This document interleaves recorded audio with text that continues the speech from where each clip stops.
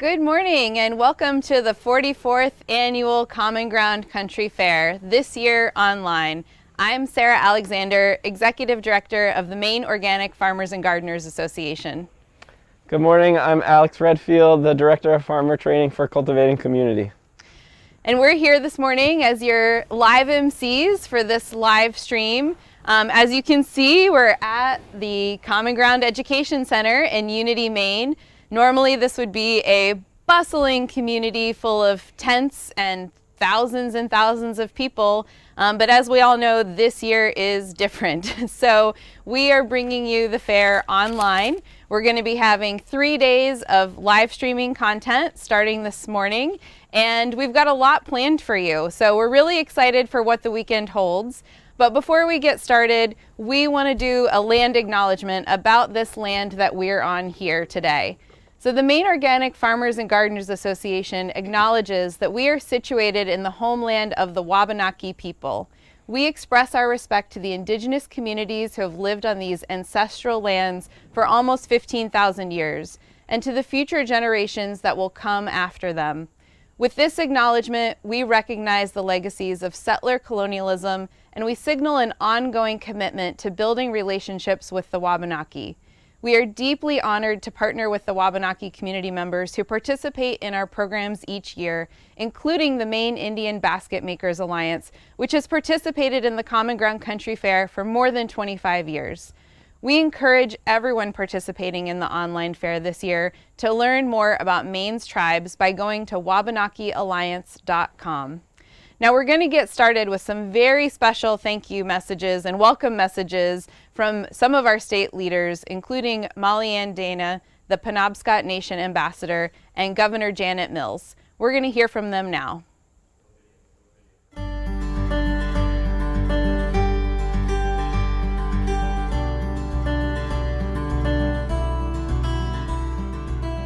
Kwe naga agwane. Indaliwizi Molly and Dana naga Nujaya Banawapskewik. Hello and welcome. My name is Molly and Dana. I am from the Penobscot Nation. I serve the Penobscot Nation proudly as the Tribal Ambassador. It is my honor to welcome you to this day of the 2020 Common Ground Fair.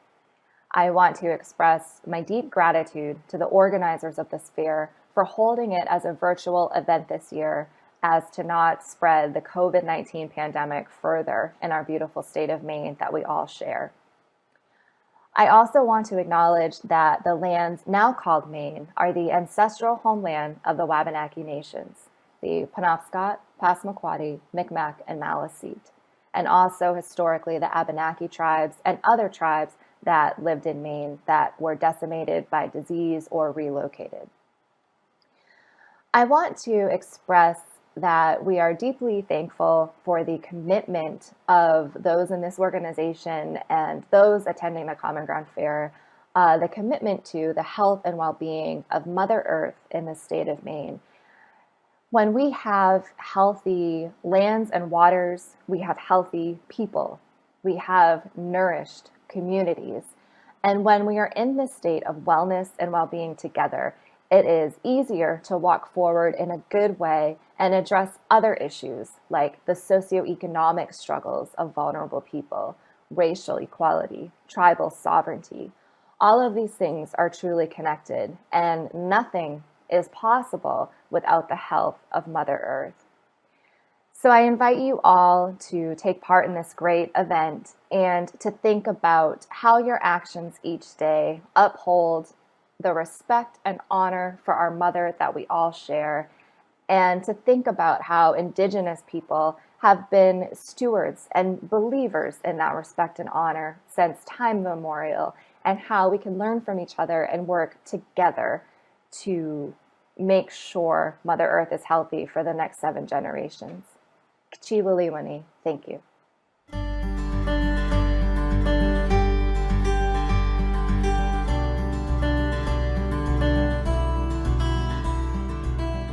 Hello, this is Governor Janet Mills, and I'm pleased to welcome you to MOFGA's first virtual Common Ground Fair. I want to start by thanking MOFGA for adapting to the challenges of our times to host a safe event. Organizing 3 days of live virtual programming is no small feat, but knowing of MOFGA's passion and your commitment to our farms and farming families, I'm not surprised by your hard work and your success. Maine's Agriculture, Conservation and Forestry Commissioner, Amanda Beal, has updated me on the many ways Maine people are supporting our farmers during these challenging times during this pandemic. Maine people are now ordering direct from farms online. They are shopping at farm stands. They're using home delivery. They are requesting and buying more Maine-grown and Maine-produced products in our markets, in our grocery stores, and in our locally owned restaurants. A fall without all our favorite festivals and agricultural fairs is so hard to imagine.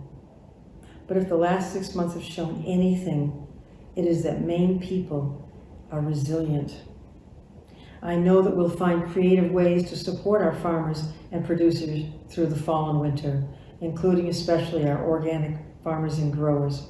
Thank you to MOFGA Executive Director Sarah Alexander and to everyone who's helped organize this invaluable event.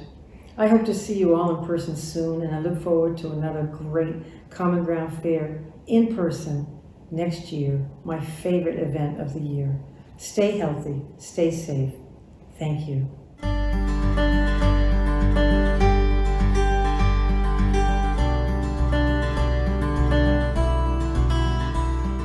Hi, I'm Congresswoman Shelley Pingree. It's a little different to give a welcome to the Common Ground Fair when we're at home in our libraries reading about the things we care about, instead of all being together, watching each other demonstrate the amazing things you all know about. I'm going to miss the fair this year, but I know there's going to be an amazing program put together that will be interesting for all of us. You know, sitting here in my library, I couldn't help but pull out a few of my favorites. The book that brought me to Maine, Living the Good Life, still kind of beat up, but Helen and Scott Nearing. My early days learning how to compost. Everything I needed to know about my first Guernsey cow. The history of farming in Maine. My great teachers, Elliot Coleman and Paul Hawken. And now the people pressing the message about carbon sequestration in the soil. The history, the books, we can learn so much from all of them. But we learn so much more from being together, from sharing our ideas, from watching each other explain and demonstrate what you've all learned, what we all know, what we need to know going into the future. In this era of climate change, we have more to worry about than ever. No one knows better than organic farmers how to sequester that carbon in the soil, how to do exactly what needs to be done to save our planet. I'm proud to be working on these policies in Congress. I learned so much from all of you.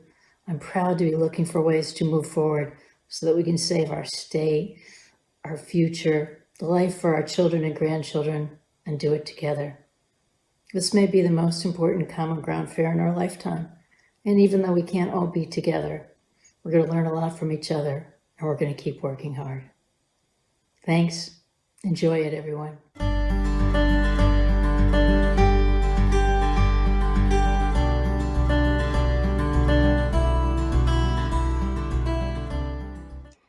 Hello, and welcome to this year's Common Ground Country Fair. My name is Amanda Beal, and I'm the Commissioner of the Maine Department of Agriculture, Conservation, and Forestry. It is my great pleasure to welcome you to this virtual celebration of rural living, our organic farmers and gardeners all across the state, and the many food, fiber, and other products made here in Maine by our talented producers and artisans. Like many of you, the Common Ground Country Fair is an event I look forward to attending and volunteering at every year. The sense of community around a fair like this is what makes it so special, and although I will miss seeing so many people I admire in person on the fairgrounds this year, I am truly grateful to MOFGA's staff and volunteers for making this virtual event happen. From the moment my fair book arrived, I've been looking forward to being inspired by the keynote speakers, watching the sheepdog demo, and gaining new knowledge through the many educational workshops that will be offered over the next few days. I've also spent some time looking through the fair directory, which is a wonderful reminder of the many excellent businesses, organizations, and individuals whose ongoing participation makes the fair such a vibrant community event. Farmers, maple producers, axe makers, potters, beekeepers, yarn companies, herbalists, cheesemakers, equipment suppliers, bakers, blacksmiths, seed companies, soap makers, service providers, foresters, renewable energy experts, woodworkers, basket makers, advocates, educators, and so much more, all coming together to create an incredibly rich experience for all fairgoers, whether in person or in this format. I do encourage you to take some time to get to know those in the fair directory as part of your virtual Common Ground Country Fair experience, and to seek out their services.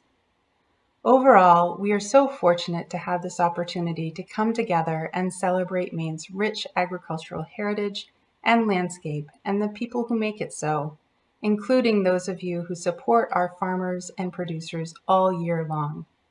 Thank you for being here, and I look forward to experiencing the virtual Common Ground Country Fair with you over the next few days.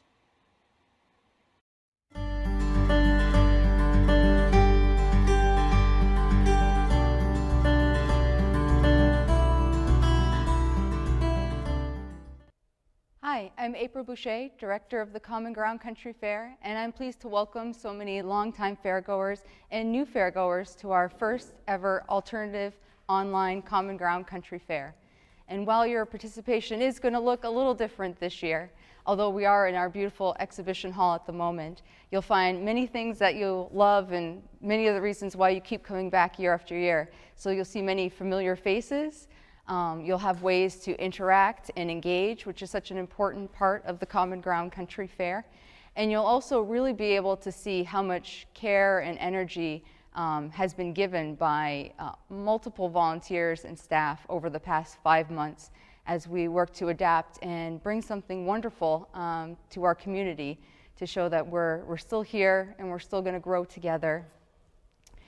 And I'm hoping that everyone is also going to go to our website in between live streams and visit our content library, because now we're able to not only bring you a live stream today over the next 3 days actually, is that we'll also be able to present you with a year-long fair experience on our website at fair.mofga.org.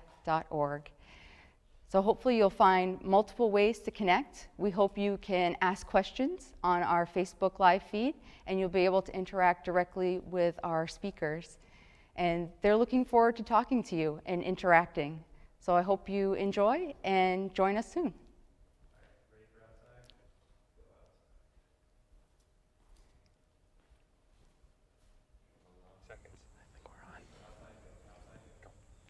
Welcome back. As you can tell, this doesn't look like a normal Common Ground Fair. If this was a typical year, we'd probably be waiting in line in traffic, or maybe we'd be through the gate after a really nice ticket taker welcomed us, or waiting in line for a coffee, or maybe just you book it straight to the exhibition hall to see some funky dried beans. But this is a different year, so we wanted to lay out how the virtual Common Ground Fair is going to work in 2020. This year, obviously, you found the live stream. The live stream is going to be continuing on for 3 full days of programming from 9 to 6 on Friday, Saturday, and Sunday. It's going to have a really wide variety of your classic Common Ground Fair content, from a garlic planting demo coming up soon, to cider vinegar making, to bike repair, to sheepdog demos. The whole fair is really here for you to experience. And then after 6 o'clock every day, we'll see some music from local artists to really bring in the community aspect of what Common Ground is all about. Yeah, so Common Ground for me is always about the sights and sounds and all of the people that are here. But one of the key things is all of our amazing vendors that are here every year. So in a normal fair year, we would have over 600 local vendors, and the entire fair is put on by about 2,000 volunteers, but 200 of those volunteers actually curate every single part of the fair. So they vet every vendor, every exhibitor, every product that's sold at the fair to ensure that it's local, organic, and sustainable. And so those local vendors are key to our local economy and promoting the sustainable economy that we here at MOFGA want to promote.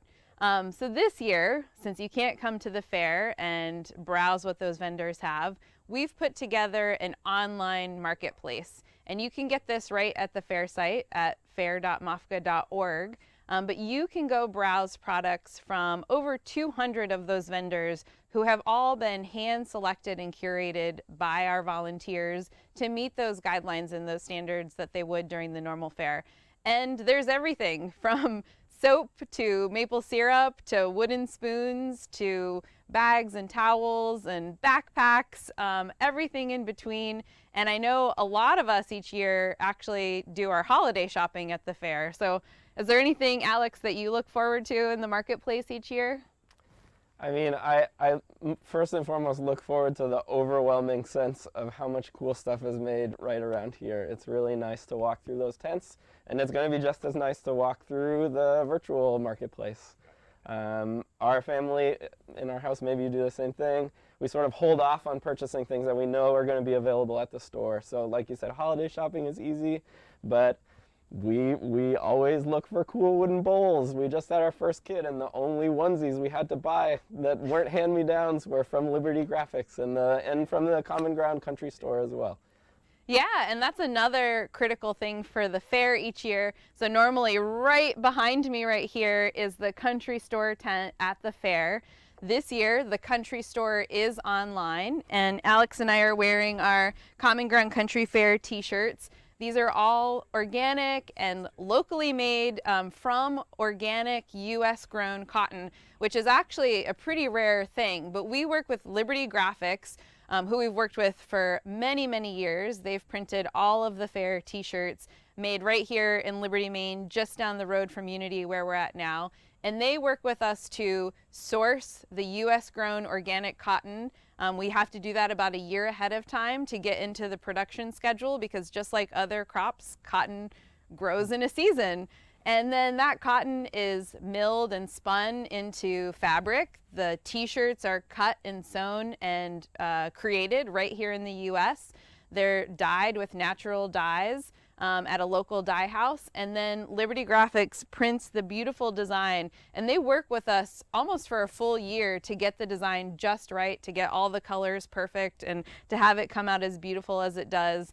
And then they print them right down the road, and they bring them up here to Unity, to the education center and to the country store. So this year, online, you can get your t-shirts, your bags, your aprons, your onesies, anything that you're looking for that you would get at the normal fair, you can get in the online store. Which, I mean, when we first heard that the fair had to be a virtual fair this year, I was wondering what that would mean for the icon that is the Common Ground Country Fair t-shirt. And I'm happy to say that they're definitely available, and you can make your mark the way that we have for the last 30 years at the fair. So excited to see that. Yeah, and there's one thing that might kind of make this a collector's edition.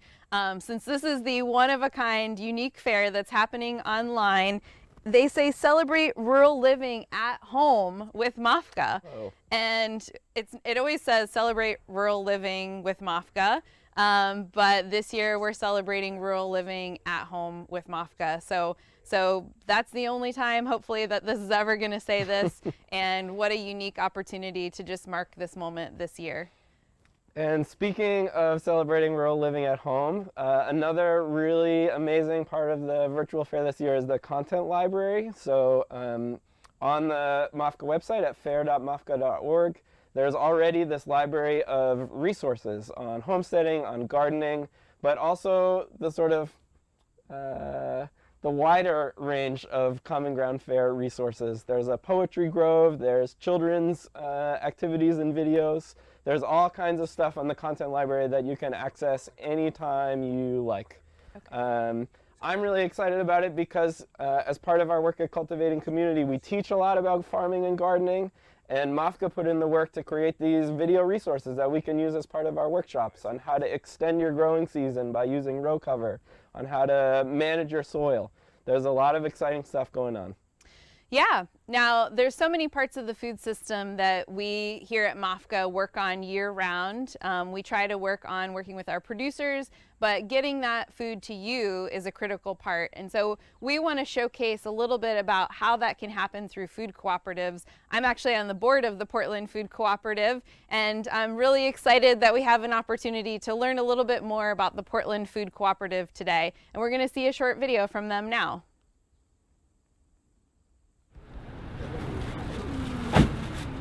I love that we don't have a loading dock in the back of our store, that all of our food comes in through the front doors. These are your food producers coming in through our front doors every day. Yes, we are a grocery store. We're a grocery store with a mission, but we're also a community.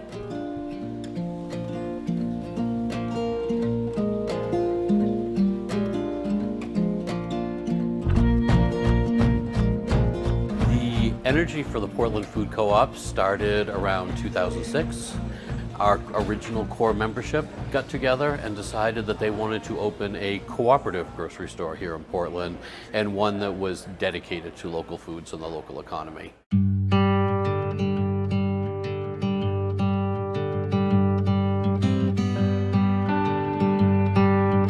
Finally found this place, and it's such a gem. The way that they label everything, it's local, it's organic, telling you where it's from, all the farms. And something that's really amazing that they do is the food stamp program and it's just an incredible thing to be able to offer people, and being able to encourage that if you buy locally, you then get credit for fresh, beautiful local produce. And I just think that's an incredible thing for them to do, and it supports the farms as well. And it gives access for people to have the most beautiful, fresh food that Maine has to offer. Food security or food access, I think, is one of the biggest issues that food co-ops are sort of wrestling with right now. Because there are a lot of people who can't afford good quality food, and it's an unfortunate result of the structure of our food system that good quality food is not subsidized the way processed food is, so it is much more expensive. And it's something that we're all wrestling with. How do we change that system? It's a question that goes beyond us at individual co-ops, but it's something that we as a movement really need to get together and address. It's like a big opportunity to like show other people like what we're growing and how we're helping our community, and like it's really warming heart to see other people buy like stuff from us and see it as like beautiful, and like I cherish what people say and compliment.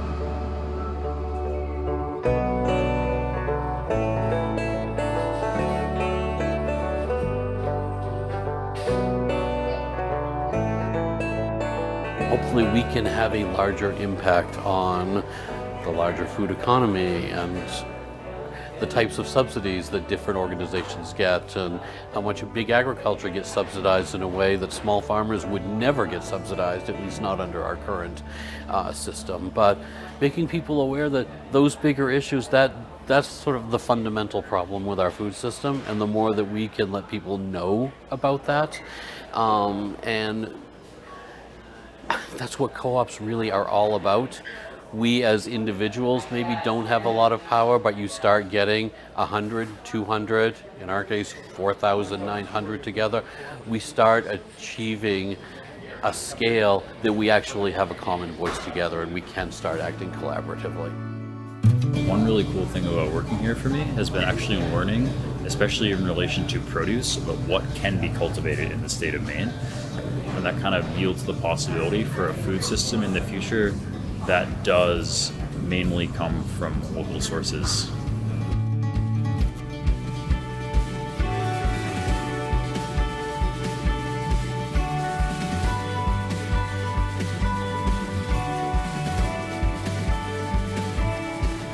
All these different models are really building the power of individuals, building the power of small-scale farms and businesses. And in a worker cooperative, it's building the power of those workers to have a voice in the business that they work in. And whether it's a restaurant or a food truck like Isuken Co-op where they're working together, or a seed company like Fedco Seeds where those workers have a voice in how that business is run. We are practicing democracy in our economy through creating cooperatives in our food system.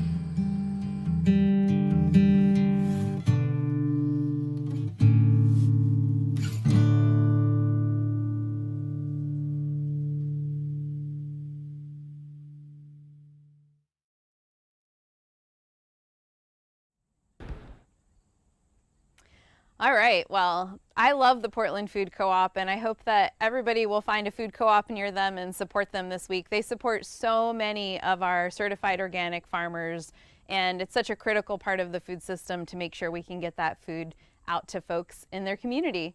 So this is the 44th annual Common Ground Country Fair. We've had to do a lot of new things this year and learn a lot of new things on the fly, including how to bring this live stream to you. And that wouldn't have been possible without the support from some of our key sponsors. So one of our biggest media sponsors actually is right here with us today, Maine Studios. They've helped us put together this entire live stream, live feed, and we're very thankful for the crew that's been helping with that. And then our other media sponsor this year is WERU Radio, and they're actually going to be simulcasting the keynotes each day at 11 a.m. as well as the public policy teach-in on Saturday at 1 p.m. And so if you're a WERU listener, anywhere where you can hear WERU, including online, you'll be able to hear those keynotes for the fair and the public policy teach-in. So thank you to WERU for doing that this year. MOFGA also relies on the fair to reconnect with its membership. So with over 10,000 individual members in the state supporting the work that MOFGA does and the work that MOFGA's community does, the fair is a really important time for people to re-engage and hopefully renew their membership support. So we encourage you, even through this virtual fair, to head to the MOFGA website, look at the options to renew your membership or perhaps join for the first time, to really help continue the momentum of building this organic community here in Maine. Yeah, and last year this time I was actually out at the Rose Gate trying to direct people between tickets and the membership booth, and there was a long line for the membership booth. And so one of the key things is that we don't have to wait in line this year. We can just go right online and do that membership. So that's exciting that you can do that, and we hope that you will step up and support MOFGA. We really rely on your support for our year-round programming and to make it happen. One of the other key ways that you can get involved this year is by asking questions on Facebook or YouTube. So actually each of our presenters that we're going to talk to today, we're going to have an opportunity to do a live question and answer with them in Zoom. And your questions, you might have questions for any of our presenters, you can actually get those asked by going to Facebook Live or YouTube. Both of those are linked right from our website. You're just going to go to the MOFGA page, either from fair.mofga.org, or just go right to Facebook or YouTube to MOFGA's pages and type in your questions. So that's an easy way to actually be able to interact with the fair this year and have a little piece of that involvement that you might normally have with the speakers. And not just interact with the fair, but interact with the experts that are part of this wider MOFGA community. So one of the things that I always think is the most exciting and most valuable part of being here is to just absorb some of the knowledge that exists with fairgoers, whether it's a tour of the tables or a seed saving workshop. Those questions are really helpful and really exciting. So one other quick way that you can participate this weekend if you want is to run the 5K. There's still time. If you're a jogger or a walker, you can go register for that on our website and get outside, enjoy this beautiful weekend, and be involved.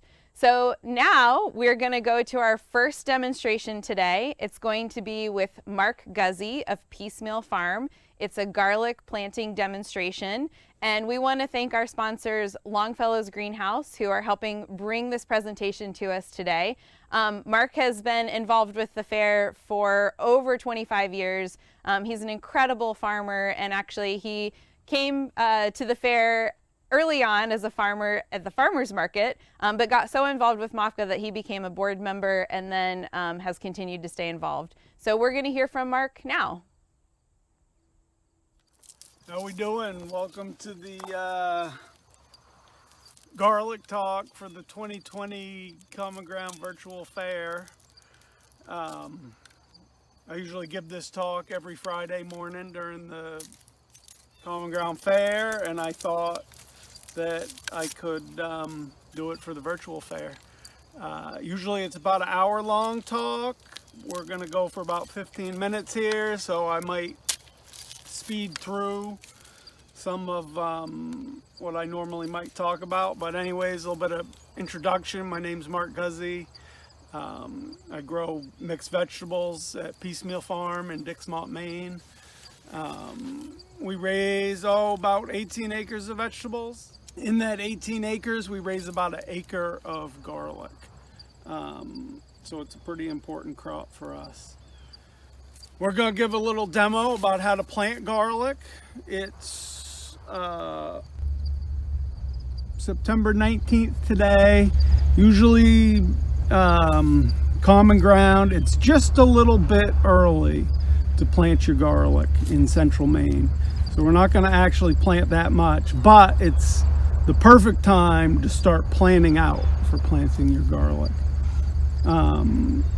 So that acre of garlic that we raise, 1998, I came down to the Common Ground Fair. I bought 30 pounds of garlic, and we've been raising that garlic ever since.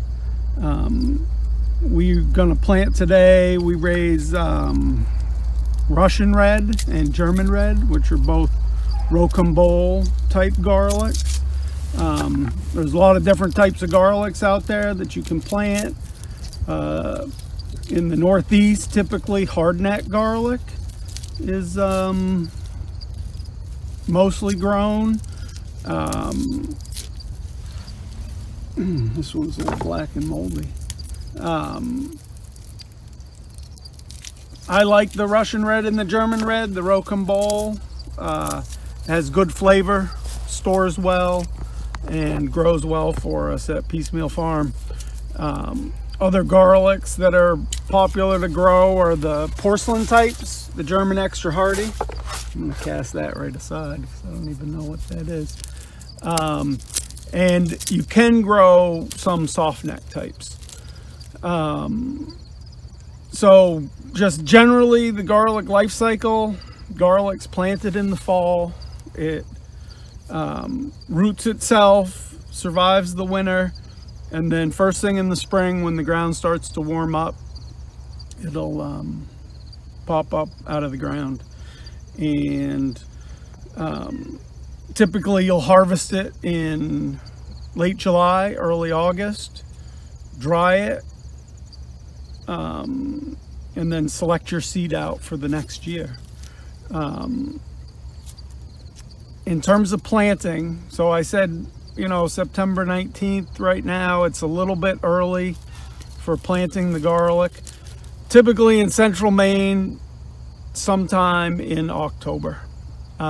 Depending on where you're at, if you're a little warmer, you might go a little later, and if you're in a little bit of a colder spot, it might be a little earlier. The most important thing to consider for planting your garlic is to be able to prep the ground before it gets too wet in the fall and plant it before it starts to freeze up. And the goal is to get the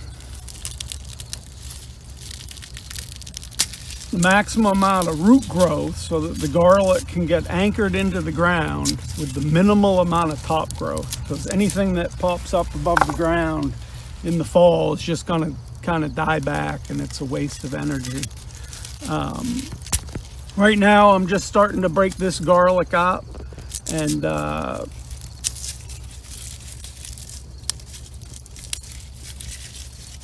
in terms of selecting seed, I just kind of randomly grabbed these pieces on my way over here.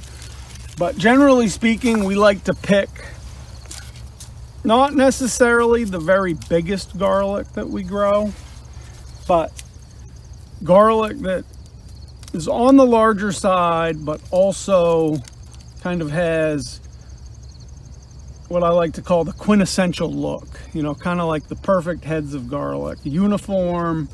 The problem sometimes with planting the very largest garlic, especially with the Russian type, is when you break it open, you'll have lots of double and triple cloves. But you can see what you kind of want are individual nice fat cloves that you're planting. And we find that the sort of next to largest size produces the most of that. With the Russian red and the German red and the Rocambole type, you'll get anywhere 8, 9, maybe even 10 cloves per head. Sometimes those cloves will hide underneath the same piece of skin, and you can kind of peel that skin back and break it into 2 cloves. If you were to just plant that as one piece, you would get 2 garlics kind of flat in the middle. So it's better to break it up. With the German extra hardy or the porcelain type, you'll tend to have less cloves, bigger cloves. You might have 4 or 5 cloves per head. And so one of the negative aspects of that, as far as we're concerned, is that it takes more pounds of garlic to plant for a given row foot. But anyways, the goal would be to get on the ground and prep your ground before it gets too wet. Garlic likes a lot of fertility, and you can put some of that on in the fall. And we tend to apply either manure or compost and background fertilizer, just a general N, nitrogen, and potassium. Garlic's a fairly heavy feeder. You can kind of think of it as corn. And one of the most important things for garlic in the next spring when it comes up, typically you'll side dress it when it's maybe like 6+ inches tall. And basically you want to grow a big, beautiful green plant. And if you wait until the garlic's growing and then it starts to yellow and isn't turning into a big, beautiful plant, then you've kind of waited too long to side dress it. So we'll put a bunch of fertility on the ground before we plant the garlic, it'll root itself, and then the ground will freeze and kind of hold those nutrients in the soil over the winter. And in the spring, when it starts to pop up, we'll just side dress it with a little bit of nitrogen to make sure that it grows well. So I'll finish breaking up this garlic here and we'll demonstrate how to plant it. Your best bet for garlic seed source, you don't want to necessarily just go down to the grocery store and get some garlic. Your best bet is to find a local grower who's been raising garlic for a long time in that area, and get the nicest garlic that they grow. For large growers, I'll often have people call me up and they'll want to buy 1,000 pounds of garlic. They want to plant an acre. And I often suggest to them that rather than going right out and buying $8,000-$10,000 worth of garlic seed, that they start small and grow into it. And part of the thinking there is to get the garlic and kind of grow it over the course of a few years and let it acclimate to your location and kind of learn the process of how to grow it. At our scale, at an acre of garlic, there's a lot of work that has to be done in a really short window to make it work out, and takes many years to kind of refine that system. So I often suggest to people that they sort of start small and grow into it. When you're breaking up the garlic, well, now I just did my last head and I can't show you. Anyways, there's a little central hard stem in there that the garlic is sort of surrounded. And you want to kind of use that stem as a lever to sort of snap it in half. And you want to be careful that you don't crush the tips of the garlic when you're doing it. And you want to be careful what they call the basal plate, which is attached to that stem, that you don't tear that off and leave the roots attached. Typically when we go to plant this in mid-October, the basal plates, the roots will already be starting to swell, which kind of lets you know that it's ready to go in the ground. At this point where it's a little early, they're not swelling yet. But I can look, I was talking about the multiple cloves hiding behind the skin. I can see at the base of that there's a couple of cloves hiding behind that skin. Because it doesn't just have that one individual basal plate. So I know to break this up a little bit. Another important aspect about garlic, and it'd probably been better if I hadn't broke it all up, is I think beyond fertility is spacing. And a lot of people think, oh, you know, a 2-3 inch head of garlic, they can really pack that in to a bed. But unless you just have an enormous amount of resources available in terms of water and fertility, the garlic needs much more space than just the size of the garlic. Because you think about the root system growing out, the tighter you plant that garlic, the more competition between the individual plants. We plant our garlic on beds that are 6 foot apart on center, and on those beds we put 3 rows, and each of those rows is 15 inches apart, and within the row we space our garlic 7.5 inches apart. I often refer to the Fedco catalog, which I don't know if they still have it, but they had instruction based on Roberta Bailey's super garlic. And in there, I think they use actually an 8-inch in-row spacing. Probably about the closest that you'd want to plant the garlic would be 1 foot rows and about 6 inches apart in the row. Anything closer than that, and you start to have a lot of competition between the plants, and it's going to kind of limit the size of your garlic.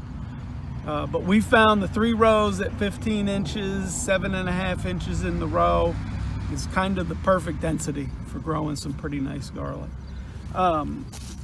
When you go to plant the garlic, you've prepped your ground, you've marked out your rows, you're going to plant the garlic, not too early but not too late. Hopefully the ground's not frozen.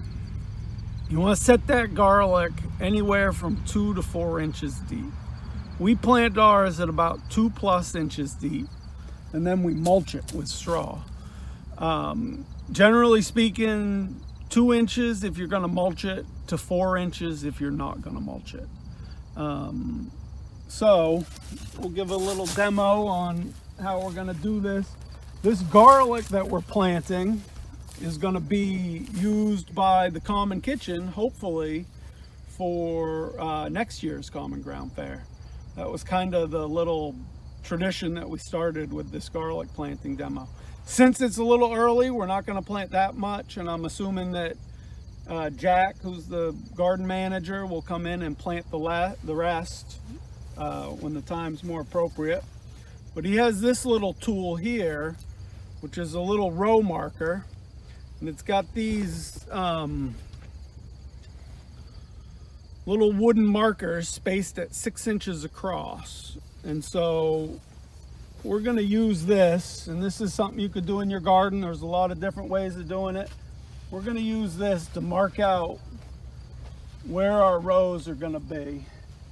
And I can already see it's only going to barely work on this bed, but while I'm doing this, we're going to figure it out.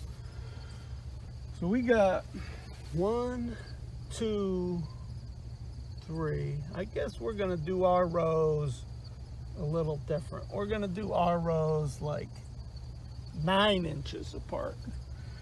We're going to do 6 inches in the row. And then we're going to take this tool, we're going to go across to mark our 6 inch in-row spacing. And we're gonna have this little grid pattern here that is probably gonna be kind of hard to see on the video and not perfectly clear what we're doing. But the point is, certainly for efficiency, to have some way of marking out a nice consistent spacing for where you're going to place your garlic. And maybe if I just plop the garlic on the ground, it'll make that clear. So what was I thinking? This right here. One little break while we figured out the math here, but I think I got it. And so I said, this is it a little tight, I guess, but hopefully Jack's going to take care of it and give it a lot of water. So we're doing 9-inch rows here, 6 inches apart in the row. Could do a foot in between, but we'll do it dense. I bet this Jack normally does it pretty dense. And I'm just going to drop these down so you can kind of see the spacing that we're going to be working with. That one will make a double clove. Okay, I'm trying not to get confused with this spacing, but so a lot of times what we'll do, this is my handy little carry tray that we actually use out in the field when we're planting the garlic, and we'll have a couple people going ahead just dropping the garlic standing up. I don't know why I'm sitting down, I'm stooping down, standing up, and then we'll have people going behind planting the garlic. And we found that is the most efficient way to get the garlic planted. So I usually wear gloves when I do this so I don't break a fingernail or hurt a fingernail, but how I do it is I actually use my fingers to kind of protect the clove of garlic, and I bury it like that, you know. So I said 2 to 4 inches, nothing too precise, but just kind of gauge it. Kind of goes without saying, root side down. I remember one year I went out to start harvesting the garlic late July, early August, and probably the first 30 feet, if you plant the garlic upside down, it'll still come up, but this neck will be a little J. And I thought someone was playing a cruel joke on me. But then I think they noticed that they were going backwards, and all of a sudden the row was going the correct way. So I'm just stuffing these in, and the ground is so dry and powdery, it's kind of filling itself back in. But a lot of times we might go like this just to cover the garlic.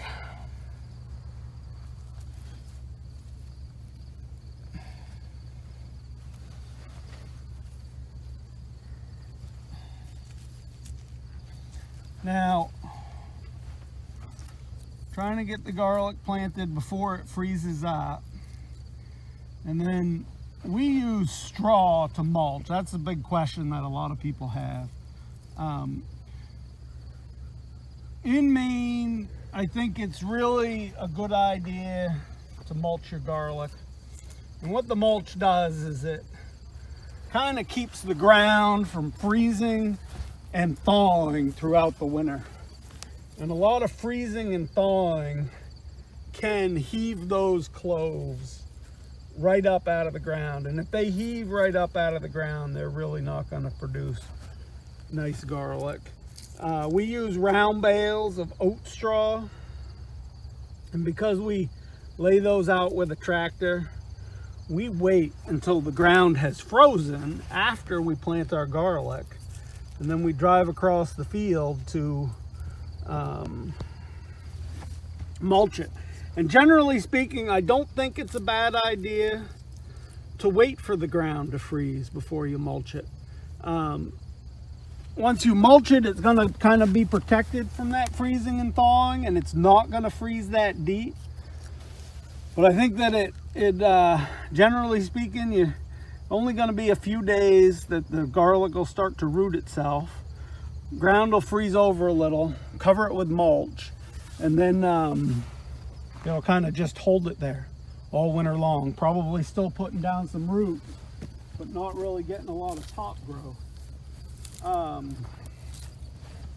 Hay is not necessarily the best choice for mulching.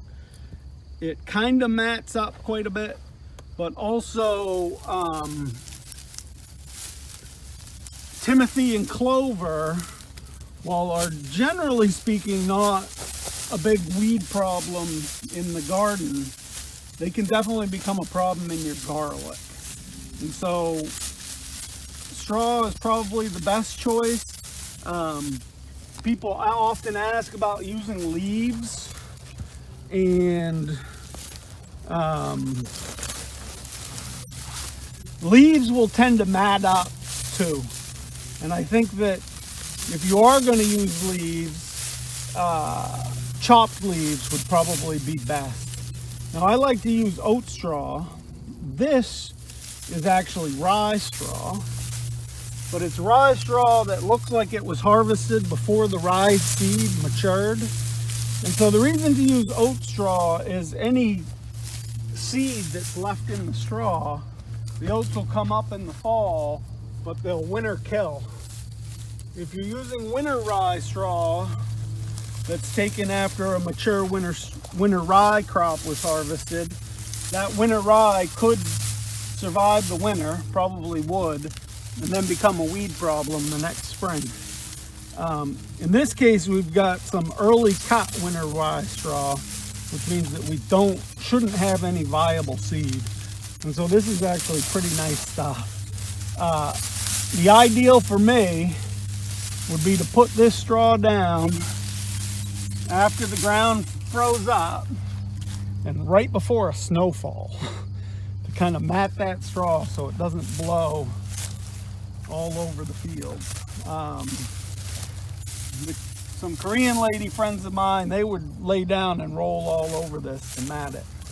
But anyways, that's the Common Ground Fair 2020 virtual garlic talk. And if you have any questions, apparently I'm going to be live for a few minutes to answer them.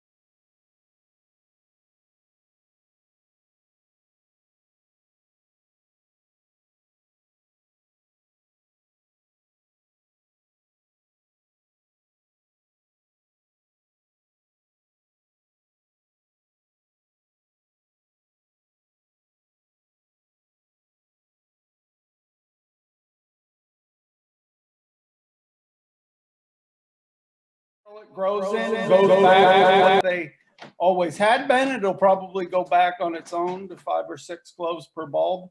But some combination of the winter temperatures, the spring temperatures, the fall temperatures can make garlic do crazy stuff. And the person who would really be able to answer a question like that would be David Stearns from the Garlic Seed Foundation in Rose Valley, New York. He really knows pretty much everything there is to know about garlic. But my guess is that this resulted from some combination of environmental factors that the garlic experienced. Okay. Well, Penny, I hope that helps, and you can let us know how it turns out next year. So the next question is from Kimberly, who says, I interplanted garlic and strawberries this year. Will companion planting take too many nutrients from the garlic?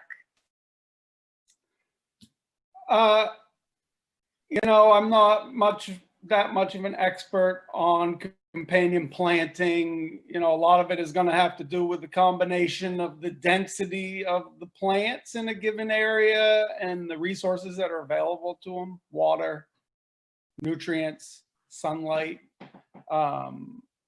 I spoke a little bit in the video. Some people think you can really pack the garlic in because when they look at the size of a head of garlic. But if you think about that root system sort of growing out away from it, the more space you give the garlic, the bigger and the more beautiful it's going to be. But again, in the home garden, a lot of times you can, give extra resources, and space can be very valuable. So you want to try to get as much as possible, but it's certainly something to be aware of, that if you're looking to grow big garlic, giving it more space and less competition is one of the key ways of doing that. Okay. And maybe just to expand on that a little bit, another question that came in was just about some fall planted lettuce and brassicas, or will that compete too much? Fall planting of something that's going to die over the winter, I think, is going to have much less of an effect. And that's probably a better way of taking more advantage of limited space than actually trying to have two crops growing simultaneously during the summer, because the garlic isn't demanding a lot of nitrogen in the winter when it's putting out those roots. So I think the competition is less to worry about then. Okay, great. So if you harvest garlic in July, how do you store that seed garlic until the October planting? And I guess maybe another question on this is just around seed saving. And if you could talk a little bit about, if folks are harvesting their own garlic, should they be replanting that same garlic in October, or are there things they need to be aware of? I think, so in terms of storing the garlic, we pretty much store our garlic.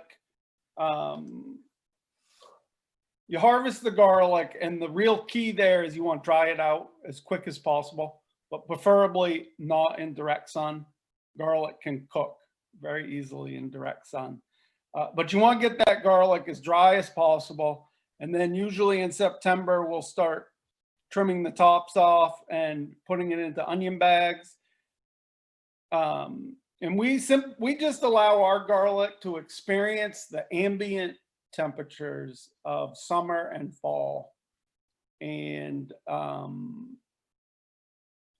so that come October, basically the storage of the garlic is in a somewhat airy or somewhat cool, airy barn out of direct sunlight. And it's hard to imagine why that wouldn't just be fine. I mean, if you think of garlic natural out in the wild, it would have just lived in the soil from the time the top died, and then it would have grown back in the spring. So from a storage point of view, there may be a tendency to want to keep it cooler, but I'm not sure what kind of effect that has on the planting. I think just ambient temperature out of direct sun, not too hot, and definitely on the dry side. In terms of saving your own garlic seed, I think that if you're happy with the garlic you're growing, the best thing you can do is raise enough so that you can save your own seed from year to year. And if you have a disaster, you don't get a good crop, you get a nasty disease in there that reduces the storability of it, then that's probably the time to go and search for fresh planting stock. Okay. Yeah. And we've gotten a few questions about mulching. So one, how do you make sure you get straw that's weed free, and any good sources or tips for that? And then somebody also asked, could you use wood chips to do the mulching? So the material that you use for mulching. In some ways, this is critical. In other ways, maybe it's a little less. In terms of the weeds, part of it is going to depend on what the weeds are. And the first thing you want to make sure is that you're getting a straw that's not going to contribute a bunch of weeds that are going to be competitive with the garlic in the next year. And in that video, I discussed using winter rye straw versus oat straw. To a certain extent, winter rye straw can be a better choice in terms of what weeds are in there that you're going to be introducing to your garden. But it's not as good a choice because the winter rye itself can become a weed in the garden, or can compete with the garlic, and you'll have to pull it out. Oats, any oats that are left in the straw that seed themselves and grow back are going to die in the winter, and so they're not going to be competitive with the garlic. But it's also more likely, I think oat straw has a tendency, because the oats are lower growing and they're seeded in the spring, they have a tendency to maybe have a little bit more weed seed in them. I mean, you know, ultimately, probably conventional straw from Canada, or possibly even Aroostook County, probably some of the cleanest stuff you can get. You know, the organic, the local straw, more likely to have weeds in it. Knowing your source directly from the grower, a lot of times they can tell you what the weeds are. There are certain weeds we don't worry that much about. But on the other hand, we've had some major weed problems that have originated as a result of the mulch that we were using. Yellow foxtail is one. You know, for the longest time, I was getting it from potato farmers around here, the straw, and I was introducing yellow foxtail every year into our fields. But generally speaking, the annual grasses, which are going to be the main weed that you're going to get in your oat straw that's produced locally, those are really easy to get rid of because the seed is not long lasting. So even if you introduce it into your garden in 1 year, if you can keep that from going to seed again, you're going to be able to get rid of it pretty quick. In terms of wood chips, generally speaking, wood chips are probably a marginal mulch for garlic. Certainly they would work. If you use them too much in the garden, you run the risk of tying up a lot of nitrogen. On the other hand, there's a whole remedial wood chip, you know, with the smaller sort of twigs that can be advantageous for the garden. I think straw is best.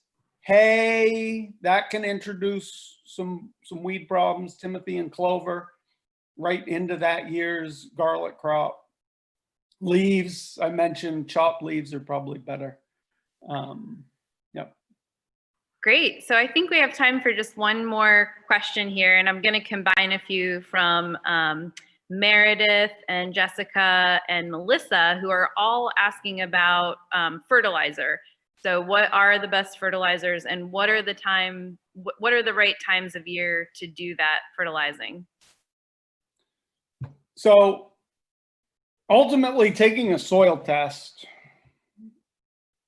with either looking for a recommendation for general organic garden or specifically for garlic or allium, maybe onion, that's going to tell you the most accurate recommendation for what your garlic crop needs.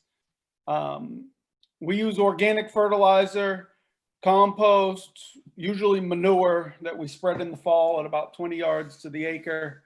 And then we use nature safe organic fertilizer, 1300. They also have a 1028. And we also have potassium sulfate and sulfomag and trace amount of boron in that fertilizer. And that's what I call the background mix. And our background mix is basically specially designed to sort of, or formulated to sort of augment the compost and the manure that we use. And we put it on all of our ground every year at sort of a base application of 600 pounds to the acre. And with a little bit of thought, going online, taking a soil test, you could really come up with a similar sort of formula using ingredients that are available from your local gardening supply place. And then in terms of adding that extra fertility, in the spring, we actually pull our mulch off and really let the ground warm up and let the garlic get going. And then we side dress, we cultivate or hoe it, and then we put the mulch back on. Theoretically, before a heavy rain, or if you were using some sort of liquid material, you could do the side dressing without pulling the mulch off. And I was just answering based on that. Yep. Great. Well, thanks so much, Mark. There were lots of questions. I know this is always one of the most popular talks at the fair each year, and we appreciate you doing it. And we appreciate you sharing all of your wonderful knowledge, and hope that the garlic planting goes well this year for you and everybody who's watching. Thanks, Mark. Have a good one. Thanks, Sarah. And just real quick, if anyone does have a dying question that they want to ask, feel free to send me an email. And if you just Google Peacemeal Farm, you'll be able to find our email address, and I'd be happy to, if I can't answer the question, point you in the right direction. All right. Thank you, Good luck. Mark. Thank you. Okay. Bye. Bye.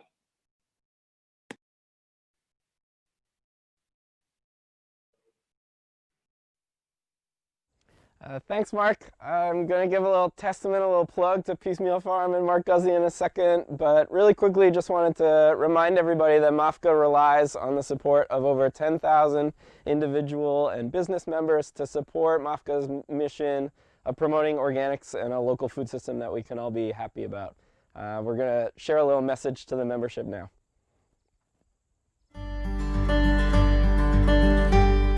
MOFGA's vision for the future is to transform the way we relate to our food through organic agriculture. Become a member today at MOFGA.org and support our ongoing work to create healthier, more resilient, and ecologically based communities. Thank you to all of our supporting members who make this work possible year after year.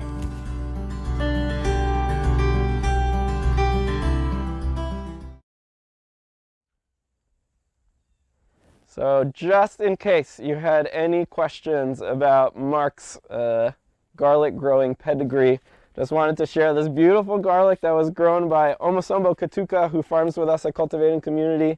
He grew it this year from seed that he bought from Mark at the Peacemeal booth at the farmers market at Common Ground last year. So it's beautiful stuff, and really encourage you guys, if you can find Peacemeal at a farmers market, definitely seed garlic is worth it.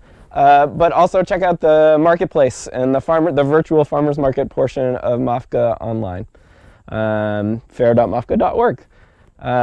So again, just really excited to pivot from that kind of really hands-on demonstration on how to grow better food at home for you and your family and your community, and just quickly introduce some of the other programming that we have coming up. So, but before we talk about those workshops, just a quick reminder to check out the interactive portion of this programming. So you can go to fair.mofga.org, look at the Facebook Live or live stream on YouTube and type in your questions.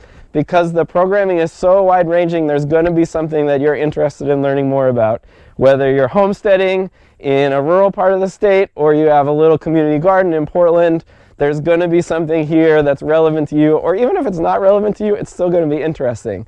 It's hard for me to imagine a scenario in which I ever have sheepdogs of my own, but I'm still going to watch the sheepdog demonstration just like I do every year.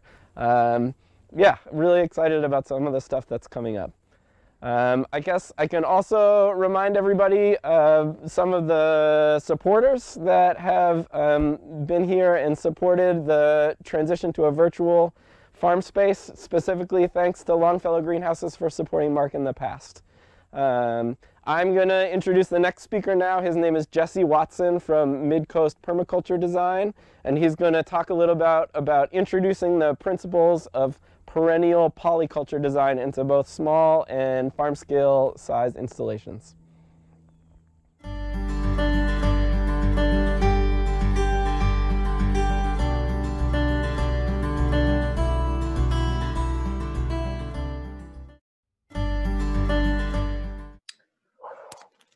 Greetings, everybody. What's happening? I'm Jesse Watson with Midcoast Permaculture Design, and like I usually like to do for the fair, I'll be giving my presentation today, talking about perennial polyculture design. And look, welcome to 2020. It's too bad that we can't be gathered right now in fellowship at the Common Ground Fair. But hey, let's try and look on the upside. The cool thing about doing it online this way is that I get to show you slides and maybe even a little bit of video to help illustrate some of the concepts that we've discussed in past years. So we're going to talk about, I live in Rockland. I designed edible landscapes for clients and farms and so on. I also teach classes about the permaculture design process. And for this one, we're going to talk about perennial polyculture design. And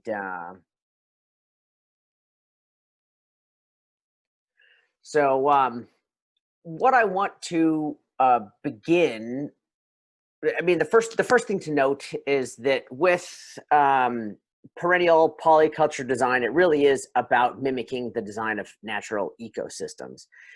And in permaculture design, we make a big deal about, you know, some of the first design principle in permaculture design is to observe and interact. And so observation really is the preeminent tool for design in permaculture. And I guess I would, as a first take-home lesson, just observing the landscape around you will really aid you in the design of these kinds of productive systems. Okay. Now, I'd like to begin with a few take-home concepts. Hopefully I'll remember to end with them as well. But at any rate, I definitely want to get these out of the way, first of all. And the first concept is that polyculture happens. Nature always adds species into the mix. Even though we may try to monocrop, cultivate just one crop, nature always adds new species into the mix, whether it's a grass or some kind of herb or flower or something, okay? Polyculture is the default way of ecosystems. Nature always adds species. Another concept that I want to flag for you is that this concept of polyculture design it's a design process. It's a scalable idea at that. Polycultures can be easily scaled down to an individual garden bed, or it can be scaled up to a farm system that might even be mechanized, okay? Another concept is to remember here is that humans are a keystone species. What it means to be a keystone species is that your behavior has an effect on the direction of whole ecosystems. We are surrounded by anthropogenic landscapes. We're surrounded by landscapes whose composition is a direct result of the behavior of us as humans. And that's just a fact of being a human. In permaculture, one of the ideas is that everything gardens. The beaver gardens just as bears and wolves and deers garden, and by that they mean what we mean is that their behavior has an effect on the ecosystem that directly benefits that particular species. Humans do it too. We're a keystone species. That means that our behavior steers the course, direction, composition of entire landscapes, and we're surrounded by anthropogenic landscapes. And rather than try to deny that facet of human nature, we should embrace that responsibility. And another concept that I want to begin with is that the management of external landscapes are reflective of the internal landscapes of culture and worldview. And I would submit for your consideration, because I've found this to be the case, that a change in the management of the external landscape can have a consequential effect on the internal landscape of your own worldview and culture. And I'll probably just leave that at that, and we'll get into the, you know, more nuts and bolts stuff, species and how to design and manage and stuff like that. Now, okay. So first of all, just to define our terms, monoculture is about the cultivation of one thing. Polyculture is about the cultivation of many things. Okay. Even though we might monocrop corn or some grain, corn, soy, some sort of grain product or something, there's always weeds in that system. So on the left, we've got a combine going through a grain field. There's probably weeds up in that system as well. So monoculture, I guess, is, you know, what we're talking about is the cultivation of one thing compared to the cultivation of many things. You know, I guess just to riff on the last idea, think about the worldview and mindset of the people who monocrop agricultural commodity cropping systems, compared with really the default mode of any gardener is inherently a polyculture model. Nobody gardens just one or two things. Anybody that tends a garden will cultivate many species, because it, you know, that's a sign of resilience. You're going to get a yield if you have a diversity of crops that you're managing. Okay, if it's not a good year for lettuce, maybe it's a good year for tomatoes, as an example. Maybe it's a good year for flowers. Okay, and I guess what I would also say is that the ability to even do monocrop agriculture is brought to you by the Industrial Revolution. That's an extremely recent type of landscape management, and that the style of polyculture landscape management, managing multiple species, that's very ancient. I dare say that it might even be instinctual to us as humans. So, like I said, in permaculture design, and when I talk about permaculture, I am talking about a thinking process and a design process. We might talk about some techniques and practices too that are associated with permaculture. But when I talk about permaculture, I'm talking about the design method and the design process here. So, like I said, we begin with making a big deal about the observation of landscapes. And so I want to go through a few different biomes and talk a little about some characteristics here. So biomes are the dominant recurring pattern of plants in a particular ecosystem, and biomes are often reflective of the soil types that they're growing on. Okay, so first, I want to start with this image. It's an example of a coniferous biome, and this is a biome that's got spruce, pine, hemlock, fir as the dominant overstory tree. And as I'm sure many of you are guessing right now, if I was to ask you, you know, what kinds of soil type do you think these trees are growing on? You're right. It's acidic. And while we might look at this kind of a biome, this kind of an ecosystem and say, okay, well, what is the primary yield out of this kind of an ecosystem? It's like timber, craft woods, and for building materials and stuff like that.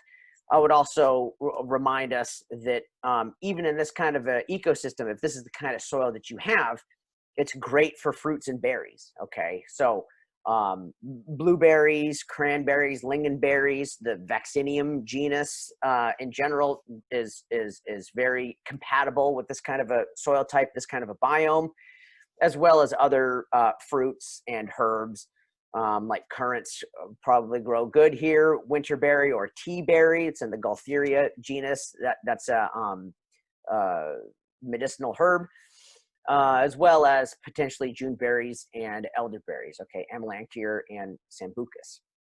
So those are just some examples of. I want to begin by talking about what kinds of biomes you all might have in the landscapes around you, and sort of where you might start. Where you might start by choosing a plant palette that is already compatible with that biome and that soil type. That actually reminds me of another point in permaculture that's worth mentioning here, is that if we have a goal in permaculture, we begin the design process with observation of landscapes, taking in some kind of analysis of sun and wind and the movement of water and wildlife and these sorts of things. We begin with an observation and an understanding of the landscape, and then we develop goals for what we may want to produce. And then you try to marry those two facets together, the ecological conditions married with the goals, to come up with some strategies and plant palettes and stuff like that. What I'd like to just say briefly is that if you can satisfy the goal, we have kind of a hierarchy of preferences when we are choosing species to put into planting plans. If you can satisfy the goal with a native species, choose a native species, because native polycultures have the benefit of coevolution. Okay. And then the next hierarchy, second to that, is planting plants and trees and shrubs and so on that play nicely with others, that may be from away, they may be exotic, but they fit nicely or are naturalized to the landscape currently. Examples of that would be like apple trees and peach trees and sort of the domesticated fruit trees that we often use. Some of those might come from a globalized sort of genetic reservoir, if you will. And then the final the final step is to satisfy the goal is to then plant exotics, but with a great deal of care and consideration to make sure that they don't become too weedy and create too much of a disturbance in the ecosystem. So if you find yourself in a biome like this, the Northern Hardwood Complex, this is a type of ecosystem where the dominant tree type is maple, birch, beech, hardwood trees, okay? Oak, potentially. And the thing about those trees, that composition of trees, maple and birch, both of those give us sap that you can boil down to make syrup with. And then beech and oaks, of course, have nuts that are edible for us as well. So already thinking about the Northern Hardwood Complex, just at the tree layer, it's already a food producing ecosystem just at the tree layer. But in addition to that, in the understory of this kind of a forest, and again, go out, it's Corona time right now, and so you're not supposed to be exercising in gyms, and so the doctor says to get outside and do lots of hikes. So if you go out, one of the games that I like to play when I go out and hike in the woods is to try and identify edible species in whatever kind of forest that I happen to be in. If you find yourself in this kind of a forest, you're going to find lots of edible species up in this understory or along the edge between this kind of forest and a field. Okay, so what you'll find here, again, Juneberry, elderberry. You might find various types of apples or something in the prunus genus like black cherry, pin cherry they calls them, as well as cane fruits like raspberries and blackberries, strawberries too, and also hazelnuts as well. So this is a naturally occurring type of a biome here in Maine, and it's already quite productive. Okay. Thinking about anthropogenic landscapes, where we're at here in the Northeast, forest wants to be the dominant ecosystem, the dominant cover to the soil. Okay, if you've got field, the field or meadow is an example of an anthropogenic landscape. It's brought to you by mowing or grazing, and when meadows, grazing fields are left untended for a number of years, ecological succession begins to occur, and meadow becomes what's called old field. Okay, and in this kind of an ecosystem, you've got lots of sun, and this is also a highly productive landscape. In fields like this, you've got pioneer trees and shrubs, and so some pioneer trees and shrubs that you'll find in these kinds of landscapes that are productive and useful includes black locust for fence post firewood and so on. You'll often find shrubs in the Elaeagnus genus. So this is autumnberry. That's got a nutrient dense berry. It's dispersive and annoying, I get it, but it's also a really good eating fruit. And then you'll also find crab apples and grapes climbing up the sides of the forest, potentially hazelnuts as well. And then, like I said before, your cane fruits like raspberries and blackberries. These are just examples of what we have in this kind of a biome. And even if the natural biome is something like this, the northern hardwood complex, even that kind of a forest, if you're walking in that kind of a forest, it's also important to remember that these are all anthropogenic landscapes, what I'm describing here, because Maine has been clear-cut 2 or 3 times in the last 300 years of European occupation. So everything that we're talking about here at the end of the day is an anthropogenic landscape. This one is oak savanna. This is more to the west of us. Originally, the oak savanna was a biome that co-evolved with megafauna in North America. When the megafauna went extinct, this kind of a biome was maintained by indigenous peoples through the use of fire. And in this kind of a landscape is very productive because you've got oaks as the dominant, nut trees as the dominant overstory, as well as an abundant grass crop, which is the grass is harvested by herbivores, and then those herbivores are harvested by people. So you get your game species, this kind of a ecosystem. They're eating grasses. They're also eating the nuts from the oak trees, and it's very productive. And again, in addition to oak and grasses, you've also got your fruiting shrubs and trees like cherries, apples, hazelnuts, the cane fruits, like I said before, grapes as well, and also a variety of herbs in this kind of a meadow understory. Okay, not just grasses. There's also a lot of edible and medicinal herbs in this kind of a setting as well. So again, we make a big deal of looking at. We make a big deal of observation first to get to know the ecosystem where you live, so that you can tailor your planting plan and your management strategies to the ecosystem, so that it's an elegant fit into the ecosystem, rather than trying to sort of come at it with this control mindset of like the monocropping culture. Really trying to dance with the evolution that's occurring outside of your back door in these landscapes, dancing with that evolution, using polyculture. That's kind of the style that we're going for. So let's talk about a few aspects here. Okay, we can approach the design of perennial polycultures from a couple of different angles. We can approach it through plants by function, looking at plants and their ecological function.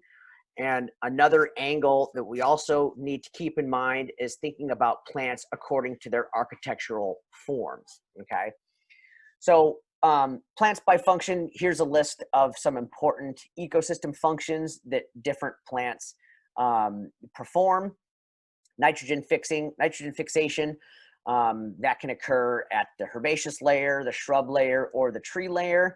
So your clovers are a herbaceous ground cover. You've got your nitrogen fixing shrubs like the Elaeagnaceae family, your sea berries, goumies, autumn berries, as well as, and then at the tree layer, you've got your, black locust and other trees also at that layer as well. So nitrogen fixing can happen from a variety of different elements. Mulch plants are, so that's an example of a plant that produces an abundant biomass, and then you might choose to manage that plant using the chop and drop method, which is you just chop it and drop it right there. Maybe you put it into compost. Good examples of mulch plants include comfrey, it includes sunchokes, it includes elecampane, and so on. Big leafy stuff, produces a lot of biomass. You cut it down, it grows back. That's the idea with that ecosystem function. Pollinator habitat, it's important to cultivate habitat for the wee beasties. And this is where native plants are particularly important. Generalist species, any flower will do to a generalist, but we've got specialist wasps and stuff that also really prefer native plants as well. So it's important to include nectary and pollinator plants. Always try to have something in flower throughout the growing season so that you have a nectary source for these wee beasties. Ground covers, that's another type of herbaceous crop, covers the ground. Okay, that can be grasses, it can be herbs, it can be a variety of things. The idea is to prevent bare soil from being exposed to the elements, okay, and erosion. Hyperaccumulators, this is a term for plants that hyperaccumulate nutrient from lower soil horizons, using their root system, concentrates it up into their biomass, and then you cut that biomass and harvest that and use it in particular ways. Might be through compost tea, biodynamic preps, and so on. Examples of hyperaccumulators include comfrey and nettles. Aromatic pest confusers, this is another plant, this is another function, ecosystem function that we want to have present in these polycultures. These are strongly aromatic plants. Alliums, mint family are examples there. And basically in the understory, it confuses a particular pest species that highly aromatic smell, okay? And like I said, also pay attention to the architectural forms. We'll look at some examples of that with the landscape that I tend.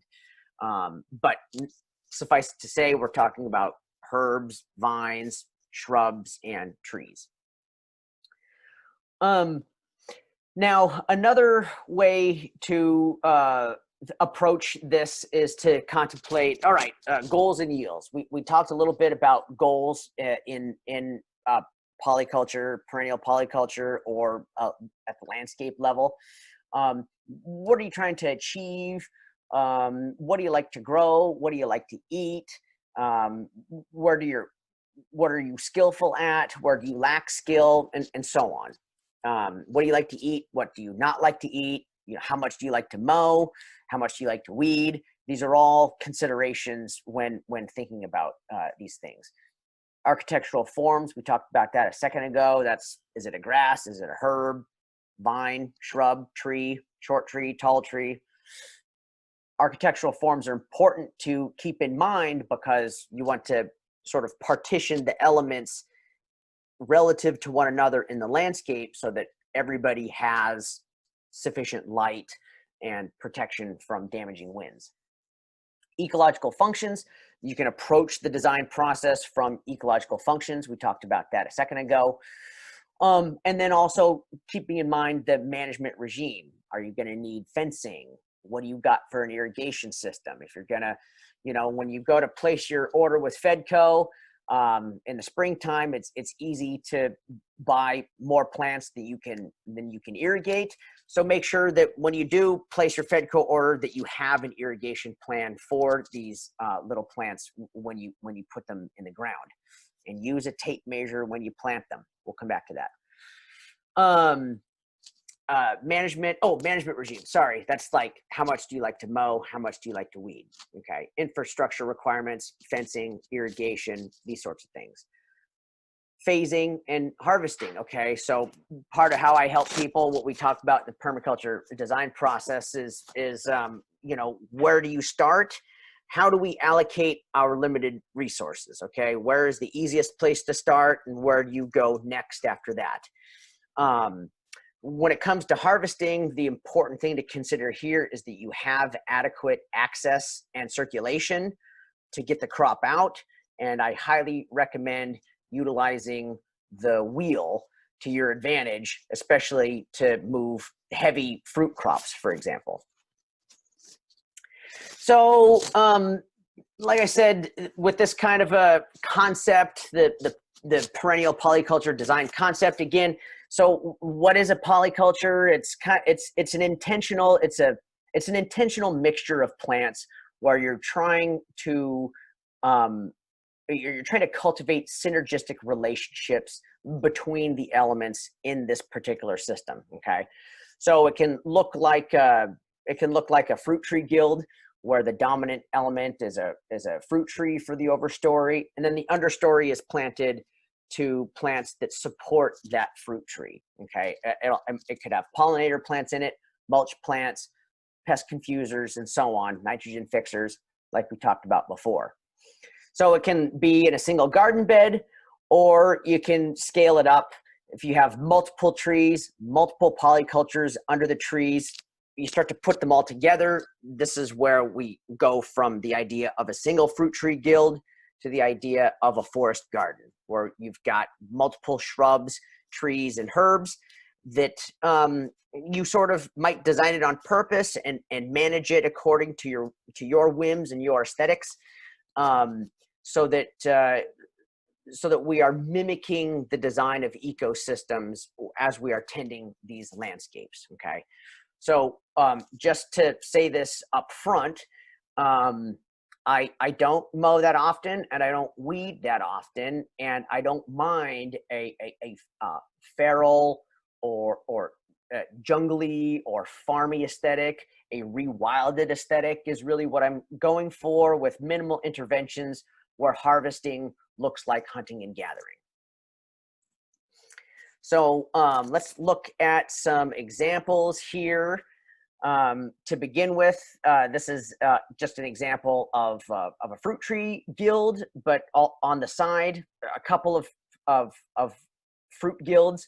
Got a peach tree in front and an American plum behind, and then to either side of the peach tree, the shrubs are sea berries. These are nitrogen fixing shrubs, and then the understory is perennial polyculture of grasses and herbs and elecampane and comfrey. Okay, so and the elecampane and comfrey, again, like I said, the management style is chop and drop. When they get too big, I'll chop them, lay them down, and that helps me with weed suppression, as well as that nutrient benefit of the comfrey feeding the root system of the peach tree. This is the same. This is just another view. I guess what I didn't mention before is that I do live on a hillside and there's terraces, and so I've got basically my management. I'm inspired by agroforestry. The agroforestry form of production that I'm using here is alley cropping, where I have on contour, I've got lines of of trees, lines of shrubs, and then in the alley in between, that's where I manage for basically meadow. And so I let it grow high, and then I cut it with a scythe and then harvest that biomass as mulch. And I'm inspired by Jim Kowaleski, and we'll talk about him more in a second. I just want to come over and try and show you, see if we can, okay, so I want to try to show you a little bit of a video here. I think it's going to be kind of herky-jerky, but we're gonna run it anyways, just to give you another perspective on the terraces. This is an overview of that alley cropping, what I was talking about, where I have lines of shrubs and trees, and then patches of meadow that I mow with a scythe. The meadow next to the road there is full of milkweed. I keep that around for the monarchs. The dominant tree in the extreme background is black locust. It's a nitrogen fixing tree. It's rot resistant wood. I've got a small patch of potatoes here. There's not much there, but mostly what I have going on is meadow and then fruiting trees and shrubs. So it's all polyculture, right? Because we've got different types of fruiting trees and shrubs in the forest garden, as well as what we have in the understory of the trees as well. So in any meadow is inherently a polyculture. It's not just grass, it's also herbs, okay? And what we have in this particular polyculture is particularly weedy because, like I said, I don't weed very often. I thought about weeding this thing to make it look nice just for this presentation, but I decided against it ultimately and just show you what a lived-in landscape actually looks like. This is what a lot of permaculture landscapes look like. In this case, I've got a rhizome spreading grass. It's called quack grass, and I've kind of I've given up on it, and just try to make peace with this particular plant. But in addition, in the understory, there's mints, there's Turkish rocket. This is the broadleaf that you see here. It's a perennial brassica.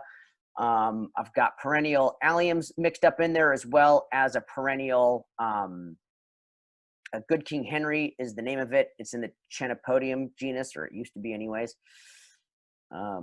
Oh, cool. Yeah, so this is a Bradford pear. It's an ornamental pear, but it takes Asian pear scion wood quite readily. So I've got some fruit on an otherwise merely ornamental tree. Super weedy polyculture in the understory, like you can see there. This is a pollarded black locust where I cut it high and I'm managing the resprout there. As you can see in this understory, the understory is a very dynamic place. In the forest garden, the herbaceous understory is where a lot of different plants pop up. They move all the time. That's teasel there. That's good for Lyme disease. But these plants are always moving around throughout the forest garden. The herbaceous understory is a very dynamic place. So when we approach the design of forest gardens, typically we place a lot of emphasis on the design of the tree and shrub layer. This vine here is Diasporic batata. It's a perennial vegetable as well. This alley cropping system here, we've got hazelnuts here in one row, a line of fruit trees in the other row, and then the meadow in between. The alley in between is meadow, again, like I said, which I harvest with a scythe. Some native habitat here, this milkweed. I get a lot of stuff that comes in off the road too, by the way. It's amazing how interesting and weird plants show up from the road, just like on car tires and stuff like that. Nice. I got, so that scion wood is probably, that graft is, gosh, it's got to be 4 years old by now. Hazelnuts, they got to be 10 years old or more. Good crop this year. So let's jump over now back to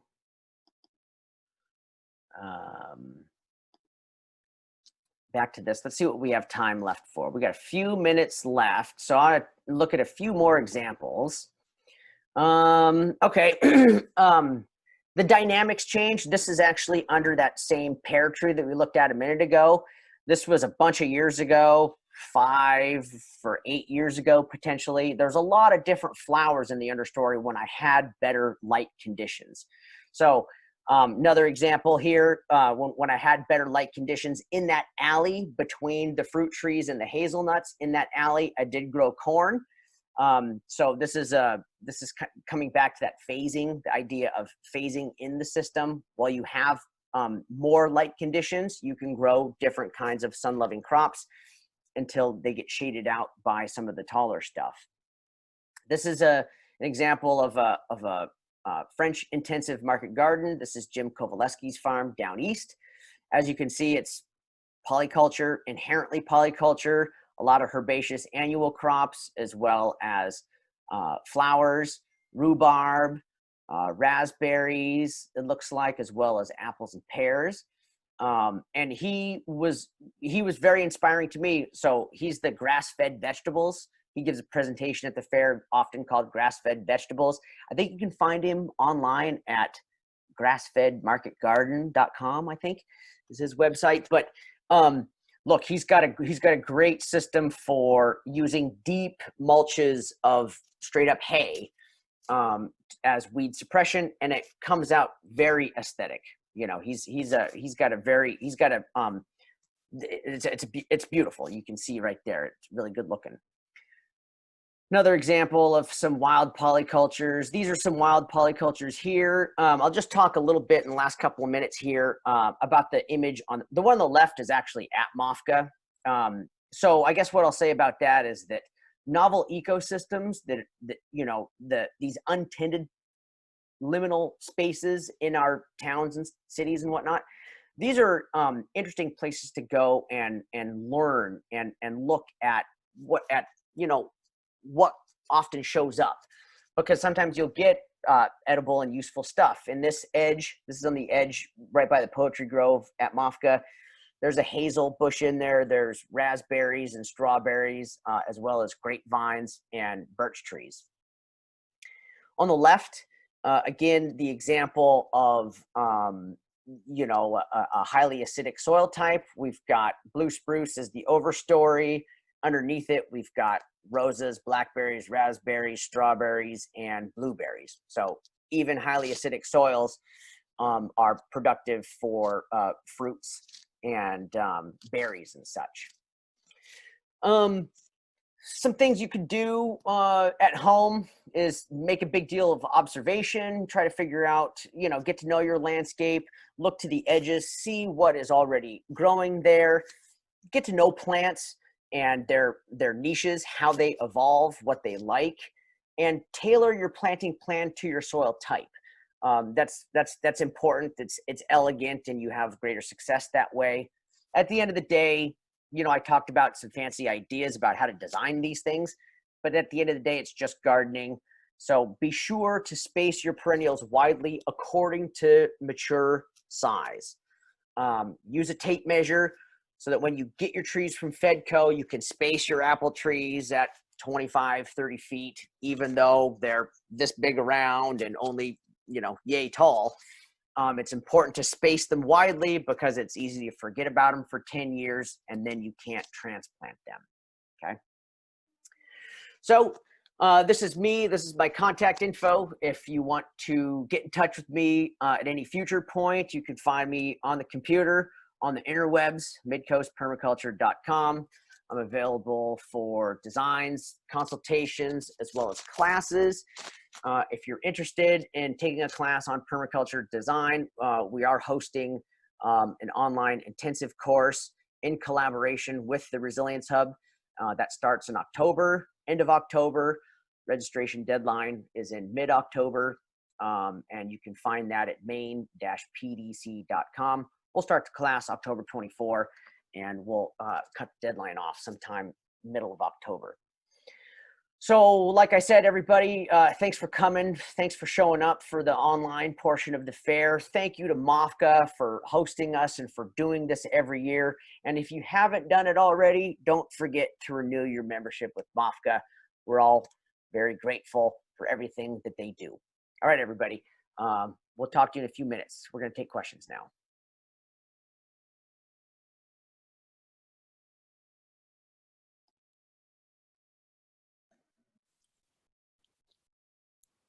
Awesome. Thanks, Jesse, for the presentation. That was a really exciting introduction to some of those principles. Thank you. And thanks for joining us now for some interactive questions and answers. We're going to do a live. Reminder, yeah, we're ready to go. So a reminder to folks that are watching, you can type a question into the chat and we'll try to get to it. But I'm going to start out by asking, could you talk a little bit more about the concept of like phasing and how you might consider introducing some of these design principles or sort of mapping out what comes first? Okay. I mean, I guess I'll default to sort of a general permaculture design conception of how we go about phasing.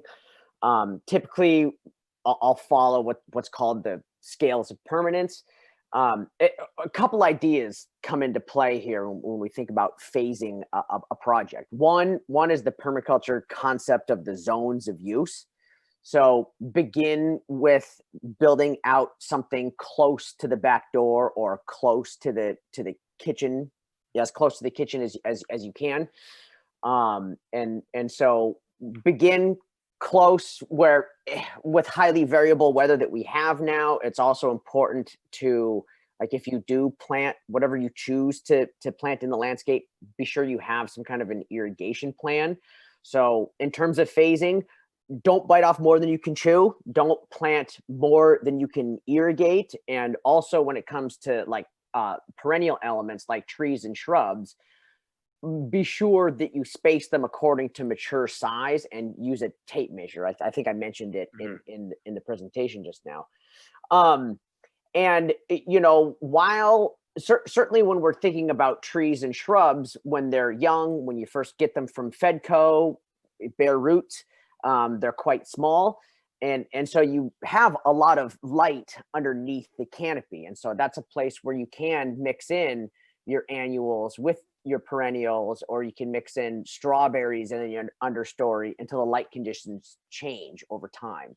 And then you have less light conditions. In the video, there was a still shot of Monarda species. I had Monarda didima and fistulosa underneath my pear tree, and I had them there for years until one year the light conditions were suddenly different enough that those Monarda colonies because they grow by rhizome, I had a couple of patches and they really started to flounder, and so I had to transplant them to save them because I quite liked that flower.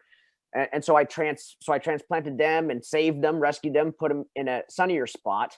And now I just have the more shade tolerant species in the understory, which we saw in the live tour, which was the perennial brassicas, alliums, and the perennial chenopodiums. The Good King Henry is what it's called.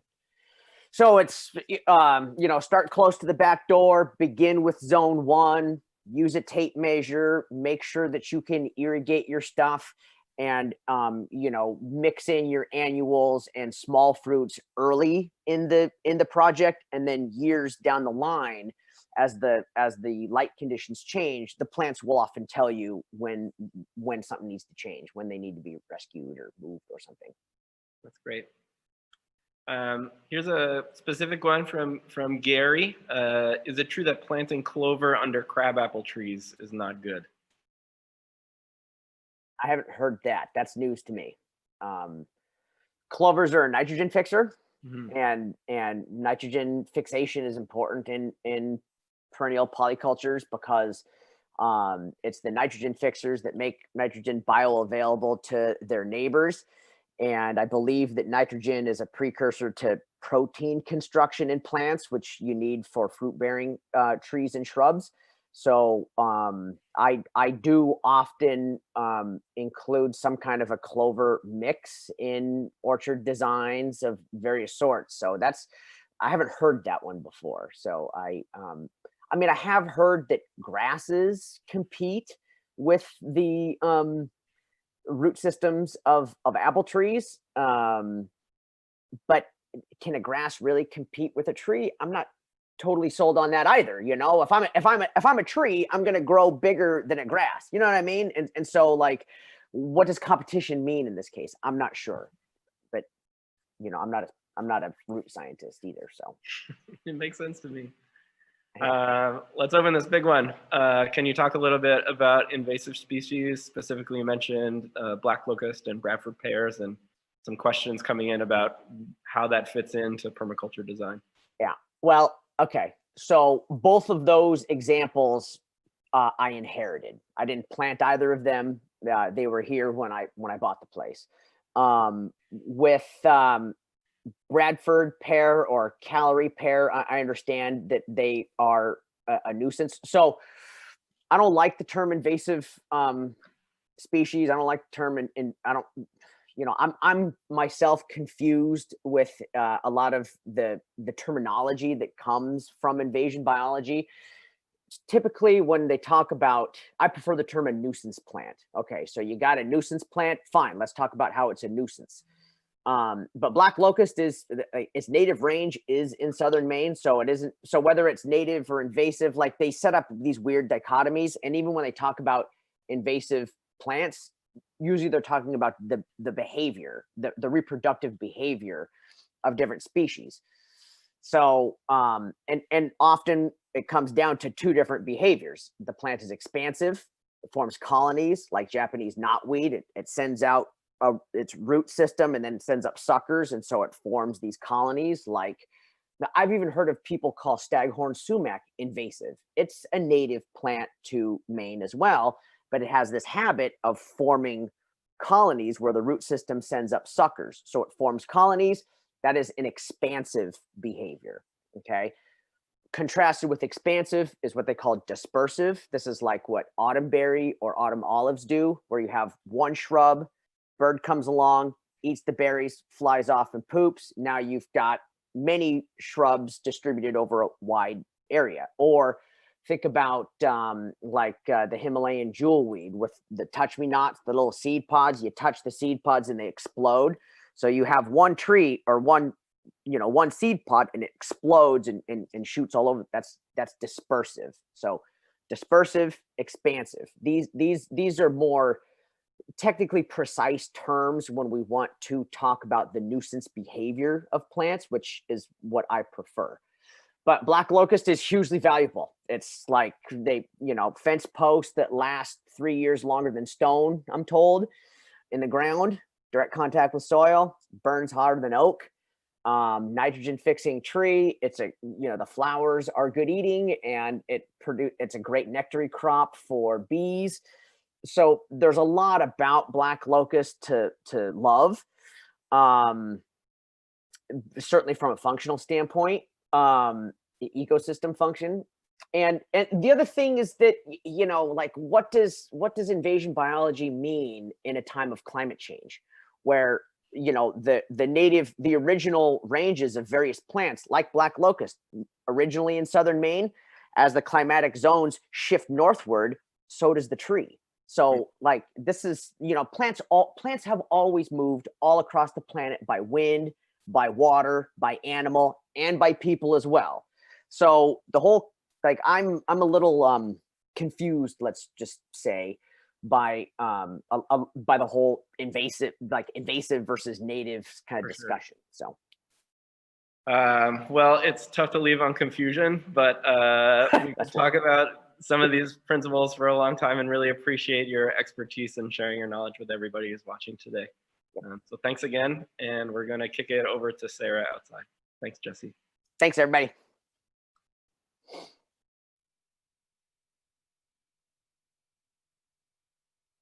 Is so knowledgeable. So thank you for that, Jesse. And we've got a few minutes here before our keynote speaker is going to come up. And I just want to take an opportunity to remind everybody that there are many ways to participate in the online fair this year. You can ask your questions on either Facebook Live or YouTube Live, where we're streaming this.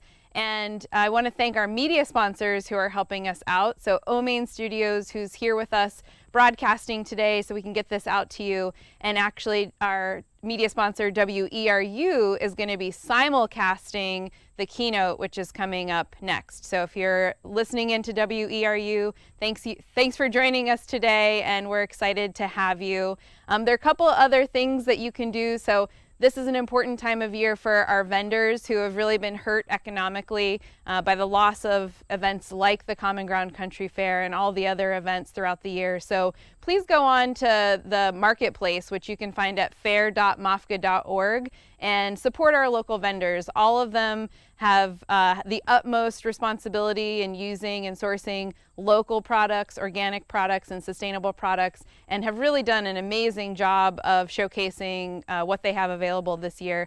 And then also you can support the country store and get things like your Common Ground Country Fair t-shirt, and you can also do that at fair.mofga.org.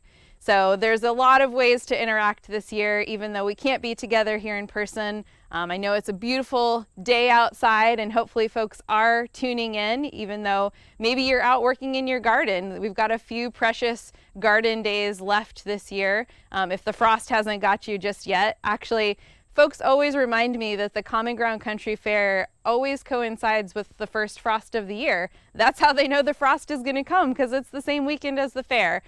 So the fair came a little later this year, and the frost came a little early, however you want to count it there. But if you're still getting your garden ready or thinking about next year, hopefully the educational demonstrations throughout the weekend here are going to really help you do the best you can to apply some of these principles and techniques. So one other thing before we go to our keynote is I just want to remind folks that we have over 10,000 members at MOFGA, and it's our members who really support our year-round work with farmers. This year especially, we've been able to pivot to help our farmers in a time of transition, whether it was in the spring, helping with pivoting to online marketplaces, figuring out contactless pickup and delivery, those sorts of things. We also did a small grant program this spring where we gave mini grants to more than 70 farms and distributed $141,000 at a critical time when those farms were pivoting. So those are the kinds of things that MOFGA does year round, and it's the support of our members who make it possible for us to do those pivots and to act on behalf of our farmers and gardeners. So if you are a member of MOFGA, thank you so much. We hope that you'll renew your membership if you normally renew during the fair. You can do that online this weekend. And maybe if you're just getting involved with the Maine Organic Farmers and Gardeners Association and you're not a member yet, this would be a good time to actually become a member. And you can do that online this weekend as well. There are several benefits to membership, including we have a wonderful quarterly newspaper that we mail out to all of our members, and it's full of gardening articles and other helpful tips that you can apply to your life. In a normal year, as a member, you get into the fair for free, and the fair is free this year for everybody, thanks to all of our sponsors and members. And your support is critical for helping us make it through this year. So we really want to thank everybody. Now we're going to head to our keynote speaker. I am so honored and so excited to introduce Leah Penniman, who is our keynote speaker this morning. She is a Black Creole farmer, mother, and food justice activist, and she's been tending the soil and organizing for more than 20 years. She's the author of the book Farming While Black, and we hope you all will check that out. And she's one of the founding co-directors of Soulfire Farm in New York. So we're going to get to hear all about that from Leah, and you'll have a chance to ask your questions on Facebook Live and YouTube as part of our live Q&A with Leah this morning. So let's go to Leah.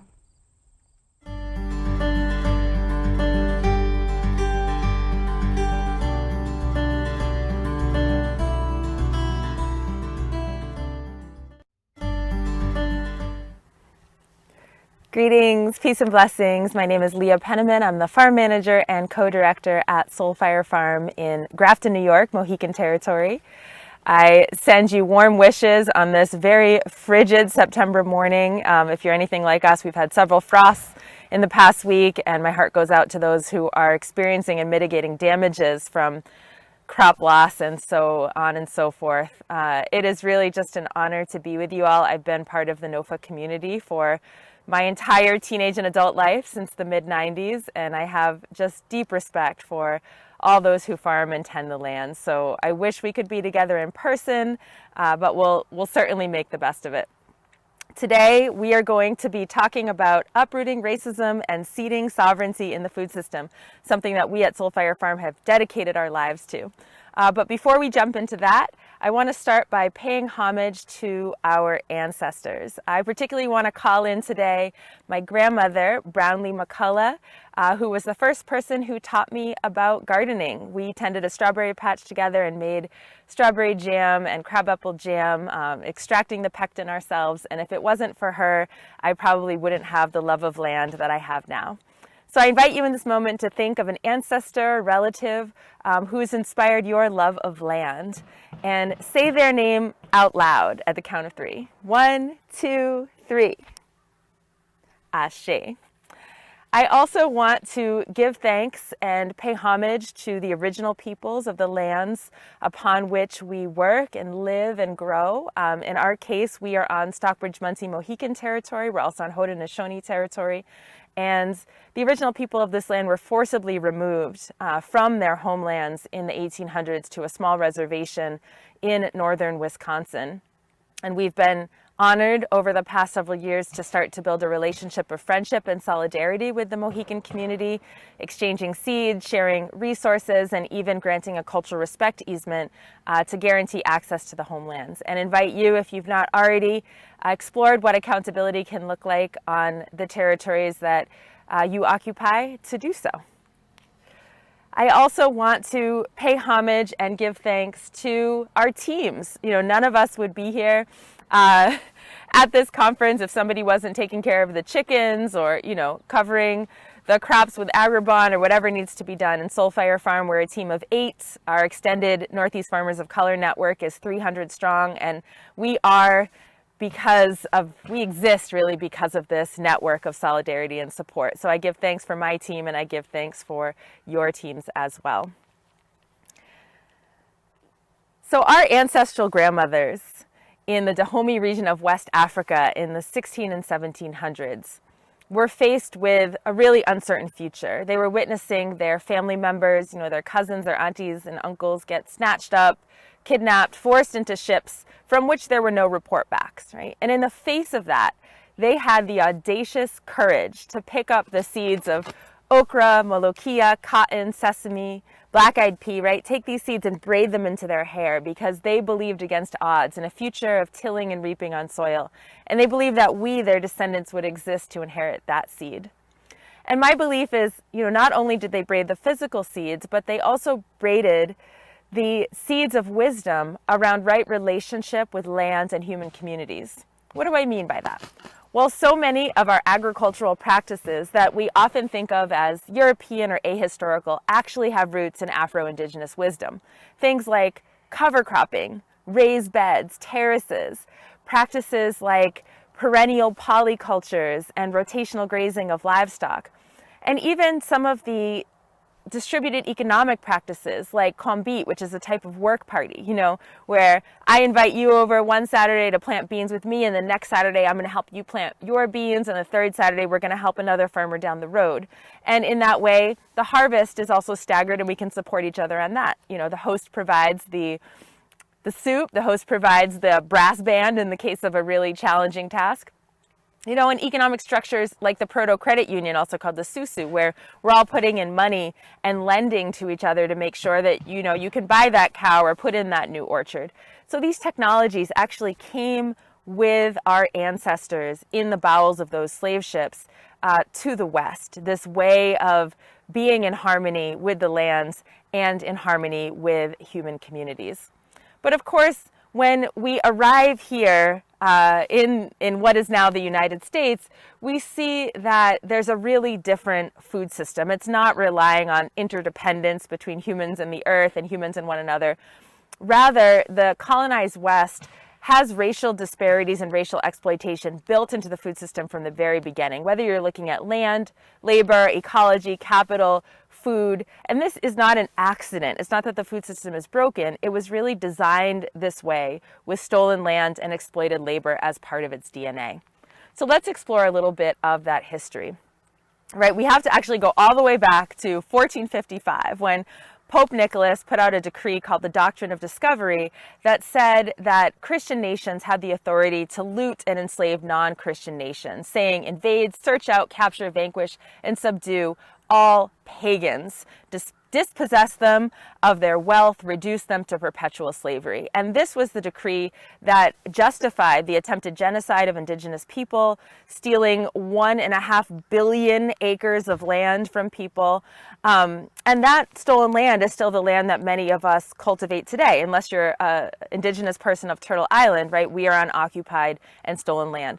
And the Doctrine of Discovery is not old news. It's been upheld by the Supreme Court many times, even by our beloved in blessed memory Ruth Bader Ginsburg in 2005 against the Oneida Nation. This idea that once a white Christian puts down a flag, that land becomes property of that white Christian and their society, and that indigenous people fundamentally are not allowed to have that sovereignty and those rights. So stolen land became one of the pillars of the U.S. food system.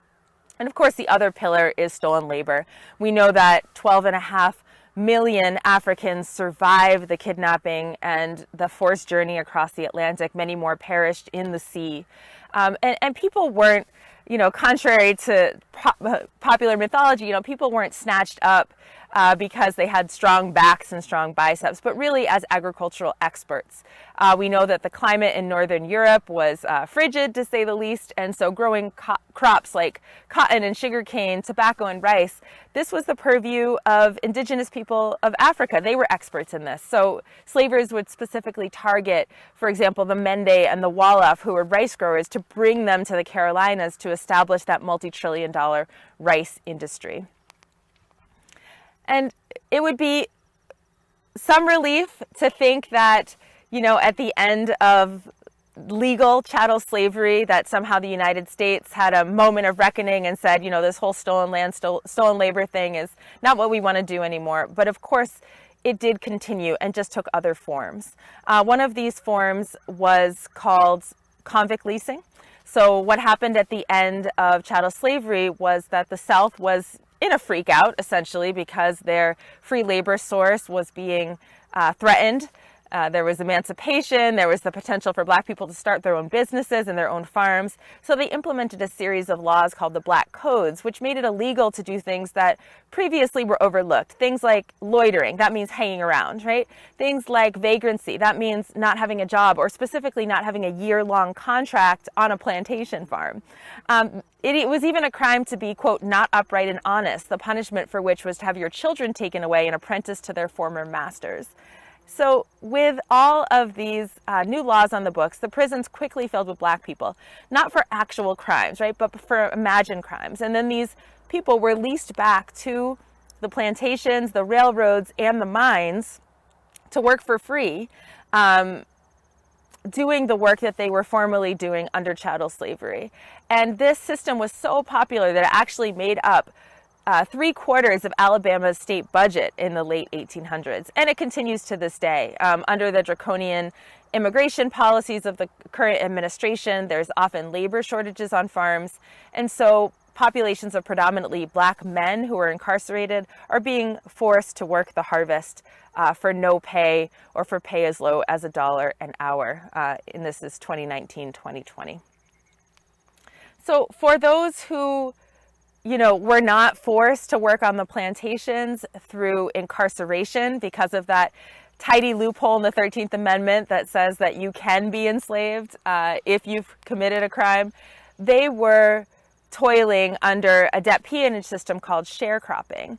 And one of the most powerful stories that I've heard about sharecropping is actually a personal one of Fannie Lou Hamer, who is well known for her work with the Mississippi Freedom Democratic Party, but less well known that she actually grew up as a sharecropper and was out in the fields picking cotton as young as 5-6 years old.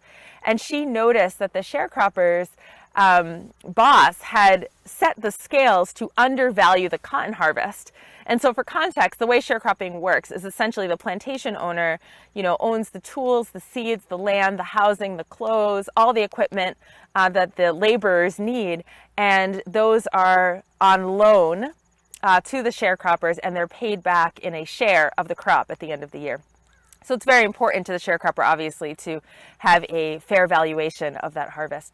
So anyway, the plantation owners had a common practice of tipping the scales, and Fannie Lou Hamer, recognizing this as a child, went and set the scales right in the middle of the night. And she reflects in her memoir that is when I became an activist.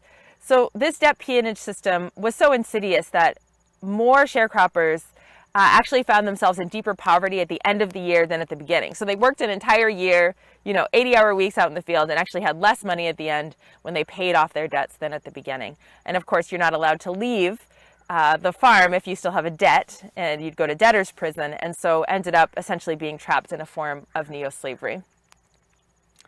So despite all this, right, despite sharecropping, despite convict leasing, despite the broken promise of 40 acres and a mule, so emancipated black folks never got the land they were promised by the Union Army, black people still had a yearning to own their own land, like so many of us. And, right after the Civil War, when they met with the Union Army, they said, and I quote, what we need are homes and the ground beneath them so we can plant fruit trees and say to our children, these are ours. But that land was never given. So what black farmers did is they saved up money from working extra jobs in addition to their cotton farming. So they would work, fixing shoes or tending horses or doing carpentry, and were able to purchase by 1910 almost 16 million acres of land. Now, albeit these were often small parcels, 2, 3, 5 acres in marginal land, but it still was their own, and they were able to start to have some modicum of independence. Now, this was, of course, a threat to the status quo of the sharecroppers and the plantation owners, and so they instituted a violent backlash against these independent farmers. The Ku Klux Klan, the White Caps, the White Citizens Council, they went to the homes of these farmers, they burned down their homes, they lynched people, they drove people off the land, and there are over 4,000 cases of this that we know about where land was seized in a violent manner. And this became a push factor for the Great Migration when 6 million African Americans fled the rural South to the urban North and Midwest, seeking some respite from the violence. Now, as black farmers fled, of course, it left a labor vacuum in the U.S. ag system. And there are so many points along this historical timeline when the United States really had an opportunity to reflect upon whether stolen land and exploited labor was really how we wanted to do our food system. But unfortunately, the trend kept continuing. So in this case, that labor vacuum was filled with migrant and guest workers from other countries, the Philippines, from China, from Mexico, from Jamaica. It started out with Bracero program. It's now the H2A program. And one of the challenges with the migrant labor programs is that migrant workers are not actually afforded the same protections under the law as U.S.-born workers or workers in other industries. One example of this is in the mid-1930s when we had this wonderful package of progressive legislation called the New Deal. For the first time, there were worker protections on the books, things like the 8-hour workday, child labor restrictions, the right to a day off in 7, the right to overtime pay, workers' compensation, Social Security for retirement and protections in old age. And when this legislation was being debated in Congress, the Southern Democrats actually blocked it because originally it included all workers, including black people, brown people, farm workers, domestic workers. And they said, we can't have these benefits extend to black people. And they were very frank about that in committee. You can read the transcripts. And so the legislation was modified to actually exclude farm workers and domestic workers. And we still live with that legacy today, where, if you look at the Fair Labor Standards Act or the National Labor Relations Act, there are exclusions for farm workers. And so those basic protections of being a worker, like having overtime pay and the right to unionize, are not extended to the people who arguably do the most important work in society. So, of course, not all Black farmers fled to the north, right? Many of us stayed in the South, in the Carolinas and Georgia, and tried to hold on to the land that we had left and the businesses that we had left. But there was tragically a new enemy against the black farmer, which really was the government itself. The U.S. Department of Agriculture, as you know, is responsible for lending loans to farmers, for technical assistance, for crop allotments, for crop insurance, and other programs that support all farmers. But black farmers were systematically denied access to these programs. In fact, it got so bad during the civil rights movement that Pete Daniels writes that the USDA programs were sharpened into weapons to punish civil rights activity. So if you went to register to vote, if you signed a petition, if you joined the NAACP, you could be pretty sure that your loan application would be thrown into the trash. And in the times of drought or pest outbreak, if you couldn't get a loan to install that irrigation or to get that extra equipment, that could mean foreclosure. And that actually became the leading way that black farmers started losing their land throughout the mid-1900s into the 1980s, was because of USDA discrimination. There was a class action lawsuit filed, Pigford v. Glickman, that was settled in 1999 in favor of the black farmers. It was the largest civil rights settlement in the history of this country. So a very important symbolic victory, because it showed that black farmers' decline from 14% of the nation farmers down to about 1% today was not because of choice or not knowing how to farm, not being good business people, but really because of this fundamental discrimination that was happening. However, that lawsuit really was too little too late. The average payout was $50,000, which maybe gets you your tractor back, but not much more than that. And most of the plaintiffs were now in their 80s and 90s and not ready to start over. So the consequence of black land loss, not only was the loss of these businesses and farms, but also generational wealth. 80% of wealth in this country comes through inheritance, mostly through property. And some calculations show that at least $120 billion of generational wealth was lost to the black community through the forcible dispossession of land. So now we come up to, where we are in the Northeast. And racism and white supremacy look quite different when you come up to the north. It's not the cross burnings and the house burnings so much. One of the major ways that the systemic racism in the food system perpetuated itself was through redlining. So redlining also started in the 1930s when the federal government commissioned these maps to be made that ranked neighborhoods from most desirable to lend to for banks down to least desirable, and outlined black and brown communities in red, indicating do not lend to these communities. And this prevented black families who were moving north from getting their own homes, right? From establishing their own businesses, from, being able to achieve the American dream, so to speak, of having wealth and access. And it's powerful to note that even today, your zip code is a leading determiner of your life expectancy. Your zip code also determines your access to fresh food. It determines your access to quality education, your morbidity rates in terms of lung disease, of asthma, of cancer. And this comes from this legacy of not only preventing lending to black families, but also ghettoizing black and brown families into these neighborhoods through restrictive zoning. The federal government put out guidelines to prevent, quote, the intermixing of inharmonious racial groups, which meant you basically couldn't leave the red line, right? But you couldn't own a home in the red line. So you were subject to absentee landlords, unscrupulous lenders, black market lenders, and so forth, the legacy of which perpetuates today, which is why a white child in this country is born on average 16 times wealthier than a black child when they take their very first breath, right? And that's not because they were doing some kind of calisthenics or like financial literacy classes in the womb to earn it. It's really because of a legacy of systemic discrimination and exclusion from being able to build wealth through property ownership. When the GI Bill came out at the end of World War II and soldiers came home, they were able to enjoy 0% interest mortgages from the government. And in our region, over 10,000 in our region, over 67,000 mortgages were given out just here, but less than 100 actually went to families who were non-white because of the restrictions imposed by redlining. So that brings us right to where we are today.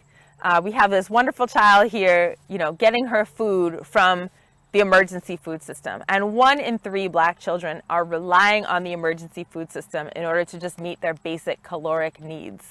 1 in 6 children overall are relying on emergency food and free food to meet their basic caloric needs. But in Black and Indigenous communities, the rates of diabetes, of heart disease, of kidney failure, and other diet-related illnesses are much higher than they are in white communities.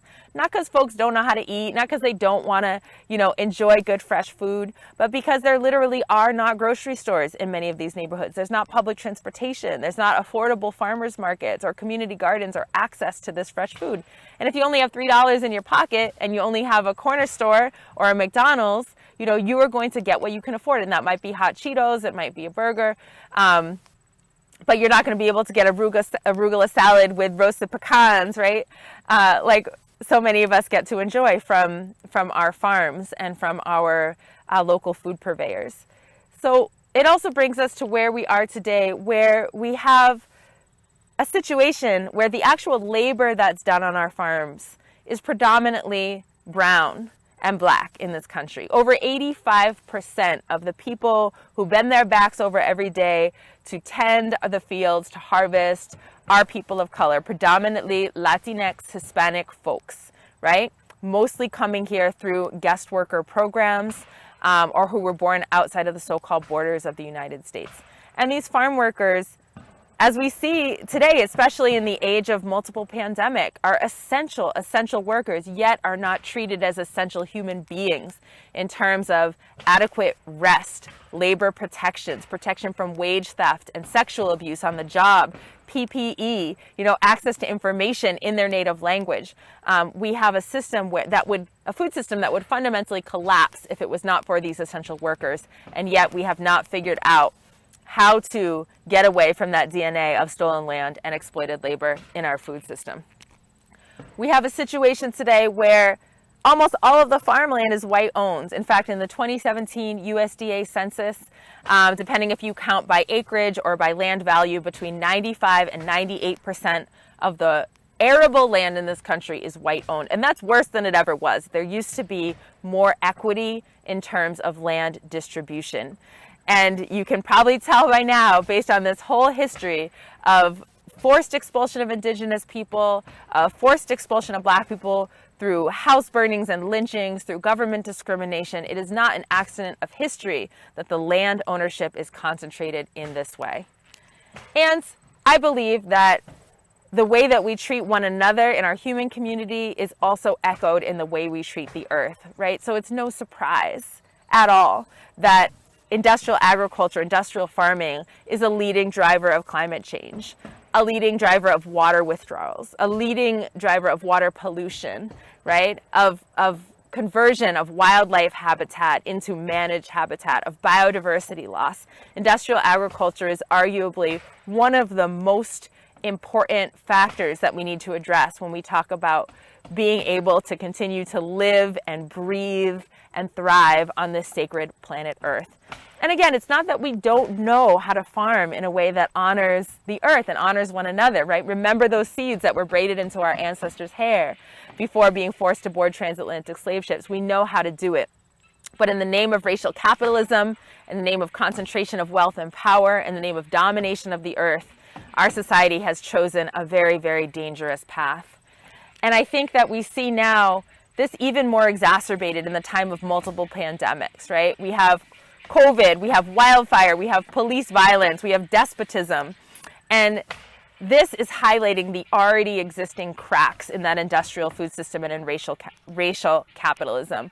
We are seeing, disproportionate burdens of the disease falling on communities who are already hungry, farm workers who are already struggling to get food to all of our tables. We see the disproportionate impacts on Black communities in terms of being over-policed and subject to police violence.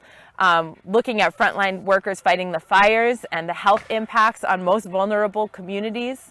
So this is a time, I believe, of awakening, when I'm actually really hopeful that people who previously were insulated from the impacts of some of these things, people who had maybe a naive trust that society and capitalism were working great, that the government was on our side, have experienced for the first time maybe the empty grocery store shelves, that unemployment check that never came, the government lying to them and gaslighting them, telling them that their experiences are not true. And I believe that it's opened up people's minds to really say, well, maybe the folks who have been most marginalized, Black, Indigenous, and people of color, farm workers, people experiencing hunger, people dispossessed of land, maybe they've been telling the truth all this time, right?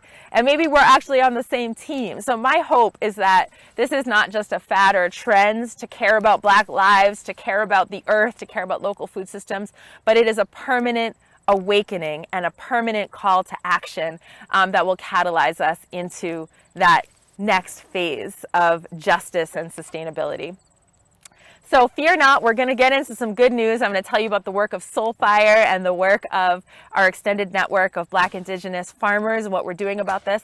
But first, I want to pause and give you all a chance to reflect. The question I have for you is, in this whole history that we just went over, where were your ancestors? How are your people connected? So if you would just take a few moments, write in your journal or talk to the person next to you in response to this question. How are you connected to this history?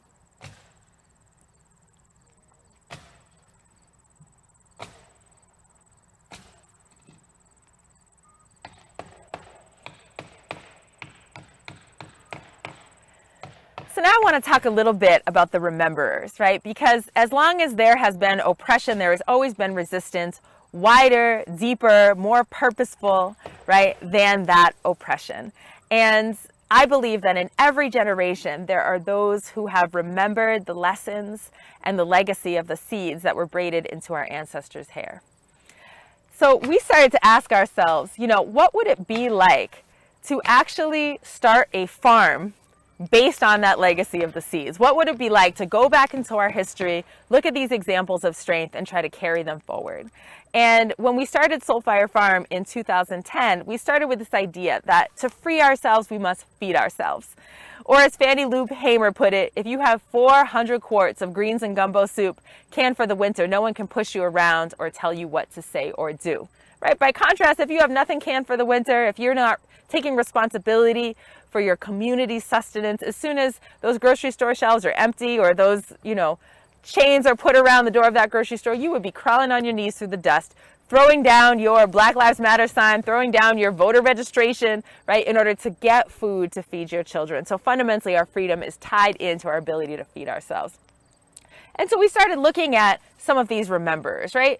One example of a remember is Dr. George Washington Carver, arguably the founder of the modern organic movement. In the late 1890s at Tuskegee University, Dr. Carver was preaching the gospel of soil health, saying, we can't just be monocropping cotton year after year after year, depleting these soils. We need to plant, whole fields of leguminous cover crops to restore the nitrogen in the soil. We need to be going out and mucking out the swamps and using that rich muck as compost and mulch.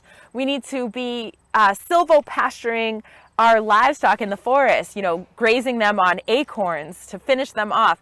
So he was a whole couple generations before Rodale talking about these principles of chemical-free soil care. He would even be quoting the Bible to try to get people on board with this wild idea of planting crops just to turn them in. He said, when God says, whatever you do unto the least of these, you do unto me, God is talking about the earthworm. So we need to be taking care of the soil and the soil organisms, right? We started looking at the legacy of Booker T. Whatley, also out of Tuskegee University, mid-1900s, arguably one of the founders of the farm-to-table movement. He was noticing that wholesale just wasn't cutting it for Black farmers, and so started talking about direct consumer marketing, how we need to have diversified horticulture, have people able to be actual members of our farms and come out and do pick your own, have the proto-CSA, which he called the Clientele Membership Club.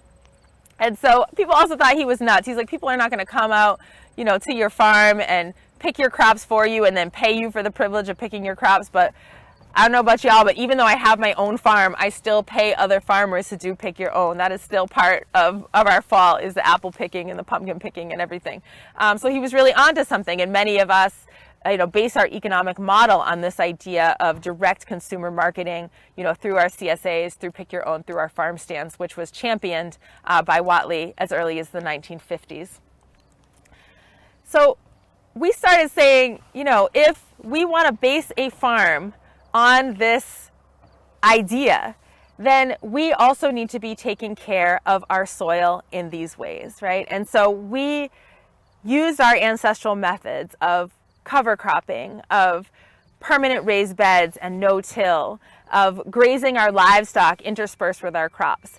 And in that way, we're actually able to restore our soils to a pre-colonial level of organic matter, right? We started out with 3%, which is pretty typical in our area of soils that have been heavily degraded. For folks who don't know, when colonizers, came to the Great Plains, within a generation, they had actually burned half of the organic matter out of the soil through heavy tillage and plowing, burned it up into the atmosphere. That was the start of anthropogenic climate change. But through these no-till methods, taught to us by our ancestors, we were able to restore our soil carbon to its current level of 10 to 12%. Very, very thrilling. And we extended that same ethos to our buildings. Right? So we've built, all of the structures here on the land. They're timber frame, straw bale, which is a reclaimed agricultural waste product, plastered with the clay right from the land. And the buildings are super insulated, energy efficient, use solar and wood for heat and for light. And they're durable and beautiful. And so on the whole 80 acres of land, we've actually clustered all the development into just under 10 acres so that the majority of the land is able to be used by the wildlife, the bears, the coyotes, the blue and green herons, the fisher cats, and so forth. So we started asking ourselves, who else are the rememberers? And one of the answers is the Black Panther Party.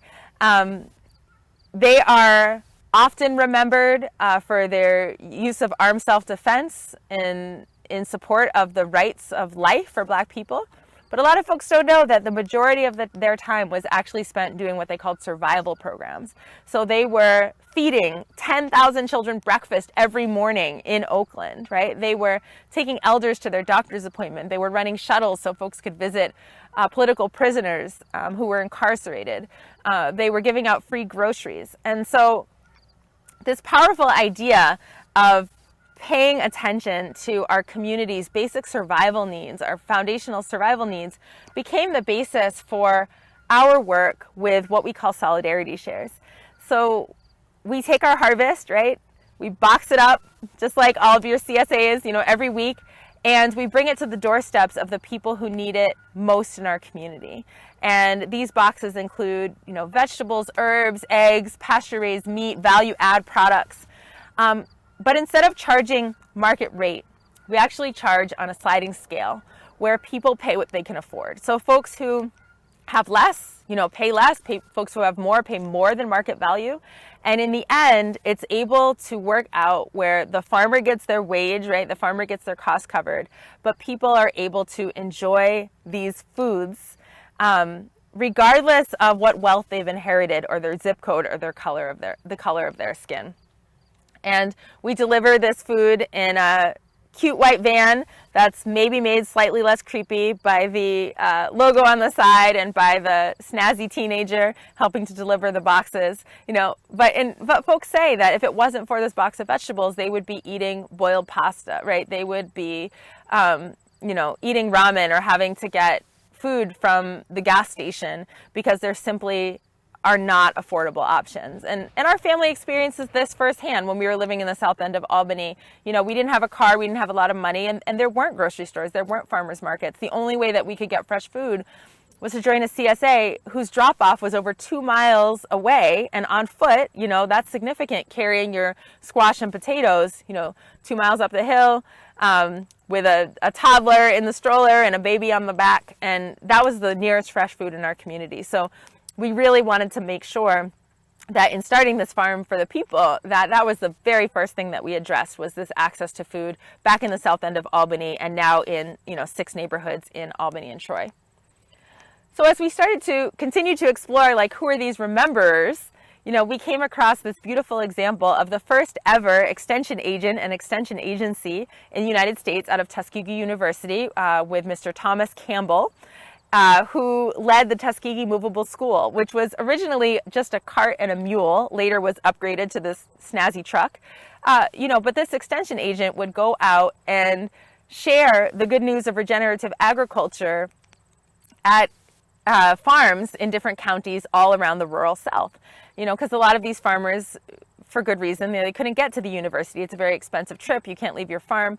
And so the mule and the cart, with all of its equipment, would roll up to the most dilapidated farm in the community.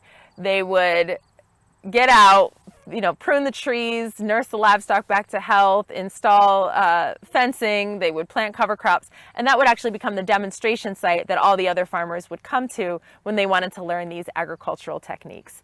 And so we were asking ourselves, what does it look like to embody this ethos of each one teach one on our farm? Because, we want to share the little bit that we've gotten to learn as farmers. We've, both my partner and I and the people who work here have worked at many other farms. I was at Many Hands Organic Farm, Farm School, Food Project, worked for community gardens. And so it doesn't make sense to just keep that knowledge to ourselves. And at the same time, we started getting phone calls, even we were only open a few months, from people across the country saying, like, is it true that there's Black folks farming in a rural space? Like, can I come apprentice with you? Can I come learn with you? So we started our training programs, right? The most popular one is the Soulfire Farming Immersion. It's a week-long, 50-hour intensive course that covers everything from, soil to harvest to market, as well as the proud agrarian history of Black and brown people, healing from trauma, organizing for a just food system. And people actually come live with us on the farm in groups of about 25 for this program. At least half of our graduates actually go on to become farmers and growers, and we train thousands of people each year in this program and related programs. We have a youth version of this, our beloved Liberation on Land, where teens come for a farming camp. It's like the Black Future Farmers of America, and that's very exciting. We thought that we'd have new youth every year, but they just keep coming back. They want more, so now we've had the same group for 3 consecutive years. And the alumni of these programs are forever part of what we call our Soul Squad. And so we make sure that our alumni have access to funding, a mentor. They have the job referrals that they need in order to actually make it. And this is a lifelong commitment that we have to our alumni to make sure that they can succeed in the very difficult world of farming. And, it's not just commercial farmers that we're raising up. We really believe in the value of home provisioning and community gardening and farming. It's so important to be able to go out your door, harvest that fresh food just 20 feet from your doorstep, bring it inside, teach your children about growing their own food, teach your children about nature. And so for that reason, we have our Soulfire in the City program, which actually builds raised bed gardens in folks' backyards, as well as schools and churches that request them. And then we provide compost, seeds, plants, classes, technical assistance to support folks in getting established as home gardeners.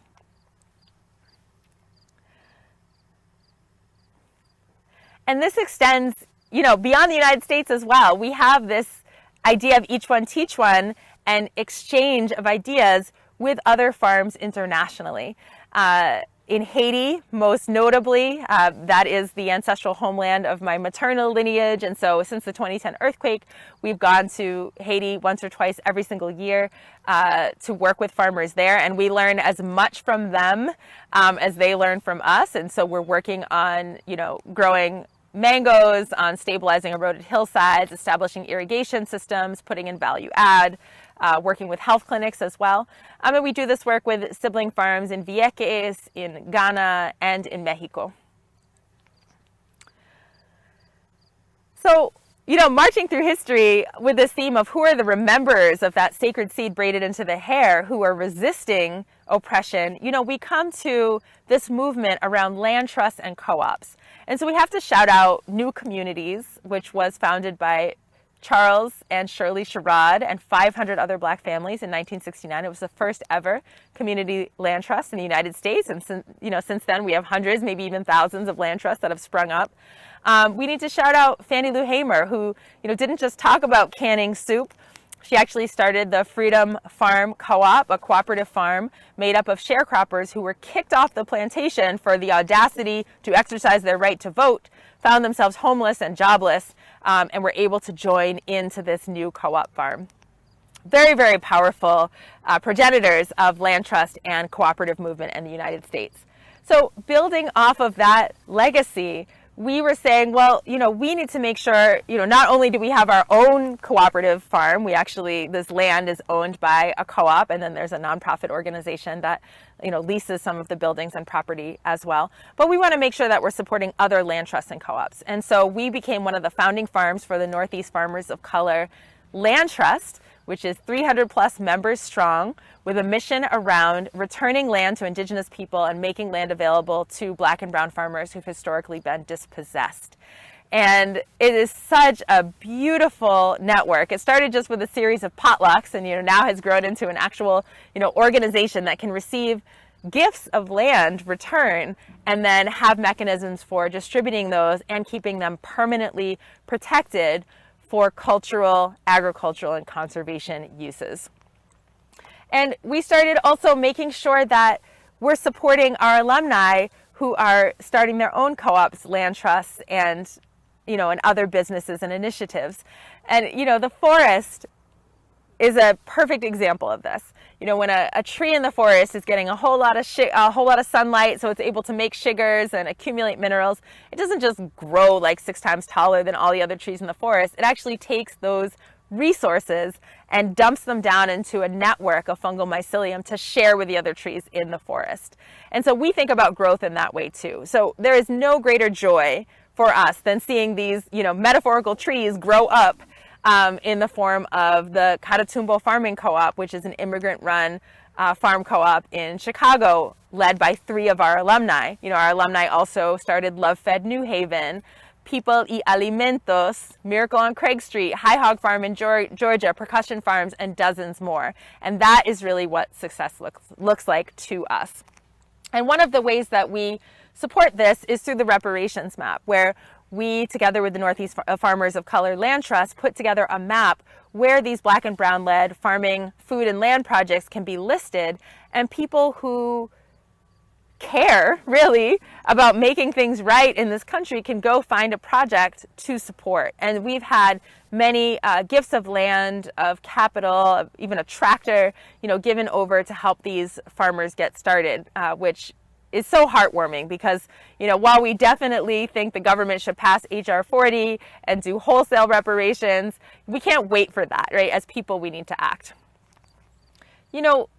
Another example of remembers are the Black farmers in the civil rights movement. I learned pretty recently that there actually would be no civil rights movement without Black farmers. They literally provided, the shelter, the meeting space, the food, the clothing, the organizing support for all of those Freedom Summer folks and all those activists who came down to work on the civil rights movement. They even had lookouts that would pay attention if the night riders were coming to attack the activists. They would cut a tree down across the road to slow them down and then help the activists escape. Like, powerful stuff, right? If you look at the Haitian peasant movement, and they're organizing against Monsanto and GMO crops, literally burning GMO crops at the port.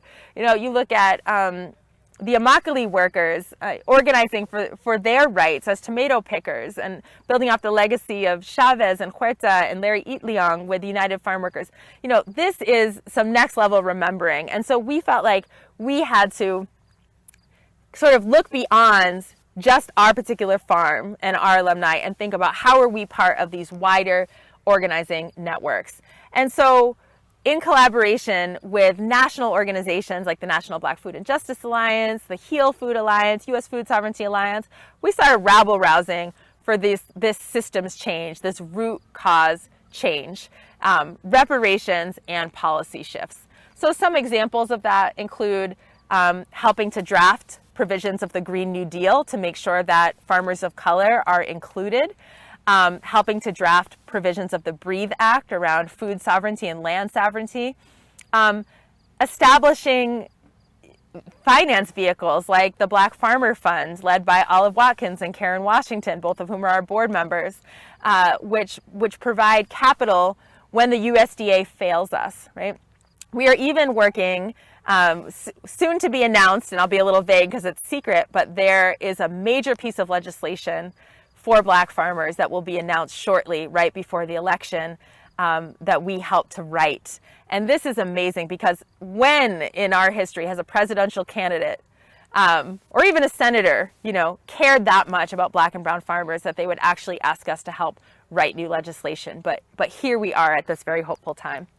And then finally, I want to mention that there's a spiritual component to this too. When we think about rememberers, we think about people who don't just remember, cover cropping or cooperative economics, but also remember that the earth is not a commodity to be bought and sold. The earth is a relative.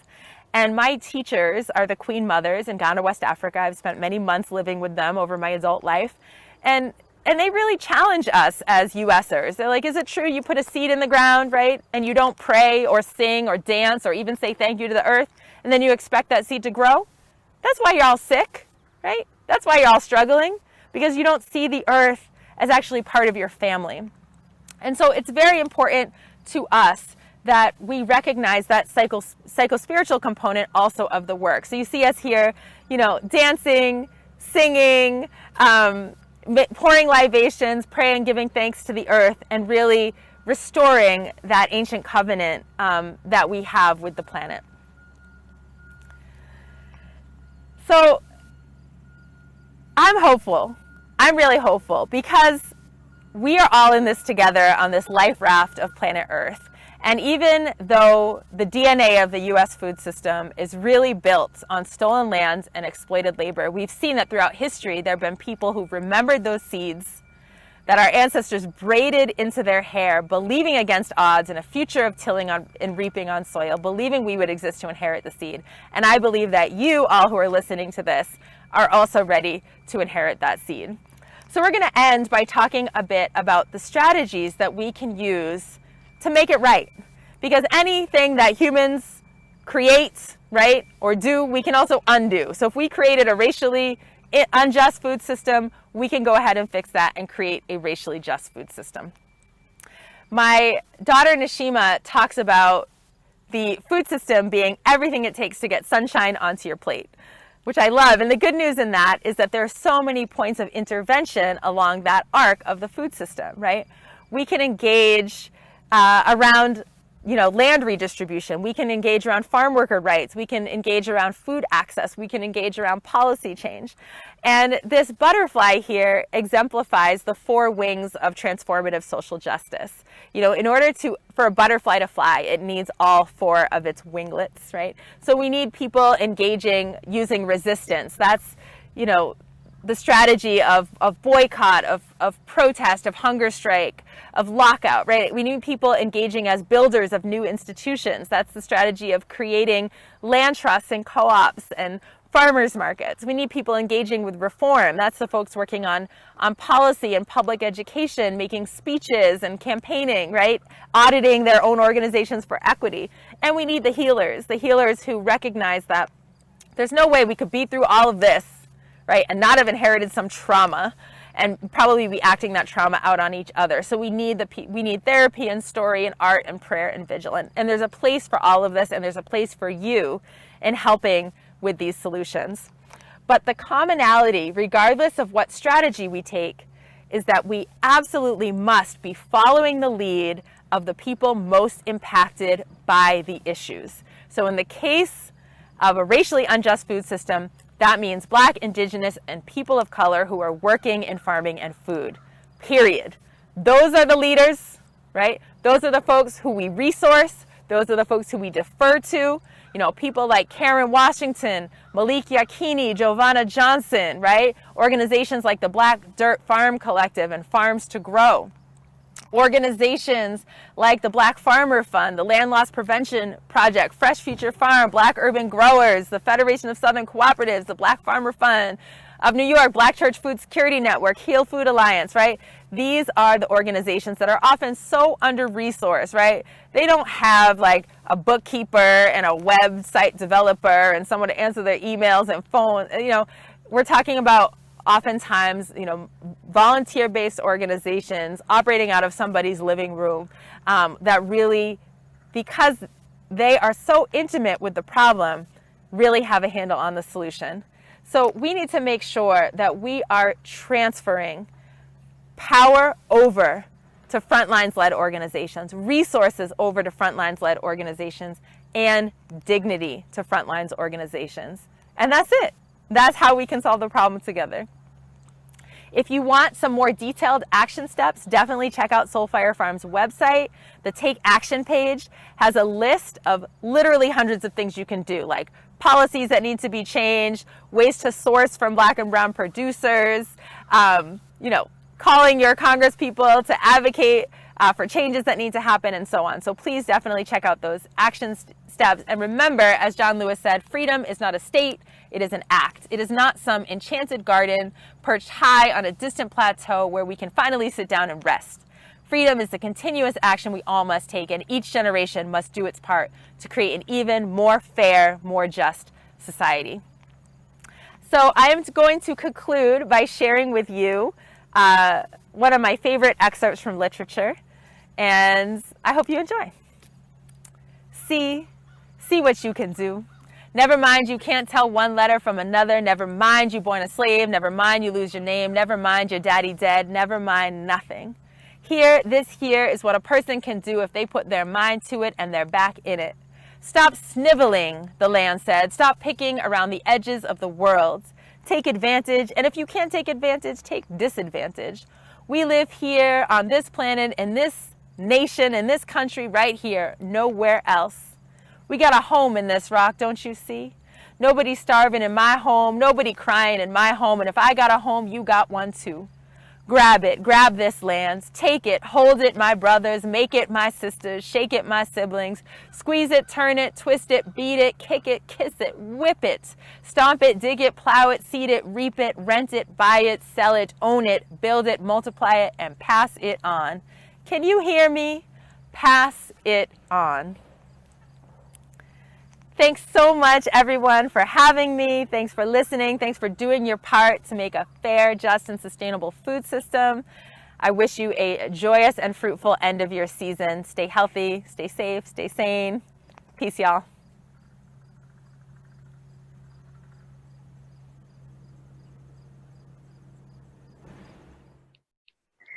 Well, hi, thank you, Leah, for joining us. I'm Sarah Alexander. I'm the Executive Director of the Maine Organic Farmers and Gardeners Association. And I'm Alex Redfield, one of the co-directors at Cultivating Community, and we're really excited to have a couple minutes for a Q&A with Leah after the really articulate and inspiring talk. Thanks for having me. I'm really glad to be here with you both. Awesome. I wanted to ask a question that sort of intersects with Cultivating Community's work in helping support new farmers that are new to Maine, but that have been farming for a long time in other parts of the world. Your talk specifically about generational wealth and the equity that's built in land ownership, it sort of runs up against the fact that affordable farmland is in rural spaces and most communities of color are in urban spaces, at least here in the Northeast, and how to bridge that gap so we can get more farmland ownership in the hands of BIPOC folks, even in communities that are traditionally the most white and most conservative. That's a tough one. Well, that is a tough and big question. I mean, one of the reasons we're here in Petersburg, New York is because land is affordable. And if I leave this property and go in any direction, I will see large, and I mean like large Trump signs with people built statues of Trump looking like a G.I. Joe with China X'd out and, you know, go back to where you came from. And so a lot of folks, for good reason, you know, would be terrified to come out here. This was a sundown town, meaning that you'd get shot after dark if you were found here as a Black or brown person. And some things fundamentally haven't changed that much. So it's a bigger question than just transfer of title. It's really a question about cultural shifts, a question about who belongs in different spaces. And I think the Northeast Farmers of Color Land Trust, which does operate in Maine, is doing a really beautiful job at starting to make some of those cultural shifts and linkages, as well as provide opportunities for people who have land and want to donate it to Black and Brown folks to do so. For folks who are BIPOC, I recommend strength in numbers. So rather than going out into rural spaces by yourself, go as a co-op or a land trust or community so that you have one another for support and protection. Great, thank you, Leah. There's so much love coming in on our live streams for you. So yeah, just want to give all the love to all the folks and make sure you feel that. One question that Elizabeth had on Facebook, she just said she loved hearing about your program, especially supporting new gardeners by supplying them with supplies, raised beds, education, etc. And she thinks that could work well in her community, and is wondering if you can just talk more about those initial phases of how you got started with that work in that program development. Oh, absolutely. Well, Soulfire in the City is a really fun program. It was started by one of my colleagues, Amani Olugbala, and it is just that. It's, providing the materials and supplies and knowledge and support for raised bed gardens. And it actually initially came because people who were receiving our low-cost food deliveries asked a bunch of questions about how to get started growing their own food in it. And there were enough questions coming that it seemed like a good next step to formalize that as a program. And then, of course, in the time of COVID, we went from building a few gardens a year to 50 gardens a year. So it's just very, very powerful and very impactful. Another organization that does a great job with it is called Resiliency Gardens in Richmond, Virginia. So they're folks to check out as well. And on our website, we have a manual, essentially, of all the steps of how we do it. If you go to Soulfire in the City, it's free, it's open source, you can check it out. But pretty low overhead if you know how to garden and you have good relationships in your community. It's about getting that first garden going, and then it speaks for itself. There's another question from Andrea on Facebook. Are there organizations that sell organic seeds that are owned by BIPOC folks that you could recommend? For sure. There's two companies, seed companies owned by friends of mine. I'm not aware of what percentage certified organic, but I know all the seeds that they sell are certainly natural and heirloom. One is called True Love Seeds, all one word, out of Philadelphia. This is co-owned by a couple, a Black man and a white man, Chris and Owen, and they source from mostly BIPOC producers, including Soulfire Farm. We sell seed through their catalog, and they have a lot of heritage varieties. Another that is multiracial owned, but one of the leading owners is Ira Wallace, who's a Black elder woman seed keeper, and it's called Southern Exposure Seeds. Mostly zone 8 and 9 seed, but we definitely get a few things for a high tunnel in there, especially heritage varieties. So. And then, I should also mention, the whole Native Seedways Alliance coordinated by Rowan White for indigenous seed keeping. I don't know what their sale situation is right now. I know they were trying to move away from commodifying seed, but in the past they have had some seeds on their website, so they're worth checking out too. I don't think there are seed companies, but I encourage people to check out blackownedmaine.com for local Black-owned businesses. There's a ton of farm businesses that are all listed in that directory for some additional ways to invest in that economy. Right. Yeah, no, that's great. And definitely want to pull in all of the Maine resources as well. And we've been supporting the Somali Bantu Community Association, Liberation Farms, another co-op that is working to have access for land and new immigrant farmers here in Maine. And so there's a lot of exciting connections. And one question, another thing that came from Facebook is just wondering, you have all of these alumni of your programs and organizations.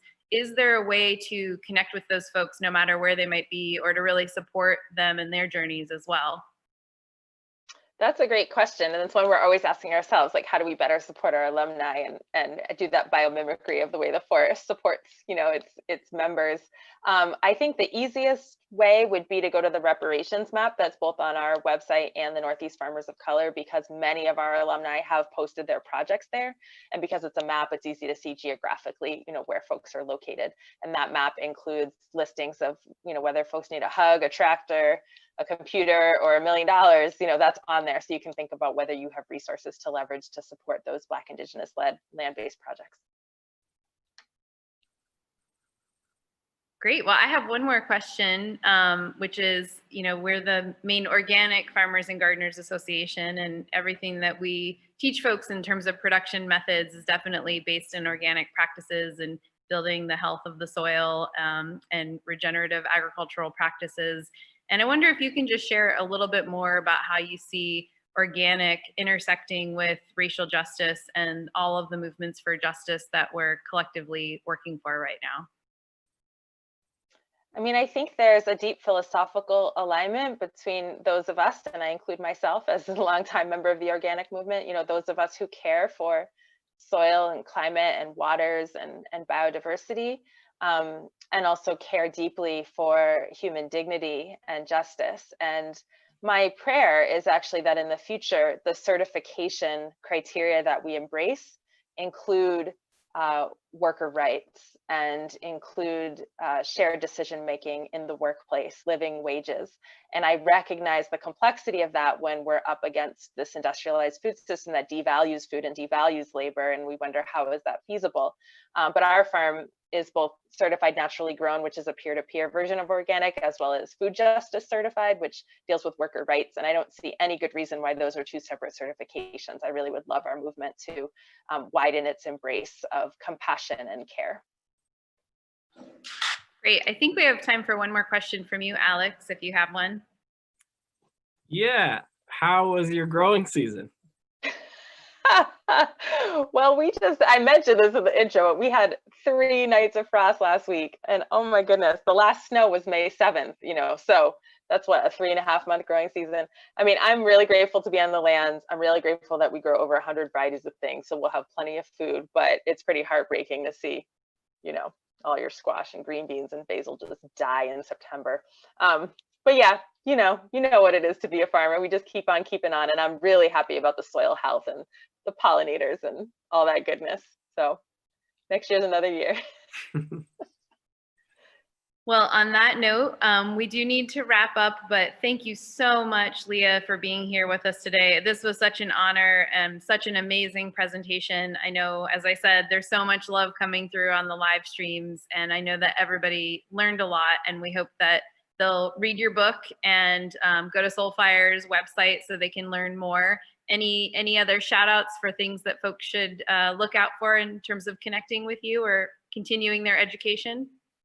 Oh, thank you. Yeah, definitely check out our website, and most importantly, listen to the earth, because she's screaming at us right now. We need to adopt some ecological humility and get with the program. So yeah, keep loving the earth. See you later. Thanks, Leah. Take care. Bye. Bye. All right. Well, that was an incredible presentation from Leah. I know I learned a lot, and I really appreciated that. And we are going to have recordings of all of these presentations that will be on our website, fair.mofga.org. So if you didn't quite catch all that, or you want to just go back and listen to it again or share it out with your friends, those are all going to be there for you for the next year until the next fair and maybe beyond. So thank you all for tuning in today. Alex and I are actually just wrapping up our morning session here. It's hard to believe 3 hours have gone by so quickly, but we are gonna get ready to turn it over to our next MCs, Dave Colson and Paul Volkhausen, who, if you've ever been to the fair and have parked in the south parking lot, if you know what that is, you will have met them, you will have seen them. And so as soon as you see them on camera, you will know and recognize who they are, and they're gonna take you through the next 3 hours. But Alex and I are gonna hand it over to the next session, which is actually learning about sheepdogs. And we're gonna hear a little bit more about that from Dave. But Alex, any last words you wanna share about your time here this morning? No, just huge thanks to everybody who works here at MOFGA for continuing to make this happen. It's a different kind of exposure to this community, but it's the community itself that really matters. And so really grateful for the opportunity to connect and support it. All right, well, thanks so much, Alex, for being here with us this morning. And thanks for everybody that's tuning in. And we're gonna hand it over to Dave Colson, our next MC. Thanks, Sarah. Happy to be here. And I am a little confused. This is usually a fair site, but I'm generally up in a parking lot, as you said. So the whole thing's a bit confusing to me, but thank you very much, everyone, for being here, for participating, and for enjoying this virtual programming that we're doing today. And what an incredible job Leah did. It's just so exciting to have her here and have her be available for folks to see, even in a year when we can't have the fair in person. So, as Sarah said, my name's Dave Colson. I'm both a certified organic farmer and also a member of the MOFGA staff.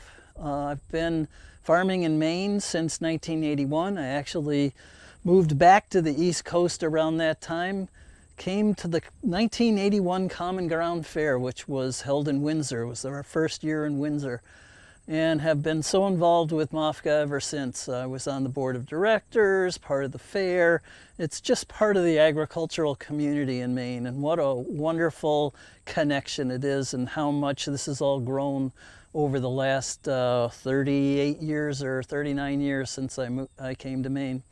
I'm both fortunate enough to have my own organic farm. We're down in the town of Durham.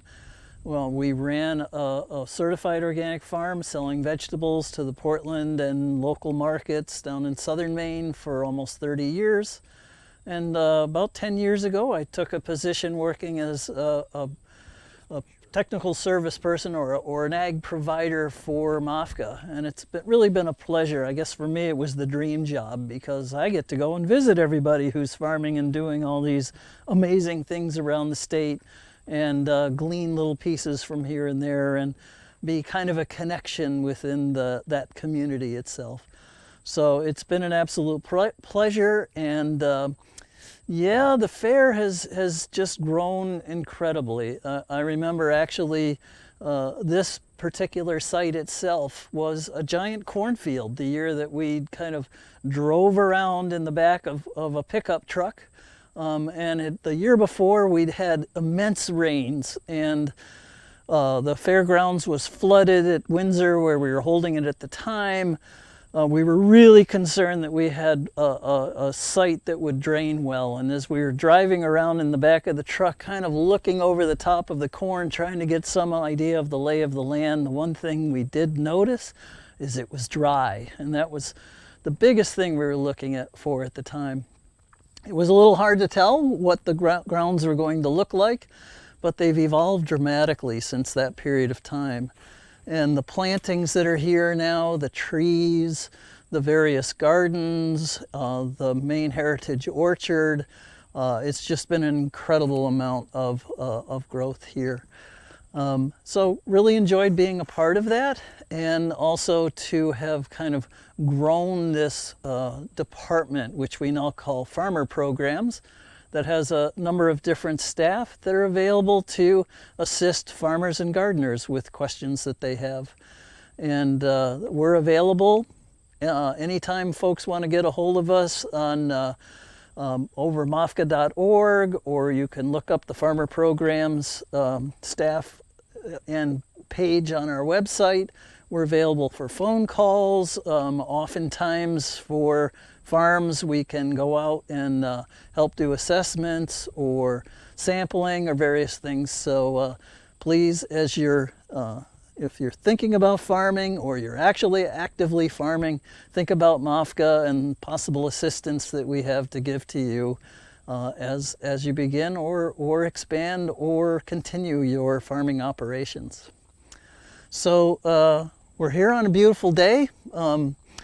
Kind of odd that we don't have a whole lot of people still on the fairgrounds. It's awfully quiet for a fair weekend, but really enjoying kind of being out here today, and what a terrific endeavor putting together this whole virtual piece. The various presenters that we have, the main marketplace, which is open, and you can get online and order through the marketplace. All our wonderful sponsors, and it's just been an incredible project here this time. So I think with that, we're gonna maybe toss it over to Paul and get a word from Paul Volkhausen, my comrade in the parking lot. Yes.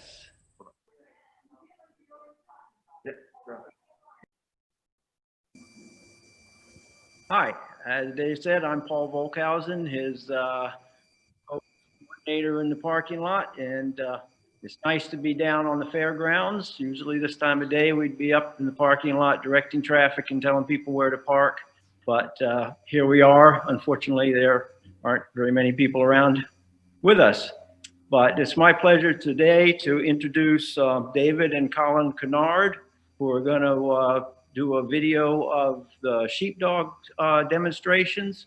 It's always been a highlight of the fair for many fairgoers. And I must admit that even though I don't have a sheepdog, I've learned a lot from those demonstrations on how to handle sheep. So with that, turn it over to David and Colin Kennard. Well, good afternoon, fairgrowers, and thank you so much for tuning in and supporting MOFGA as you do. I have to admit, this is the first time in 40 years of doing demonstrations that I've done a virtual one. I'm here with my son, Colin. Hey, everyone. And we run Wellscroft Farm, and I can honestly tell you I would not farm sheep today if it weren't for the dogs. So I'm going to introduce them quickly if we can, and then I'm going to show you a little bit about how they work, and then you're going to watch a video of our dogs working that was pieced together by the very capable people at MOFGA. And then at the end, there'll be some time for question and answers. All right, so let's see, the first dog that we've got here, I think you're going to be able to see me, is Dottie. She's 12. And Dot has that, you're going to see a picture of Dot in a minute when they do the video, has the most powerful eyes of any dog I've ever had. Now remember that the sheep sense the predatory eye and stare of the animal. There's no harm done to the sheep. It's just like if you ever had somebody stare hard at you and you kind of feel the shakes. So Dottie is 12 and really amazing. We put her at the back of the sheep when we're walking down a road. The next dog I have is Bonnie, and Bonnie is 11. So these guys are getting up in years. And Bonnie is got a really wide outrun, a nice gentle push on him. And she's been just a terrific dog. She's at the front, you'll see this, she's at the front of the sheep when we walk down the road. Bonnie walks the whole way down backwards, looking at the sheep as we move a mile or two down the road with traffic. Then we have Tate, who is really my son's dog, who's 7, and she's got real fast speed and wide outruns. I'll explain what that is in a minute. Really nice dog. And then we have one, I don't know how many of you were at the 2017 dog demo at Common Ground, but this is Gracie, who at 15 weeks of age was herding sheep. Amazing dog. She is now bred, and all of our puppies only go to actual farmers who really need them. So very briefly, before we get to the video, many of you know this, the dogs move animals with a predatory stare. Because they are looking at the animals that are being worked, you cannot use hand signals to make them work. And it's a question of how close the animals are to the dogs that allow them to move. We call that pressure point. So what we're going to do is I'm actually going to, and MOFGA doesn't know we're doing this, but we're going to actually take a dog and go round up some sheep. And what I want you to look at is, first of all, the dog does not run in at them, but runs around them. Very, very important, because otherwise they would just run away.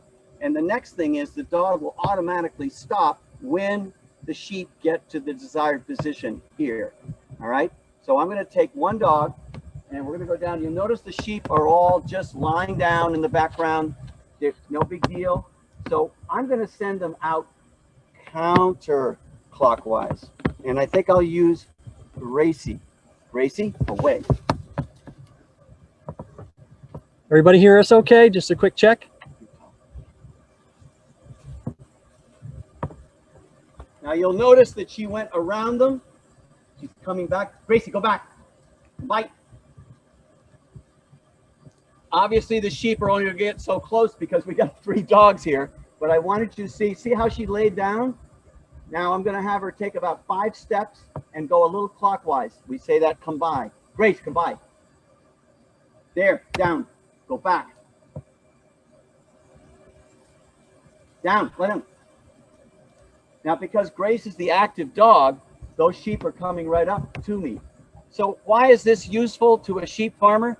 Well, you could shake a bucket of grain and maybe they'd come, but with one little dog, 35-pound dog, she's moving these up. Now, I'm gonna have another dog. Bonnie, away. Bonnie, way out. And let me know in my time, way out.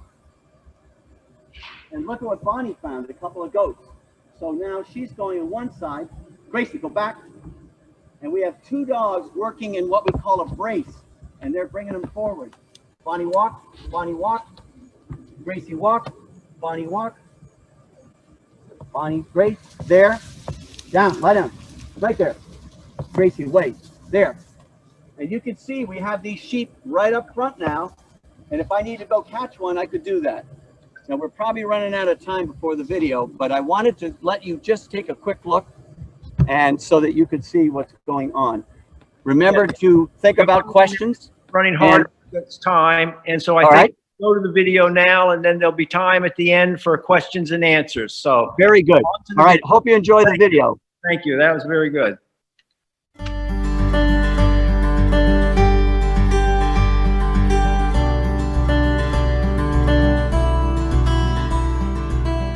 Welcome. This is a shot of shedding a sheep. You'll notice the dogs separate them into 2 categories, which is very, very hard to do.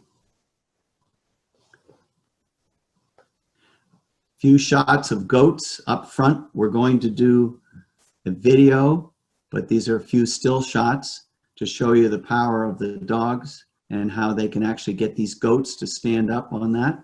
So we got a couple dogs behind them, and you can see them move, and they're pushing the goats towards the table. And that's just the eye pressure of the dogs. Oh, watch out, you're gonna get crushed. This is people, kids, trying to push the sheep through the race. So we try, look at the adults, the kids, come on, get those sheep out. But the front sheep is holding it up. Now they're all gonna go because they don't wanna be the last sheep left behind. That's a great video. And now the kids have to go through, watch. The kids have gotta go through. They got to go through. It doesn't get counted. Here they come. Come on, kids. Hurry up. Hurry up. Let's go, kids. You can do it. All right. Very good. You know the bad part about this part of the demonstration? Later on, we have to do the same thing that the children do, which means we have to go through the race. And of course, the dogs love to be patted and rewarded after a dog demo. You can see they're very friendly and the big crowd pleaser. Well, we obviously have puppies, so you can see that, which we only sell to working farms because these dogs are so powerful, they need a job to do. But we take excellent care of our puppies, as you can see. Here is how we raise our puppies. Okay, these puppies were born in the winter and they have a heat lamp, and they're very curious puppies, very cute. We tell a lot about a dog. We can even tell at like 6 weeks of age if it's going to be a good sheep dog, cattle dog. Is it a dog that is a dog type or a human type? You know, what does it like? Does it dominate the dog dish? We can tell a lot about them. And so we have clients that will buy these puppies, and it's a lot of work to raise puppies. We don't raise puppies to make money. We raise puppies to help farmers out. Some of my farmers are on their 4th generation of dogs. But you can see they're very healthy, very well played with and all. That's what we call an armload of puppies. And we teach them at a young age about electric fence and to play. Kind of a cute picture of all of them waiting for their food. And we actually teach them to swim at about 7 weeks of age. I make a distinction between working and playing, very important in my opinion, to give them some fun. And I'll explain that later. That's the group.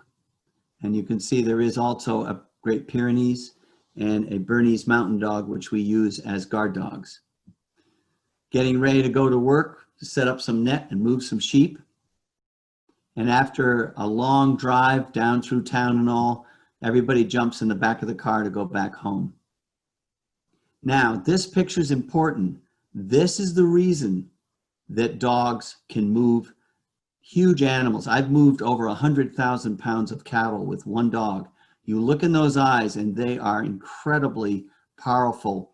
This dog is going to literally wear, that's what we call the sheep, with its eyes, and can move huge amounts of animals because it is a predator and the other sheep, etc., are hunted animals. So remember that glance. You can see they're very, very intellectual, very smart. This is called wearing, and they're walking in. All their energy is on their front legs and their butt is up in the air, and they're putting really powerful sight onto the sheep. We work all kinds of animals. I would not raise pigs if I didn't have the dogs to be able to go in and move them away from a trough.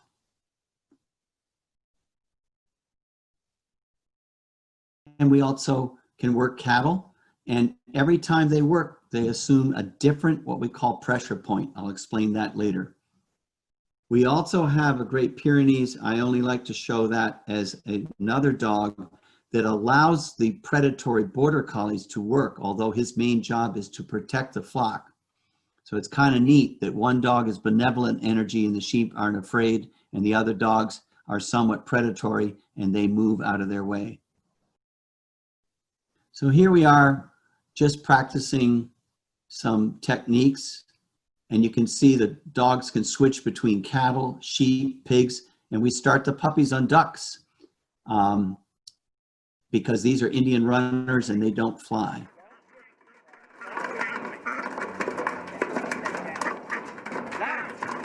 And here's a video showing moving some chickens, which sounds difficult. Sounds easy, excuse me, but it's actually very difficult. Chickens don't gather and flock the way sheep and ducks do.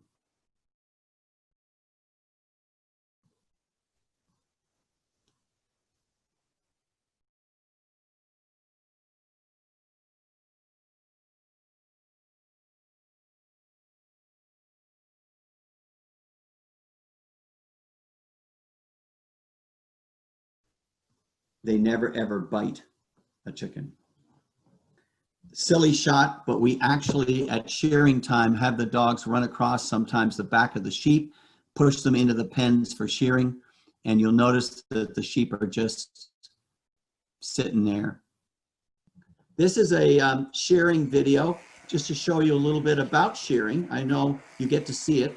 So we shear the sheep just before they lamb, about a month, because if we didn't, most mammals, including you ladies, can have a weak point in their fiber because they put so much energy into their gestation. And if we sheared the sheep, didn't shear the sheep, excuse me, and sheared it 2 months later, it would break right where they're sheared. Now what this has to do with dogs is there's a dog off to the left. And when this gentleman gets done shearing the sheep, which is just about to happen, the dog is going to push it into the porthole. There's another shear. We can do two at once. Shearing's a big deal. It's a lot of fun. We'll shear about 140 sheep in a morning and pack the wool. And now these sheep, even though it's winter, will be indoors. They're fine. They have 2 coats of wool underneath them and an extra skin. We're using what we call a cover comb so that we don't get them sheared too close. This picture is important because you need to understand that the dogs will never ever hurt a lamb. The lambs come over, the lambs lie by them, the lambs will sometimes jump on them or butt them, and the dogs are really sweet. They never ever bite or hurt a lamb. However, guess what? The lambs become teenagers, and then they have to learn that the dog means business. Again, look at how that sheep is not afraid of Ajax, our Great Pyrenees, to sniff that lamb. Pretty remarkable, 125-pound predator, but he's giving benevolent protective energy. Here's the dog licking it off. Ajax has actually brought missing lambs back to the mother. This is just a fun little video showing the lambs. They're just so happy. You let them out and they're jumping in the air and having a great time, very happy. This is probably late February, early March.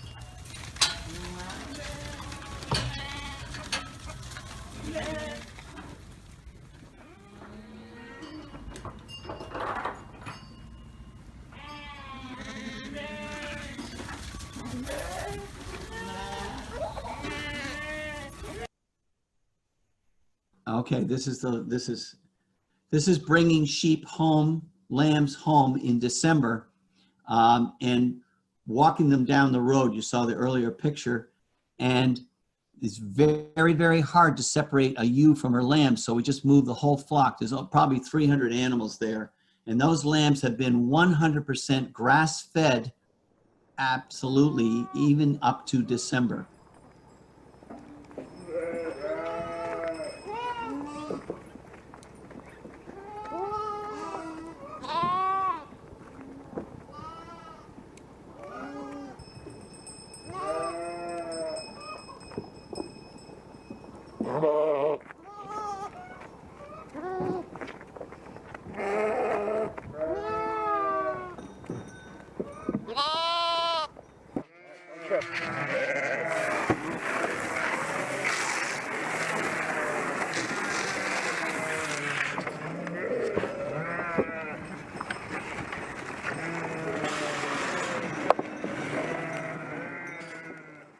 So we move animals a lot. You'll see some video later with just dogs, not because to be cute, but because it's an efficient way to move them. It's not stressful for the sheep.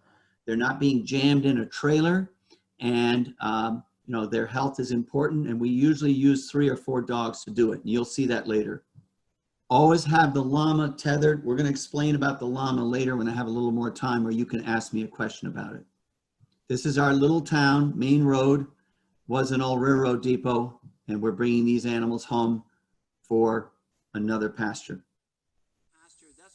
All right, so here we have some dogs sitting ready to go out. Very important that the dogs do not jump ahead, because they would get all the sheep all jumbled up. I wouldn't know who had lambs, who didn't. So the dogs are waiting, and in a minute, I'm going to tell them to go out and get the sheep. I haven't had a chance to explain to you all about why the dogs work and how they work, but they work with their eyes. They are given clockwise and counterclockwise commands, and how close they get to the sheep would make a difference as to how fast they move. So here they are going out to round up some sheep. You can't even see the sheep.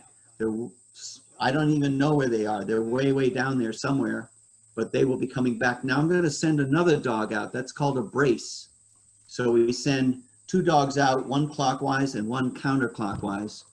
And I'm giving whistle commands because they're out of voice shot. The commands are come by for clockwise and away to me for counterclockwise. And here, look at what you see. Here they come.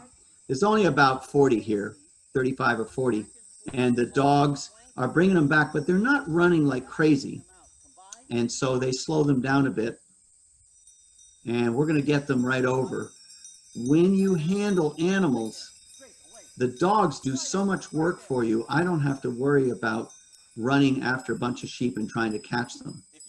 So they're now bringing them up close to me. I can look at them, who's sick, who doesn't feel well, who's limping, who's got a problem. And I can also pretty much hold them right there. But if you notice, if I move the back dog, which is Gracie, she's going to now come forward a bit, and you're going to see them come closer to me. So the position of the dog is critical. The dog ideally wants to put the sheep between me and her. or him. So now I'm going to have to send her out counterclockwise, you'll see, and she's going to go around and bring them back to me again. Bonnie is over in the left. There's another dog over in the left, which you don't see in this video. There, down. See how quickly that stopped that? Gracie, come by. There, down. Now in this situation. And so they're now going around, and we're going to bring them a little closer. I'm in my 70s, not that that makes a difference, but trying to catch sheep is a trick. I can reach right over with my crook and grab any one of these. You'll notice a few goats in there. The goats are there because they love thistles. And goats are kind of a pain in the neck, but they do a great job at that. So we always throw a few goats in for good measure. That's Bonnie working right now.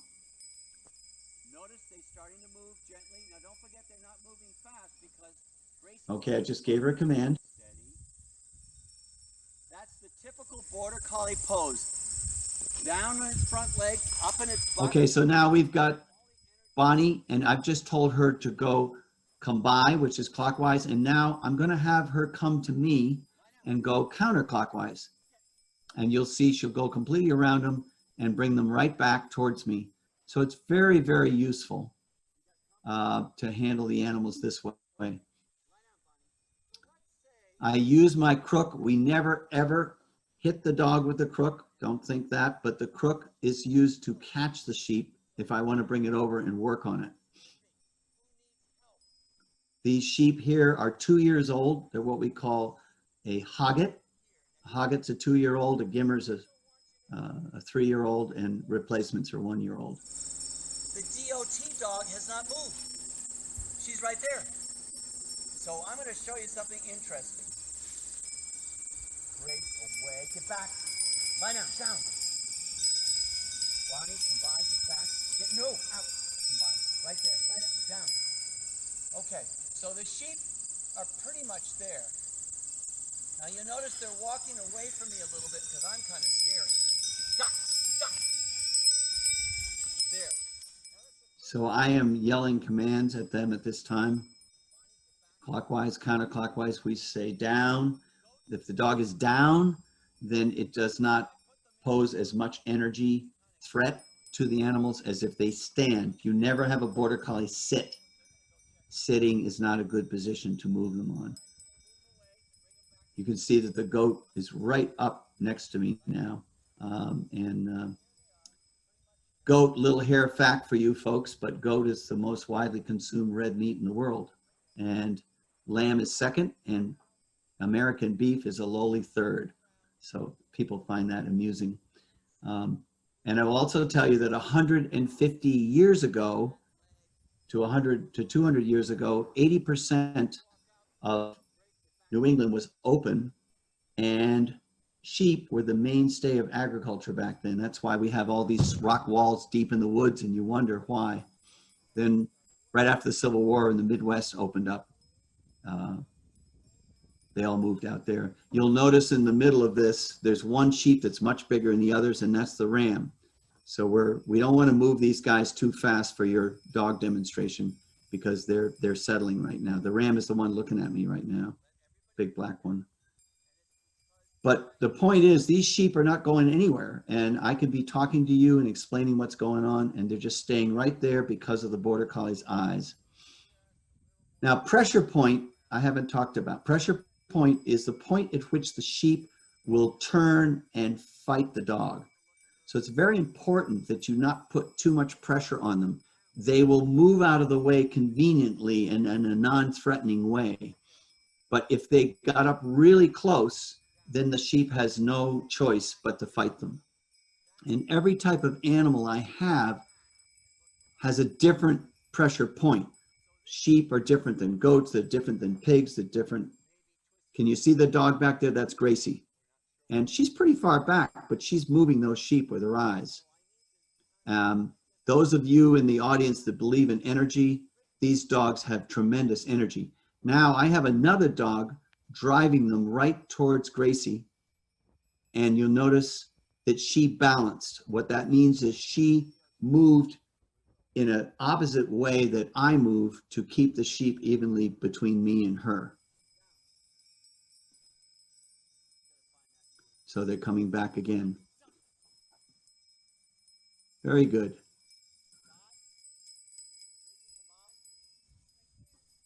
Now they just did a shed. I didn't realize that was coming. So shedding is very hard to do because a sheep's only natural defense is more sheep. So when you cut 30 sheep into 2 groups of 15, they get more nervous. Why would you do that? Well, maybe I can only handle 15 in my trailer, or maybe I can only handle 15 in one of those buildings. So that's called shedding. And we do it with 2 dogs opposite each other, and they literally just come right through the middle of them, and the sheep are afraid to get back together. So Bonnie's coming around, bringing them over again. My guess is, I can't see in the picture, that Gracie is off to my left, and in a minute you're going to see them once again separate into 2 groups. Right about, if I remember correctly now. And maybe that wasn't it. So you get the idea. We don't need to go on. Gracie, for those of you that might have remembered the 2017 dog demo at Common Ground, was 15 weeks old and working these animals at that age. So very, very strong, powerful dog. One of the best I've had in a long time. She's 3, as I said earlier in the introduction, and Bonnie is 11. So they're right in a corner now. If I wanted to put them out that gate, excuse me, or if I wanted to, you know, worm them or handle them, this is what we do. We push them right in the corner, and then I can walk right over and grab anybody I want. If you're wondering what that other object is, that's a house for the dog that spends the night outside. So see, I just went right in, grabbed the sheep I want, I'm holding on to it, and then I let it go. Right, what we do is we just flip it on its side. We're not hurting it. We pick it up by its head, flip it on its rump. Sorry, in the picture, the doghouse is in the way. And I can treat it, take care of it, do whatever I need to do to it. And then I can just let go of it. She'll drop down. You know, I'm probably inspecting its feet, that kind of thing. We do have to be careful of things like foot rot. So very useful to have the dogs, because when I let the sheep go, I'm going to be able to just have the dogs bring me another one. Let's see what happens here.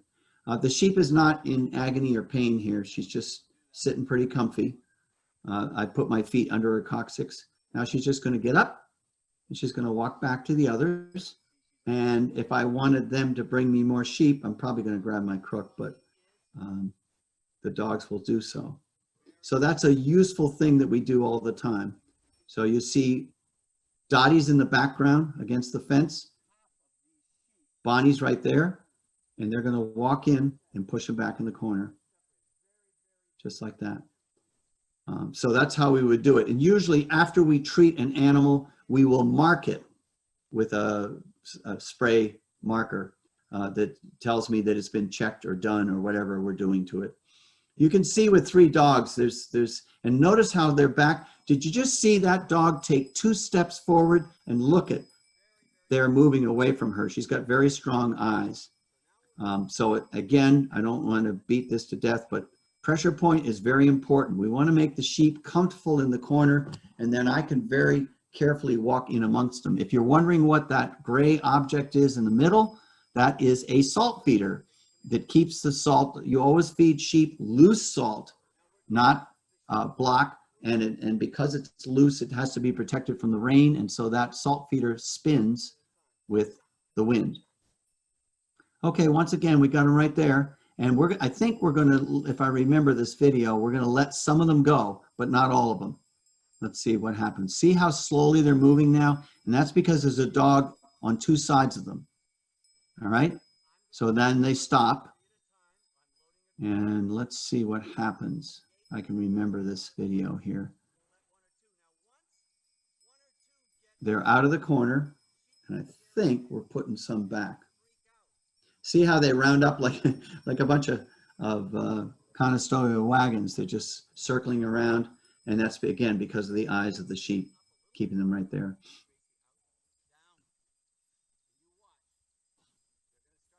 Now you'll notice that the dogs are down. I went through this earlier, but if I want to put pressure on them, I will have them stand, never sit. It's either down or stand. We use the command there. I think they're going to split them right now. Let's see what happens. Yeah, see, I had to move her over a little bit. And there you go. You got two groups. And that might look easy. That's very hard to do. And I'll tell you why it's hard to do this. The dog's main purpose is to keep the sheep together, right? And the sheep's main purpose in life is to stay together. That's their only natural defense. So when you separate them, you increase the anxiety, and you notice that the dogs have kept them at bay. So it's only the dog's eyes are the only thing keeping these two groups separate. See them back there? They're dying to go back to the other group because the other guys are free, they think. So I'm going to allow the dog to let them go by turning her head. Look at this. She just turned her head and bing, away they go. And look, and we come again and we separate them again. So it's kind of cool what happens. So that's a quick little demo of some of the stuff that we do with these dogs in terms of working. This morning, actually, we just moved 100 sheep down the road. You're going to see that in a minute. So that's kind of fun. You get the idea. If I was blowing a whistle right now, I would blow that was a nice shed. Do you see them split? So low, high, see how fast that dog is? Those sheep turned right around and went, okay, we're going back to the others. We're not going to mess with Grace. Again, we've had almost 14,000 lambs born in the farm, and I've only had one animal that had a bite that I had to stitch, which is pretty amazing. They don't want to bite the meat because you guys are going to eventually eat the meat. We have what we call 3 commands for grip. And the first one is a teeth gnashing. They don't touch the animal. The second is a pulling the wool. And if you get involved in animals like cattle and pigs, then you might grab a little scratch. But that's a pretty good example of shedding. And as I said, the whistle, see it's in my mouth now. And that would send them that direction, or that sends them in the other direction. Then when they get where I want them, I go. And if I want them to come here, I go.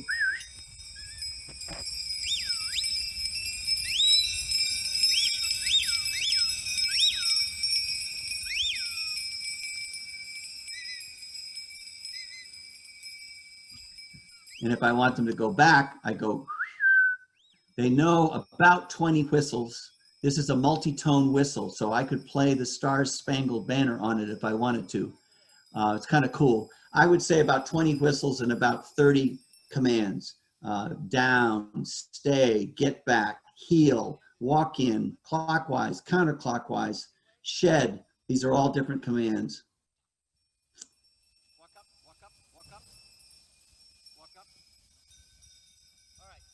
This is an example of us wanting to work some sheep. So they're in this tall field. You can't even see the dogs. They're out of sight. This proves to you that their energy is moving them. The young girl you see on the side works for me, Rebecca. And we have 3 or 4 sheep that need some help. There's Bonnie. You can see her now in the corner. And we're keeping them in this corner. And Rebecca is going to go gather one with the crook. You watch. She's going to go. And because they're stuck, she can grab it, she can pull it back, she's going to grab it by its head. Once you have the animal's head, notice that, she has complete control of it. She's then going to have the dogs go back a bit. We're going to flip that sheep on its back and we're going to treat it. I think that's the one that had an eye problem, got a stick hit its eye, scratched its cornea, and we're just treating it. But you can see we're in the middle of a huge pasture, and the dogs are keeping them right there. So one important thing that you need to know, the most important command out of all the ones I told you is the command to stop. you're done working. If you don't establish that, what's going to happen? Those dogs are going to work all the time. So we reward them. Now, a lot of people don't do that, but I want you to know these are our family members. And playing Frisbee with them is actually an important part of their training. These are soft Frisbees. They love to play Frisbee. And they know that they did a good job, because if they didn't, I wouldn't play Frisbee with them. So I just wanted you to understand that. And you'll notice if the sheep were nearby, I could literally throw the Frisbee right in the middle of the sheep. The dog would go in and catch the Frisbee right in the middle of the sheep and leave. And the sheep wouldn't even move because they're not staring at them. It's kind of cool. These dogs are smart enough that I actually can throw 4 Frisbees, and believe it or not, say, bring me back 2, 3, or 4. So that's kind of cool. And so they just love it. And every day we play Frisbee at the end of the day, just the way, you know, we might go for a swim or go for a game of tennis or a hike or whatever. They like to play Frisbee. So that's their little thing. If any of you have ever watched the demos from prior years, you know it's a big part of what we do. And then you see, we give them a pet. She's very happy. She says, I did a good job, Dad. Okay, so one of the things that we do a lot here is having to move animals. And we're going to walk these animals up to a new pasture. We have the electronet, and you're wondering, what kind of food am I feeding them? This is actually a hay field that didn't get cut in time, and we're going to hay it as straw. But meantime, the sheep are getting the cream of the crop. So you'll notice the llama is being led in a halter because we don't want him loose. And the sheep are going by. Again, there's about 100 sheep. We've got a dog on each side. That mountain you see is called Mount Monadnock. It's the most climbed mountain in the world. Very beautiful mountain. You see the hay wagons on the side. So the only thing keeping these sheep together in this big 16-acre field is the dogs. So we're going to walk along, and you'll see as we get going, we always take a gaiter with us in case an animal gets weak or hurts its foot or something and can't make the trip. We have orange vests on because we're about to go down onto a road with traffic. So we're coming down. You'll see the 2 dogs flanking in the front. So the front dogs are keeping the sheep from running me over. And at the back is another dog that's keeping them going forward. At this point, we put the llama at the back. All right, now we're coming down through the woods from this field. We have the llama at the back because if the llama was up front and a predator dog came along, the llama would go after it and the sheep would go after the llama. So instead, the sheep just come along and nicely walking behind us. And you'll see in a minute, I can stop them anytime I want. So in a minute, I'm going to walk forward and I'm just going to turn around and tell the dogs to hold them. And you'll see they just stop right there. They don't go anymore. I can give them a breath of fresh air. I can, you know, check them out, make sure everything's going okay. Take a look for an animal that might be limping or whatever, and then say, okay. And you watch, the dogs are going to go forward right about now, maybe. So I'm going to call them off and you'll see them run forward. But it's good to have control, sort of like the brake on a car. I can stop them. And there they go. And this is moving them further down the road. Okay. This is the field coming up. And you see Bonnie's just sitting right there and Gracie's behind them. And we're just keeping them slowly coming. This field is one that I created a while ago. And we're coming across a paved part of the road. There's a car coming. So we keep Gracie in front and let the sheep go around so it doesn't buff the car too much. The placement of the dog is critical to this. And now you can see they're going right by that car, no problem. And we continue down the road and Dottie is keeping a nice distance. That dog at the back has a tremendous amount of power on these sheep. Now, the sheep occasionally would love to stop and eat that nice green grass on the side of the road, but Dottie at the back keeps them from doing that. You'll notice that I hold my crook at a right angle, and that sort of augments the 2 front dogs. Now, why 2 front dogs? Well, we don't really need to have 2 front dogs except for when we go by people's driveways. And believe me, your neighbor would not be happy if the sheep turned and went in his driveway and totally wiped out an entire season's worth of growth in the vegetable garden. So we will place dogs in an area where we think they might turn. Now we've got an area coming up in a minute where there are rams in another pasture, and the girls are going to want to get together with that ram. Well, we don't want that to happen. So we just be patient. We're going to walk a little further here, hopefully in this clip, and you're going to see a road to the right, which they'd love to go down. And instead, we're going to put Gracie there to keep them from doing that. And then the next picture is going to be a place they like to go, which is the farm. And so we don't want them to go to the farm. We want them to go up the road to a big 8-acre field down there with lots of lush grass. All right, so we've gone by, you see there's a driveway, a car's pulled into it. You can't quite see, but we've sent Gracie out around to the right, and she is actually by that car so that the sheep don't go in that driveway. And there's another driveway, and there's another car on the left. So we actually ran into 6 cars doing this move. So the people are usually pretty nice and they stop, which is great. I tell them I'm not going to charge them for simonizing the size of the car if the sheep touch it. But you can see they're pretty close to it, but they're not afraid of the car. Now, coming up, and hopefully we have this footage, is a pasture with water, which they love to do. And we have put 2 dogs to keep them away from that. I'm afraid we might have missed that, but that's okay. So we place dogs wherever we don't want the sheep to go. And that's important as you're going. Now you'll notice that I told the dogs to stay in this area, and that's why the sheep are all around me. Notice I'm at the back of the sheep now, and that's because the dog did not go up front until the last minute because it was guarding that pond on the left. Now you'll see in a second, Gracie's going to come racing by, and there she goes, bing.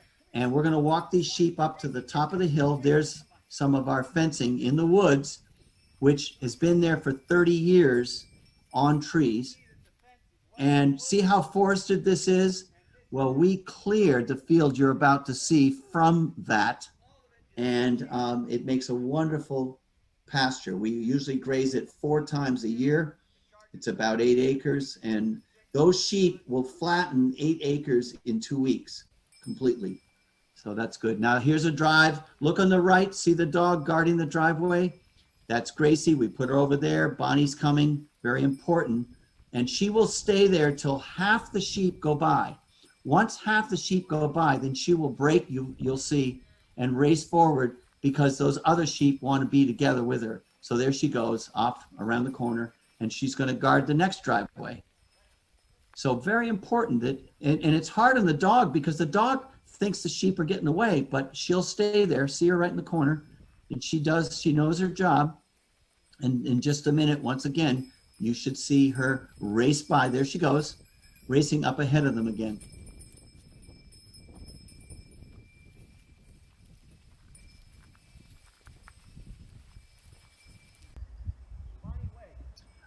Okay, so here we're entering an intersection. It's very important that we control these sheep because there are cars all around.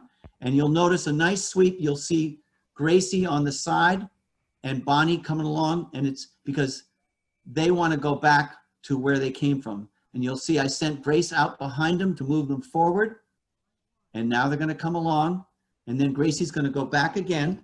And pretty soon they're going to start following me. And there we go. Now this is a main road with traffic. In a minute, I'll push them over to the right side of the yellow line.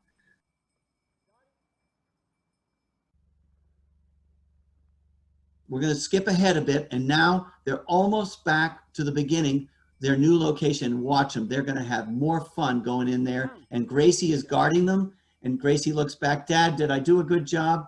Look at them. Just flying by, and they are just happy as heck.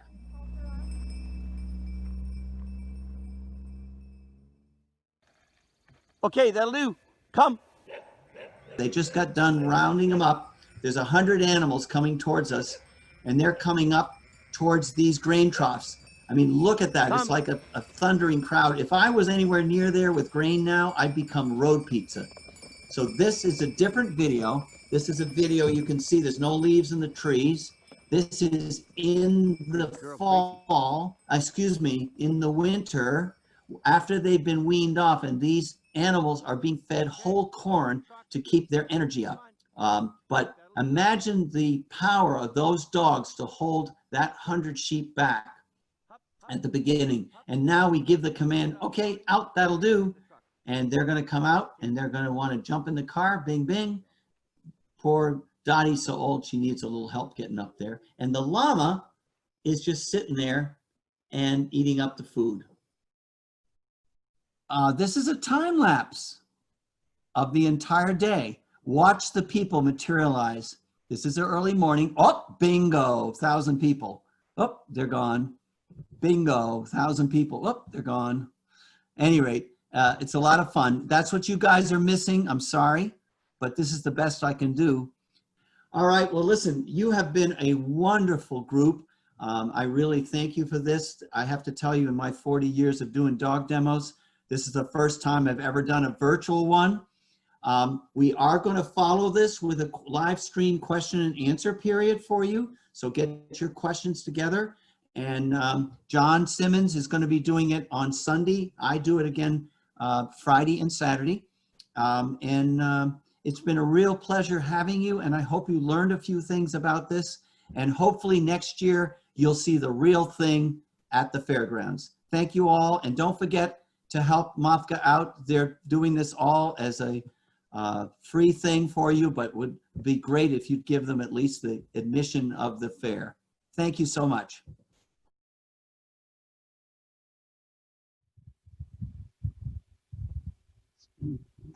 Well, thank you for that very interesting presentation, and it was really nice to actually see the dogs live in person in the beginning. So we only have time for a few questions, about 5 minutes worth. But the first question is, how do you train the dogs with the whistle and the call when they're so far away? Sure. That's a great question. We generally start up close, of course, work with them. They need to learn all their voice commands first and get really comfortable. Down, stay, come, basic commands like that. They learn their clockwise and counterclockwise commands. And then once they do, then you start to introduce the whistle. So they already know what they're doing. You can always use your voice to stop them and give them the voice command.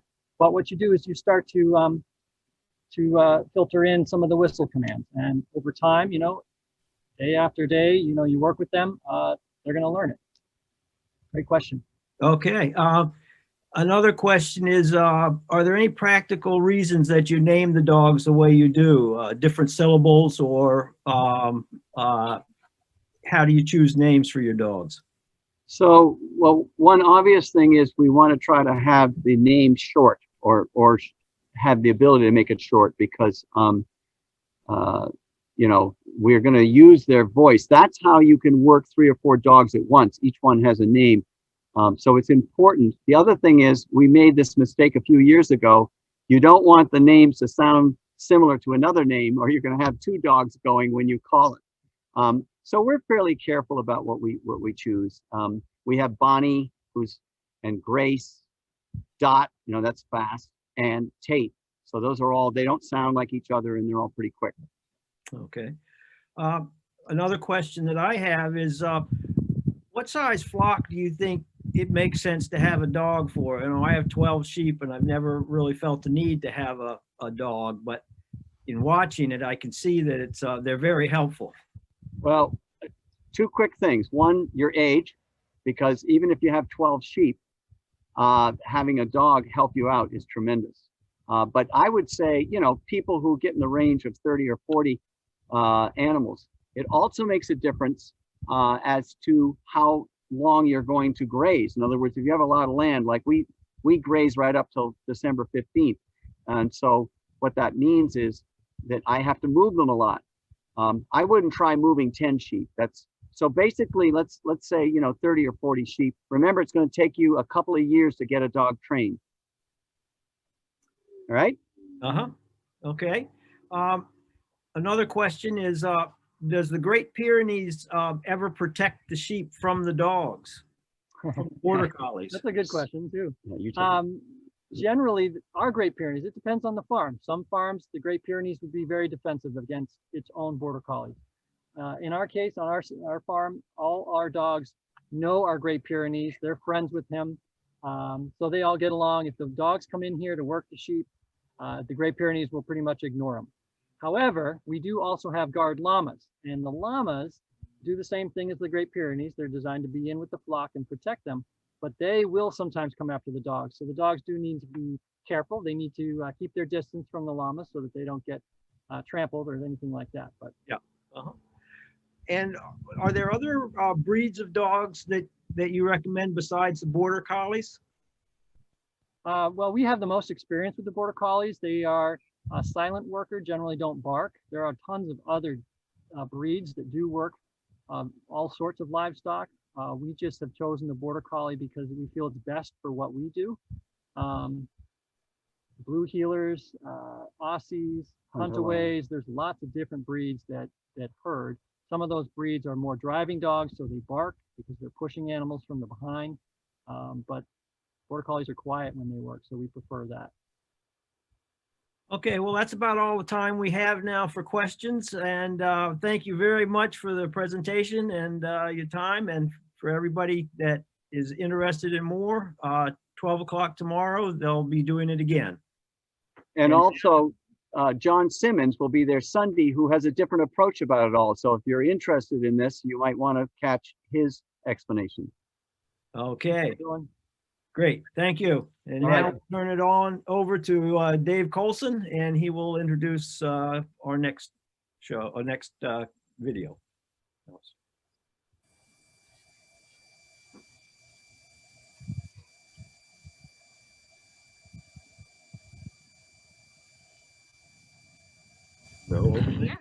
Thanks, Paul. Well, that was a great quick Q&A, and lots more to go today. Thank you for joining us, and I want to especially thank two of our sponsors today, Bangor Savings Bank and the Lee Auto Malls.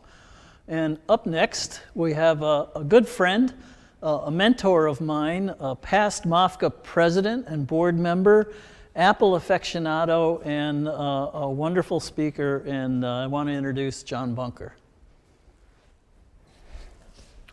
Thank you, Dave. Thank you, everybody. It's a pleasure to be here for, I think it's the 44th, is that right? 44th? That's right. Common Ground Fair. It's an honor to say I've been to every one. I want to thank a couple people before I get going here, particularly Sarah Alexander, MOFGA's executive director, and April Boucher, the fair director, and all the Common Ground Fair staff and volunteers, and the MOFGA board of directors, all of whom have been very supportive of the Maine Heritage Orchard. And a special thanks to Laura Seeger and her crew who are running and maintaining the Maine Heritage Orchard, and to the Orchard Committee, particularly Todd Little-Sebold and Robert McIntyre, who have been fruit exploring all over the state. I'll explain some of this as we go along. But anyway, thank you, everybody. The work that I've been doing for many years now is a collaboration. So I don't have a lot of time to cover a lot of material, so I'm just going to sort of rush ahead and see what happens, and we'll see what we can get done. So every year about this time, I do apple identifications, and I don't charge anything for doing them. And there's a number of reasons why I do the apple identifications and why I don't charge anything. Many Mainers of every walk of life have apple trees of their own, and many of them don't know what they are. And so we do this as a service to Mainers who would like to know what apples they have. And so and there's really no one else or very few other places that you can turn to if you want to know what apple you have. So that's one reason. Another reason is that we want to preserve our orchard heritage. Maine's apple growing goes back nearly 400 years, maybe even longer, and we want to preserve that heritage also for a number of reasons. These are apples that have stood the test of time. Many of them have been through diseases and insect infestations, and they've gone through test winters where the temperatures were killing thousands of trees. These varieties are useful for many different purposes. I could go on and on and on, and I've given whole talks. Some of you have heard me ad infinitum talking about why these are important. These represent our agricultural history, and they also represent, in some ways, the future, because they hold in them the genetics for what may be the orchards of the future. About 150 years ago, the last of these trees were being planted. This would have been around 1870 to 1890. And those trees are now getting to be very old, reaching the end of their lives. So a lot of the work that we do to preserve these, we're kind of coming down the home stretch. Many of these trees now are dying every year, and we're sort of in a mad dash at this point to try to save them before they're gone. Another reason that we do this, as there are a bunch of us that help me, is to inspire and train the next generation of apple explorers and apple identifiers. And I'm hoping that you're one of them, whoever you are. So, okay, let's go here. So, how to have your apple ID'd. So if you have normally at the fair, a bunch of us are over at the hayloft tent, which is doubles as the Fedco Trees tent and has speakers and so forth, and we have a big display. And people come in and they bring their apples, and we either identify them on the spot or we take them home and try to identify them when we get home. Obviously, we're not going to do that this year. So one thing that you can do, I have some props here. You can send an email to this address, idapples@mofga.org. And I should tell you that there's more information in an article in the MOFG. It has the wrong email address in the MOFG. This is the correct one, so there you go. So send us an email, and one of us will be in touch with you. And if you want to do more than just send an email, you could start by sending us 3 or 4 photos of the tree itself. We're actually not interested in the beginning, this seems counterintuitive, to see the apples. What we really want to do is see the tree, and I'll talk about that in a minute. So then one of us will get back in touch with you, probably me, and we will ask you to send us 5 or 6 apples from that tree. And we want 5 or 6 because if you just send one, it can often not be typey. And so if you want to do a really good job at an ID, it's best to see several of them. I mean, when I'm doing one where I'm writing a description for a long lost variety and I'm spending a bunch of time on it, I actually want about 12 or even 20 of them because I want to be absolutely sure that each part of the apple, I have it described perfectly. But you don't have to send me a bushel. I'll eat half of them if you do. But you can send me like 5 or 6.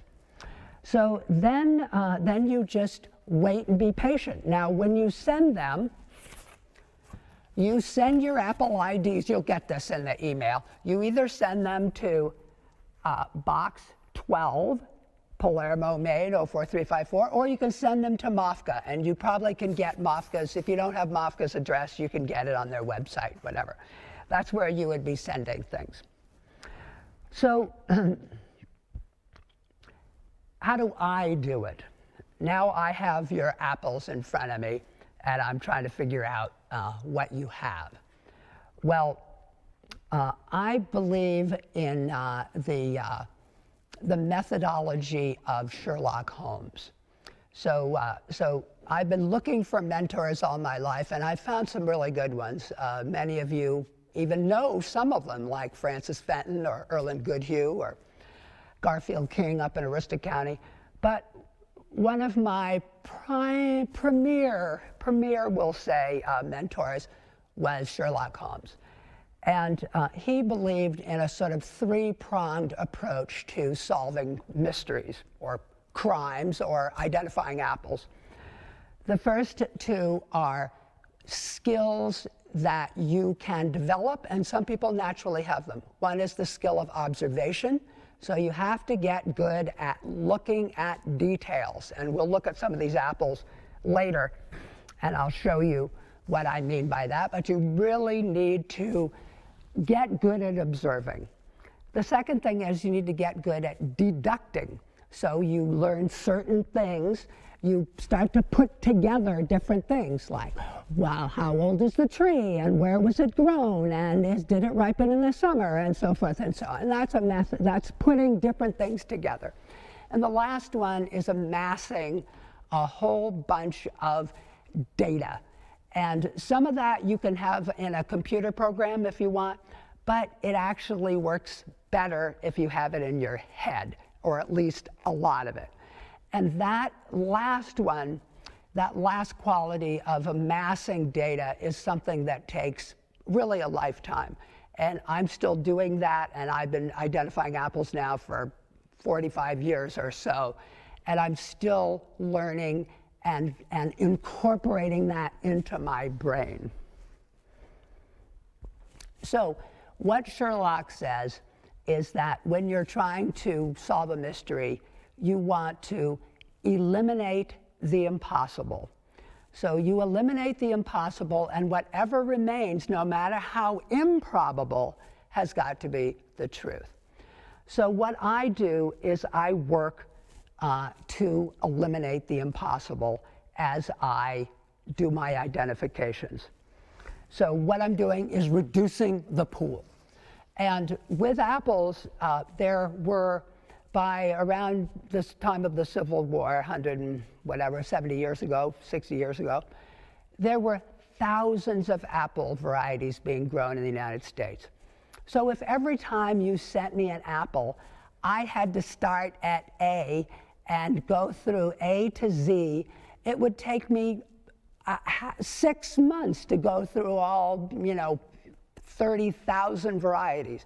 So what I have to do is immediately work hard to reduce the pool as fast as I can to get down to to a reasonable number that then I can seriously consider.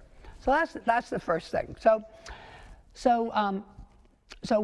that's what I'm going to try to do. The first thing that I do in my process is I look at the apple and I say, is this something that I just know? And that makes it really easy.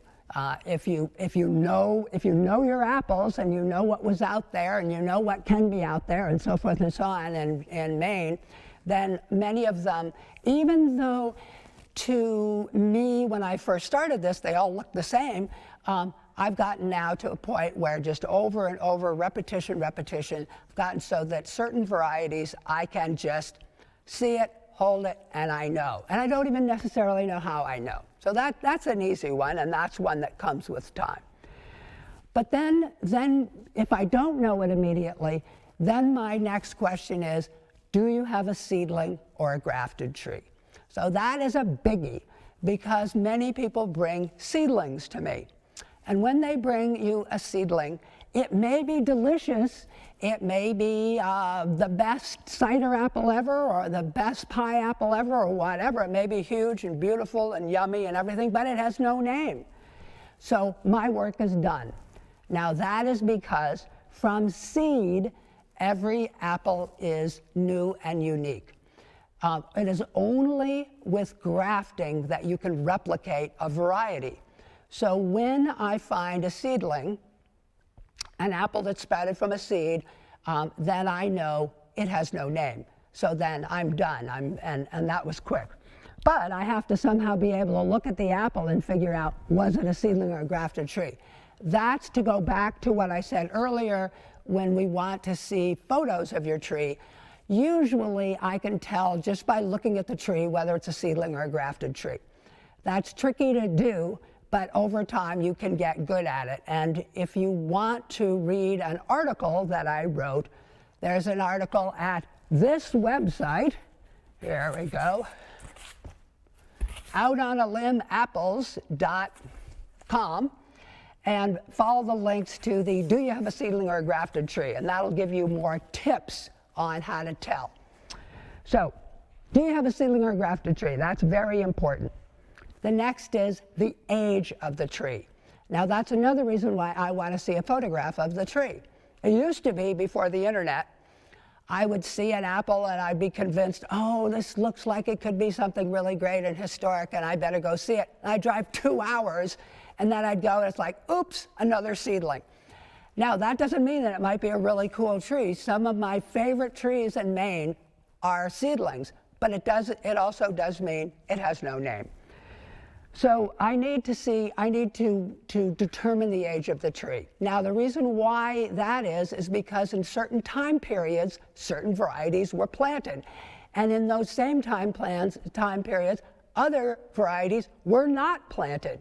So if I can determine that the tree is more than 100 years old, there's a whole bunch of varieties that I know it cannot be. It certainly can't be Honeycrisp, and it can't be Empire or McCown or Cortland, a lot of apples that came out since 1900.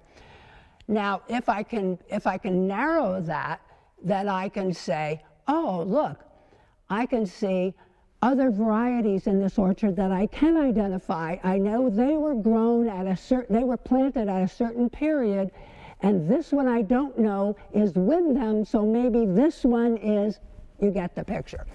It's context. Remember Sherlock Holmes. So then the location of the tree, that's very important too. Certain varieties were grown in certain places. There are, nobody knows for sure, but we'll say maybe 30 or 40,000 varieties in the US.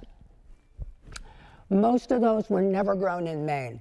So now, never say never. Maybe some esoteric collector brought it in, but we're dealing with probability here. So we're trying to reduce the pool.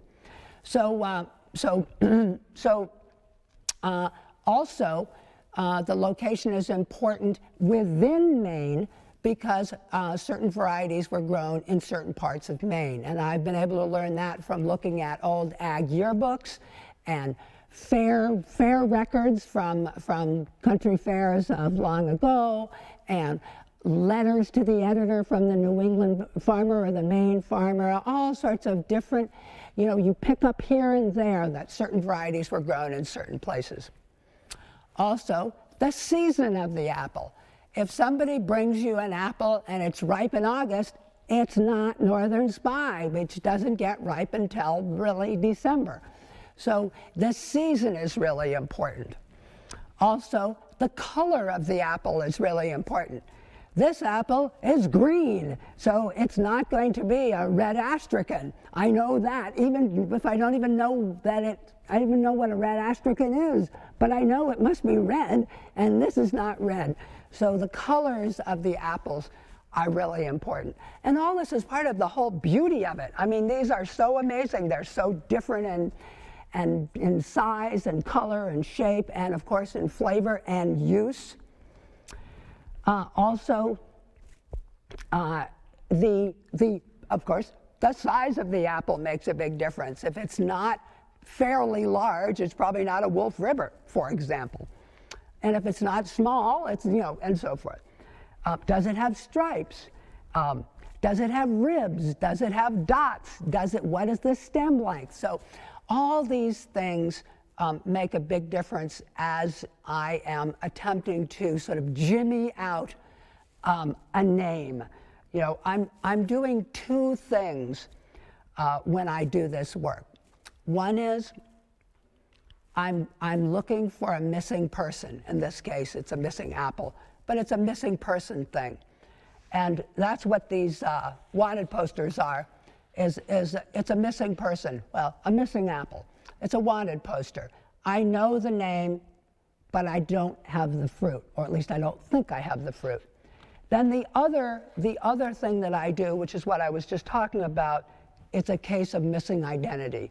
It's the apple that has amnesia and can't tell you its name, and so you have to somehow figure out what the name is. I also have a key, a searchable key that I have created over the past 15 years or so.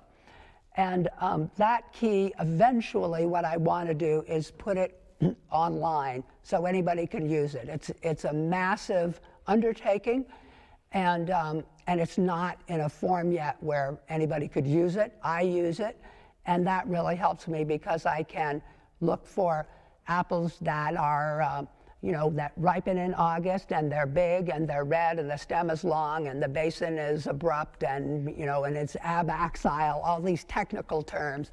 And then if I'm lucky, my key will direct me to 30 apples, 40 apples that then I can look through in more detail. What about DNA? So right now there are people in various institutions, particularly the University of Colorado in Boulder, Washington State University in Pullman, and Geneva, New York, Cornell. There's places where they are doing DNA fingerprinting of apples. And we are working closely with them in our work through the Maine Heritage Orchard. They're fun to work with. They're doing fantastic work. But there's a limit to what they can do, because what they are doing is they are comparing the genetic fingerprint of the apple you send them, actually the leaves, with their database. So if the apple is not in their database, then it shows no match. So the work that we're doing in Maine, where we're tracking down extremely rare varieties, that some of which weren't grown in any other state. In fact, some cases they were only grown in one county, until someone definitively identifies it as whatever, Starkey, then you can't. You could do a DNA test, and you could find out what some of the parentage was going way back in its ancestry, but you can't say that it's a Starkey until one of the people like us takes the apple to them and says, this is Starkey. They put it in their database, and now they can compare others to it in the future. So the DNA the advent of the DNA, I guess you could say, is fingerprinting is of great interest to us. It's going to be, and already has been, has been very useful for us. And I think that the thing that I love about it the most is that it is a great way for scientists and historians, if you want to call me an apple historian, to work together to try to figure out what's out there. So there's that. Okay. Tools of the trade. Okay, so this is the long-reigning Bible of the apple identifier. This is the Apples of New York, 2 volumes. 1905 or so, a man named Spencer Beach, spelled like the place where you go swimming. And it's fantastic. The descriptions are very detailed. It's expensive to get. It's long out of print.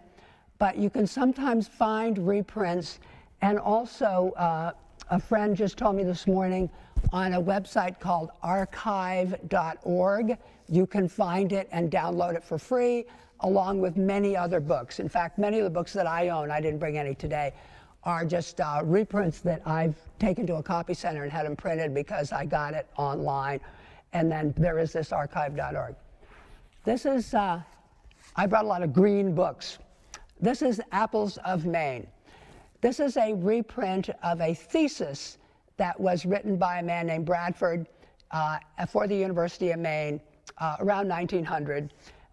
It is not detailed in general. Some of the entries have pretty good detail, but mostly it's sort of a scan of everything that was being grown for apples in Maine at the time of around 1900. It is really an excellent resource, but it's not like light reading. And it is out of print too. We are currently working together with MOFGA and others to do a reprint of this Bradford, some people call it the Bradford thesis, or Apples of Maine. This particular issue was put together by a man named George Stilfen about 30 years ago.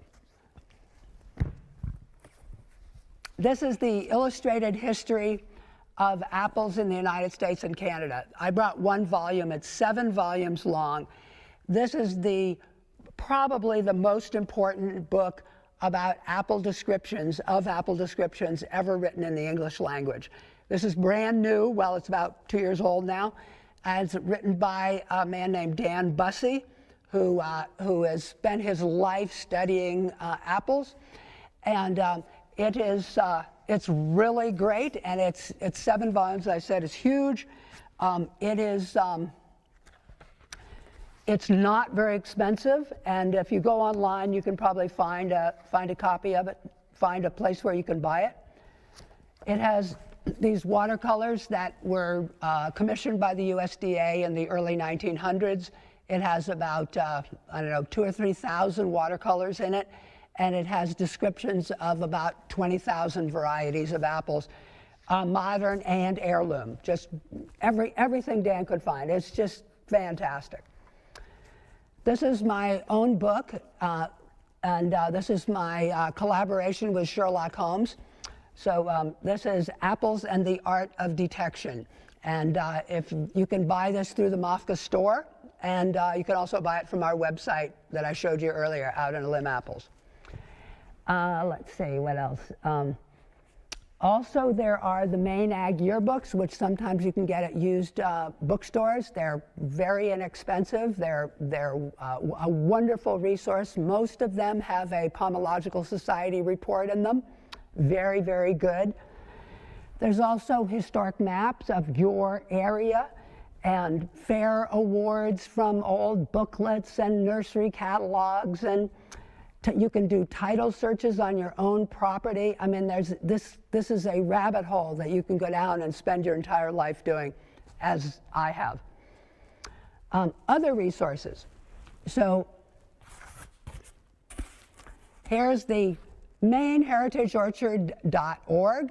This is our collection of, right now, about 300 historic varieties that were grown traditionally in Maine. The orchard is right here on the outskirts of MOFGA's center, and there's a website, and on the website there's a lot of information about what we're doing, what our staff and volunteers are doing. So that's an excellent resource. You can volunteer for the Maine Heritage Orchard. Come over and volunteer. I think there's not this year, but as soon as this opens up again. There's also going to be a calendar, which is going to be a Maine Heritage Orchard calendar with the apple photography of William Mullen, who is a phenomenal apple photographer, and it should just be a delightful calendar. You should buy 10 for your friends and put one in every room in your house. Maine Apple Camp, which is every other year, so we weren't going to have it this year anyway. You should come. It's fun. It's here, and it's a way of meeting other people who have a passion about apples. And let's see, out on a limb, I showed you that. That's our own website, and we have a lot of information there. Fedco trees, if you want to buy a tree of some of these old heirlooms, Fedco trees sells a lot of them. This is where I worked for many, many years. I'm mostly retired. And Malice magazine, which is a great magazine. It has no advertisements. It has intelligent articles that are fun about apples. And a shout out to a conference that's going on right now, not today, but this whole fall and winter, which is called the Heritage Orchard Conference at the University of Idaho. And once a month they have a webinar. I did one a few weeks ago. There's been others. There's going to be more all fall and winter. They're excellent, so I recommend that you do that. Okay, a quick show and tell. So and I'm doing this without labels, so let's hope that I do it right. Okay. The first two apples that you need to learn if you live in Maine are these, McIntosh and Cortland. Okay, so McIntosh always looks like somebody sprayed it with pesticides, and usually they do. But this is the bloom, which is sort of a dusty thing that you have, dusty film that you have on blueberries and grapes. And the bottom, which is really the top, that's the top of the apple. That's the bottom there. This always is a little round. It's called a basin. It's always like that on a Mac. Cortlands, which have Mac is one of the parents of Cortland. Cortland looks similar, but not that similar. It has the bloom. Cortland always has that little green splotch around what's called the cavity, which is where the stem is. That's Cortland and Mac. Now we'll go this way. This is Famous or snow. This is one that you might find in your old tree in your yard if you have old trees. Some people think that Famous, which is also called snow, is one of the parents of Mac. You can see this is all intertwined. So this is Famous, this is Mac. Now we go the other direction. Here's Cortland and Ben Davis. Ben Davis is one of the parents of Cortland. So Cortland's two parents, Ben Davis and McIntosh. Ben Davis always also has a little splash around the stem. Usually has a long, straight stem, very hard, and we say they taste like cardboard in November and cardboard in May. That's Ben Davis. Now here we have, I brought two. These are both Baldwin. So Baldwin, probably the most important apple in Maine before 1900, definitely, I would say. And these are not ripe yet, so they look a little green. But the red, if you can tell, is sort of a brick red. That's very typical of Baldwin. Now, this is where things start to get dicey. This is Stark. Stark, Baldwin. Throw them up in the air. Oop. Stark, Baldwin. They look very similar, and often people call their Stark orchard. Stark is a commercial variety from 100, 150 years ago. They'd call their Starks Baldwins. They're not. They're very different. They are really rounder than a Baldwin, and the red is not as brick red. This is an apple that's still grown today in Maine, throughout Maine. This is Northern Spy. Northern Spy, you can tell, it's pink. It's not red, it's pink. And it's ribbed. Northern Spies are ribbed. And I had heard that Northern Spies were a good pie apple, and I said I poo-pooed it. And then I thought, I should try it. And I tried to make a pie with a Northern Spy, and the hype was correct. It is a great pie apple. Now, let's go down here. Okay, here's parent and child. This is Alexander, which is an apple grown all over the county, but and other parts of Maine, but primarily in the county. Very hardy, brought over from Russia. This is Wolf River. This is the parent, this is the child. One of the parents of Wolf River is Alexander. And Wolf River, this is a small Wolf River. Usually they're much bigger, but this year with the drought, these are sort of small. Wolf River, very dry. Some people say sort of tasteless. It makes a really good walkabout pie, so you can sort of make a fruit bar out of it. Golden russet, that's what that suede is. Here we have two that are sometimes mixed up, and I could probably have brought one of these that would have looked more like this, but they're very closely related, not really related, but similar in looks. This is St. Lawrence, which is the stripiest of Maine apples. Very stripy and a sort of a greenish ground color. That's the background. This is Wealthy. Wealthy could have taken the place of McIntosh, but McIntosh won out. Wealthy has certain problems commercially, but it's an excellent all-purpose apple, great for pies, sauce, etc. Wealthy always has a very big basin, unlike that small one that McIntosh has. Okay, here we have yellow bellflower. This one, very old variety that was, if you find a really, really, really old tree in Maine, and it's got yellow fruit that ripen in the late fall, it's probably yellow bellflower. Ribbed, keeps really well. This is very rare, gray pear Maine. This is from the apple farm in Fairfield, and it originated in Skowhegan, we think. Very rare, excellent dessert apple for the mid-fall, and does really taste like a pear. Going a little bit north from Fairfield, this is from Sewall. This is the Canadian strawberry, which is turning ripe right now and often wins our taste test at the Hayloft tent. Come back next year. And this probably is a synonym for another apple, but in Solon they called it the Canadian strawberry. This is pound sweet. So if you've got a yellow apple that is slightly ribbed and a little bit green and tastes completely without acidity, this is another old apple found growing in Maine. It might be a pound sweet. We'll leave these for the moment. Two apples called greening, and often in Maine they just call them greenings, but they are different. This is the Rhode Island greening, and it has these spots that are sort of underneath the surface, and the green is more of a blue-green. This is Northwestern greening. Also, there are some very old trees of this. This originated in the upper Midwest and then was grown in Maine. Winter banana, which some people say tastes like a banana. I don't think so. Or as we say, I don't think so. Another very ribbed apple with this is not quite ripe yet, very yellow skin with a very bright red blush. This is our favorite baking apple. Wolf River makes a very good baking apple too.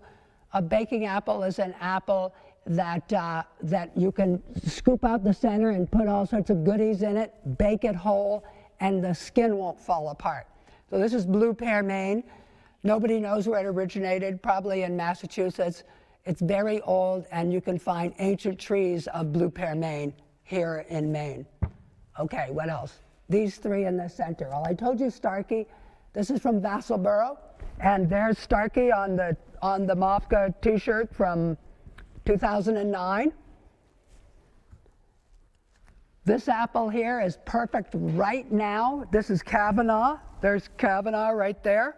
Kavanaugh originated in Damariscotta, and this is a superb sauce apple, but also really good to fry. Last night I took one of these and I cut it into slices about, maybe 3/8 of an inch thick, fried it in butter, and perfect. And last but not least, this is Black Oxford. So Black Oxford from Oxford County, Maine, and ripens very late in the fall and keeps all winter long. So I'm going to wrap up here. Sorry that I had to rush and probably missed some things I could have said. But we're going to have time for some questions that Dave's going to field. But would you like to learn more? So here are some things that you can do. One is go fruit exploring by yourself. Just get in your car and go. That's one thing. Or you can go with one of us if COVID ends, whatever. There's a bunch of us at MOFGA that are doing this work all over the state, and we can connect you with people. Learn to ID a Mac and a Cortland. You got to start there. People bring me apples, and it's like, really? It's a Mac. So now, not that Mac isn't a wonderful apple, but you're going to waste a lot of time if you're agonizing over a Mac for 3 hours. So you got to learn a Mac and learn a Cortland, and then you just add on one at a time. One of the first apples I learned was Northern Spy, and then another one was Wolf River. People would just come, they say, "Oh, look, I just learned an apple. It's a Northern Spy," and I'd take it, I'd put it in that thing that you put your coffee mug in your car, and I'd stare at it, and I'd do the dishes, and I'd line them up on the counter and write with Sharpie on them what they were. And over time, you just add one, and then another, and then another. Now a little self-serving here. Read my book about apples and the art of detection. That's a must read. Learn all the parts of the apple. If you want to describe an apple, if you want to know an apple, you're going to have to know that this is the cavity and that's the basin. And when the basin is steep, it's called abrupt. And when it's sort of gentle, it's called obtuse, and so forth. You need to learn all the parts of the apple. Be patient, because it takes time. Like any other thing that you can learn, it takes years and years and years. So I think that's it for now. Thank you very much. Thank you, John. Wonderful, wonderful presentation. And one of the apples that you just mentioned, the Blue Pear Maine, you helped identify for me a number of years ago. We have a tree on our property. And I was looking at it the other day, and when we bought the property, and this was almost 40 years ago, it was all hollowed out and looked pretty old, and I realized, wow, that was 40 years ago. So probably at least a 100-year-old apple, I'm imagining, or 100-year-old tree. Oh, way more, because imagine that how much has it changed in the last 40 years? Right. And if it looked, and if you have, do you have any trees that you planted 40 years ago? Do they look like that? No. So that tree was probably over 140 years ago. Right. So that tree was probably planted before the Civil War. Yeah. Wow, that's amazing. Yeah. Another one on our property that you mentioned is Baldwin. Russell Libby actually came out years ago and identified that one for me. And one of the things I always loved about that tree when we made cider is that it made a green colored cider rather than a brown cider. Yeah, well the flesh is kind of greenish in Baldwin.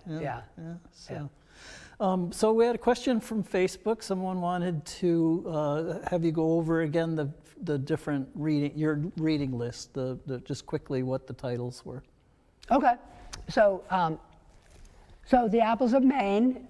This is a book of apple varieties grown in Maine around 1900. The Apples of New York, and many of the apples in Maine are in this. This is way more detailed and also has color plates. This is until the last book I'm going to mention came along. This is really the Bible. This is really a must-have if you're going to learn to identify apples. And then this is one volume of the 7-volume set, The Illustrated History of Apples in the United States and Canada by Dan Bussey. And this is available now. It's new, but it's a limited run. And once they sell them all, they're not going to produce any more. So those are probably the 3 most important books. This one, The Apples of Maine, which is out of print, we're working to do a reprint of it, and that should be out sometime in the spring. And if you tune into MOFGA, you should be able to find out more about that. Great, thanks, John. Sure. One of the things you didn't talk about was tasting in terms of Apple ID. Do you use flavor or taste? Or yeah, so most books, I mean, there's not many, but the ones that do talk about identifying apples start actually with the flavor. And I skipped that, but good reminder. The apples fall into two major categories, sweet and tart, or sweet and sharp. Call it tart. Sweet apples are insipid. They have very little or no acidity. So an apple that you might think of as being sweet, like Honeycrisp or Gala or something, is actually technically not a sweet apple. It's a tart apple.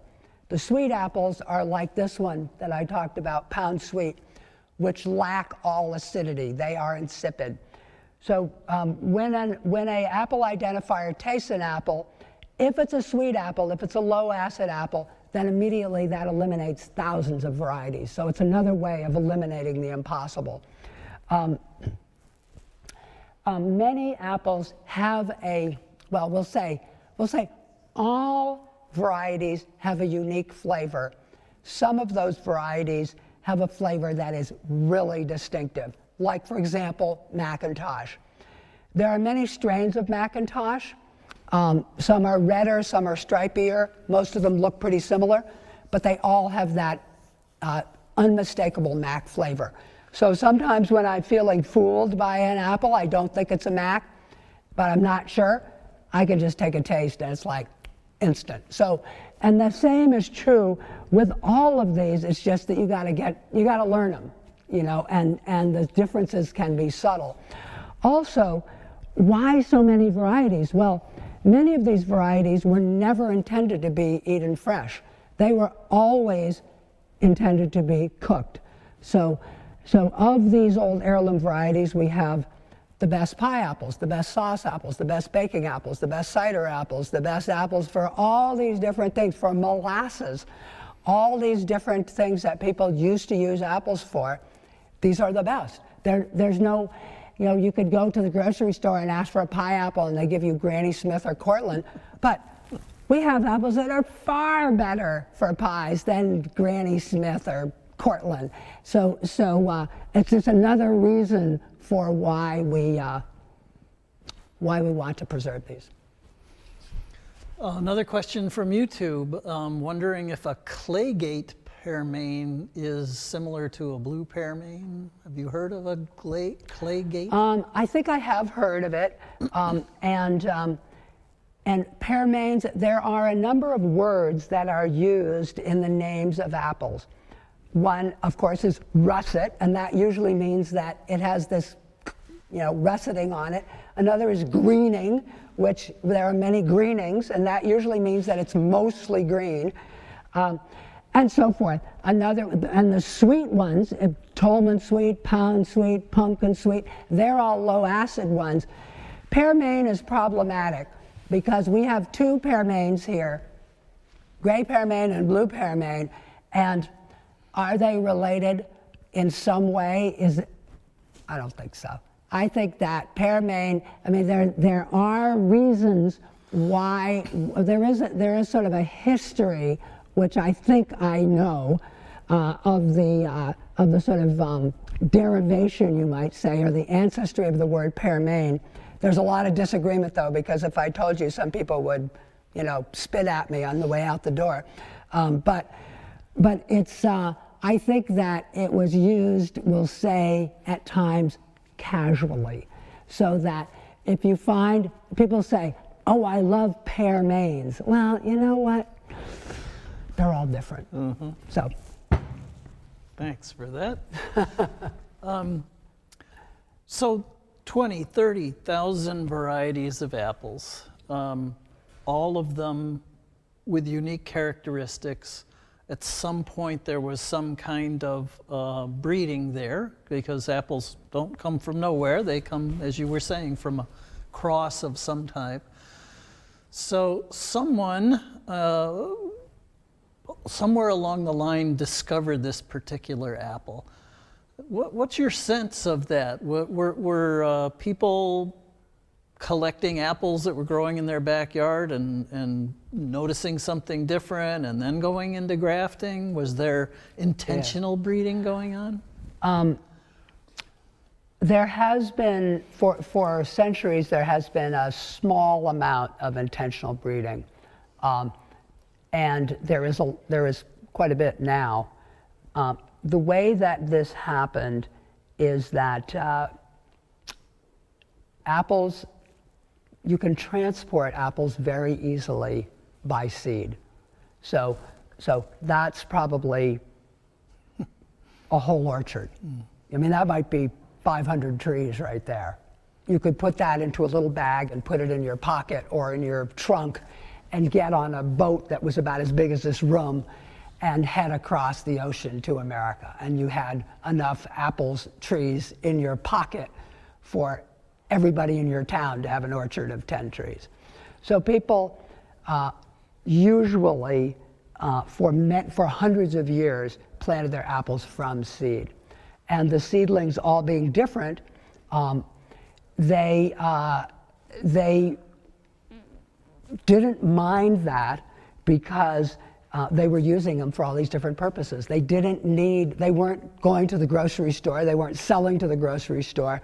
So if they had seedlings, the ones that were bitter and astringent and small, they went into cider and made excellent cider. That's what you want for your cider apples. The ones that were sweet, i.e. low acidity, those went into making molasses. You made a very sweet, insipid cider, and then you boiled it down, and now you have molasses. The ones that were a little more acidic, you cooked with them and made sauce or pies. But you didn't care so much to have uniformity. But that being said, people did want apples that stored all winter. So when somebody discovered this apple, Black Oxford, around 1790, and they discovered this apple, and somebody kept it in their, in a pit with hay over it, or in their basement if they had a basement, and it kept all winter and was really delicious in March. Then around town, people said, "Oh, I want that too." And so I said, well, here, take some seeds. And you said, no, I don't want the seeds. I want the tree. So then people began to graft. And many of these varieties just picked up names by happenstance. This was the black apple from Oxford County. And so it just got called, they weren't designer names. And many of them had a different name in every town or every county. And many of them had 10, 20, 30 different synonyms. So they were just passed around like, we used to pass around cassette tapes or something. And then we're getting away from the IDs and more into the history, but by around the middle of the 19th century, we began to have the transition from the small diversified farm to the larger commodity farm that we know of the 20th century. And that meant fewer seedlings, to the point where it was almost no seedlings, and then varieties, so that when you took your apples to the narrow gauge train to go down to Wiscasset or to Portland or whatever, you could say, hey, I have 10 barrels of Baldwin. You couldn't say, I've got this, it's a really great, you'll like this apple, it's the bunker apple, it's like, no, we want something that we can sell in Boston. That people know.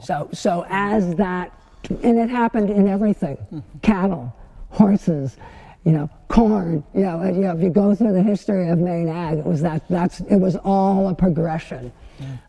Whether it was a good progression or not, who knows, but it happened. Yeah, very good. Thank you, John. Okay. What an interesting discussion, and I could stand here and talk about it all day, but unfortunately we have to move on to I see that shepherd's crook coming to like yank me off. So now Okay. we're going to send it out to Paul Volkhausen to talk about our next session.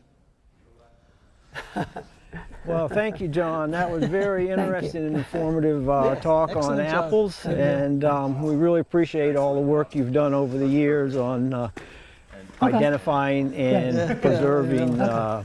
the old apple Well, thank you varieties from very Maine. much.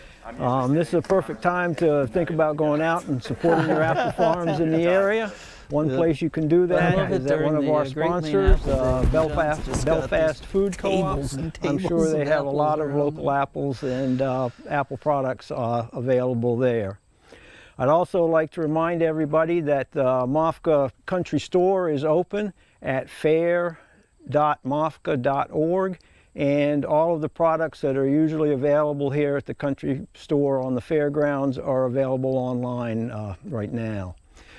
Also encourage people to support MOFGA year-round by becoming a member. That's a really important part of what keeps us going. And then also remind you about the Common Ground Marketplace that is online with a lot of the great products that are available here at the fairgrounds on a normal fair. As you can see, it's not a normal fair. Normal fair, I'd be up in the parking lot directing traffic and pulling my hair out about this time of day. But instead, here I am, and it takes me back to one of the highlights of my times at the fair, which was in 2003, when I was lucky enough to be able to introduce Juvelina Palmer, who was a small farmer and community organizer from El Salvador. The MOFGA El Salvador Sistering Committee brought up a group of Salvadoran organizers and farmers and toured Maine. MOFGA has an ongoing relationship with two organizations in El Salvador that are doing the same kind of work that we're doing, to kind of remind us that organic is more than just Maine. It's a international, important international activity, and that we like to support small farmers around the world. Russ Libby and my wife and I kind of had this formula that we said we wanted to eat 80% of food that was grown locally, organically by our friends, but the other 20% we'd like to buy from small farmers who are doing the same thing that we're doing around the world, so that our chocolate and coffee fixes could be satisfied that way. A lot of times when I think back over the years of the Common Ground Fair, I think of the disasters. Hurricane Hugo, the year we had 4 inches of rain overnight, and we spent Saturday morning filling holes and pumping ponds where there were supposed to be roads, but the fair still opened a little bit late, but those are not the real highlights. Those kind of stick in your head because you really had to work hard to make it happen, but the real highlights are what happens right here on these fairgrounds, and not only on the fair, but also year-round. Year-round, MOFGA's got stuff going on here. So next on our program, we have Bob Sewall and Kate talking about apple cider vinegar. Apples were an important part of Maine homesteads for years and years and years, and apple cider was one of those important products used from those apples.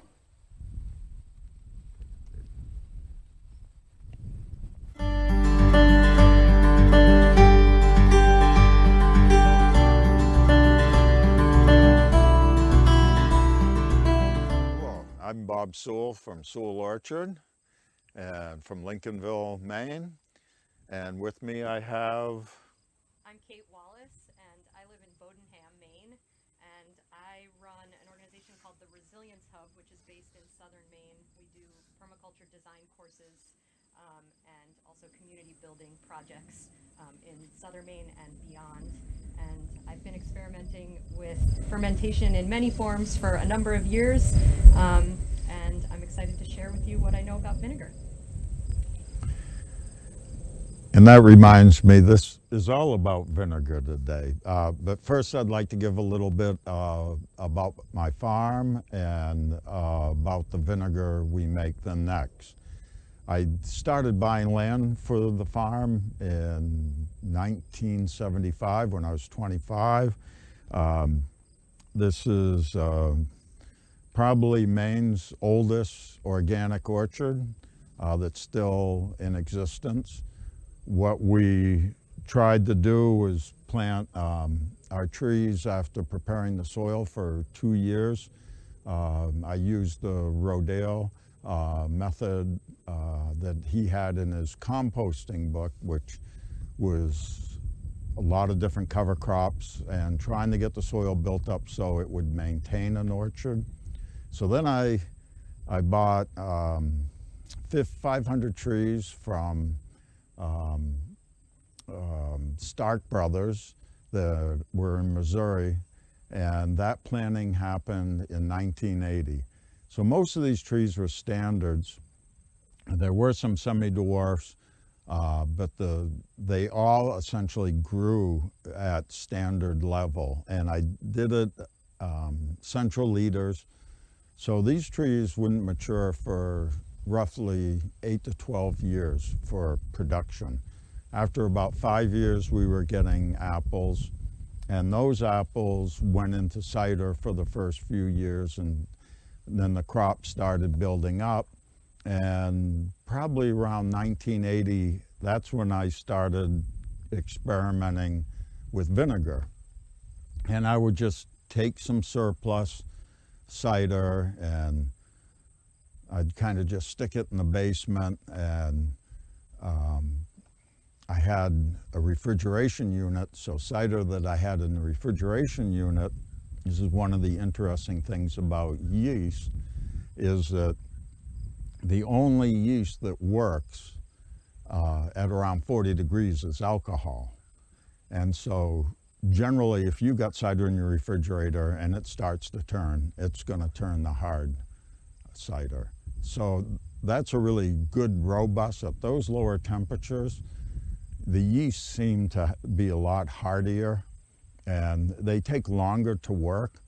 But I kind of played with this over the years and kind of learned more about how these yeasts work.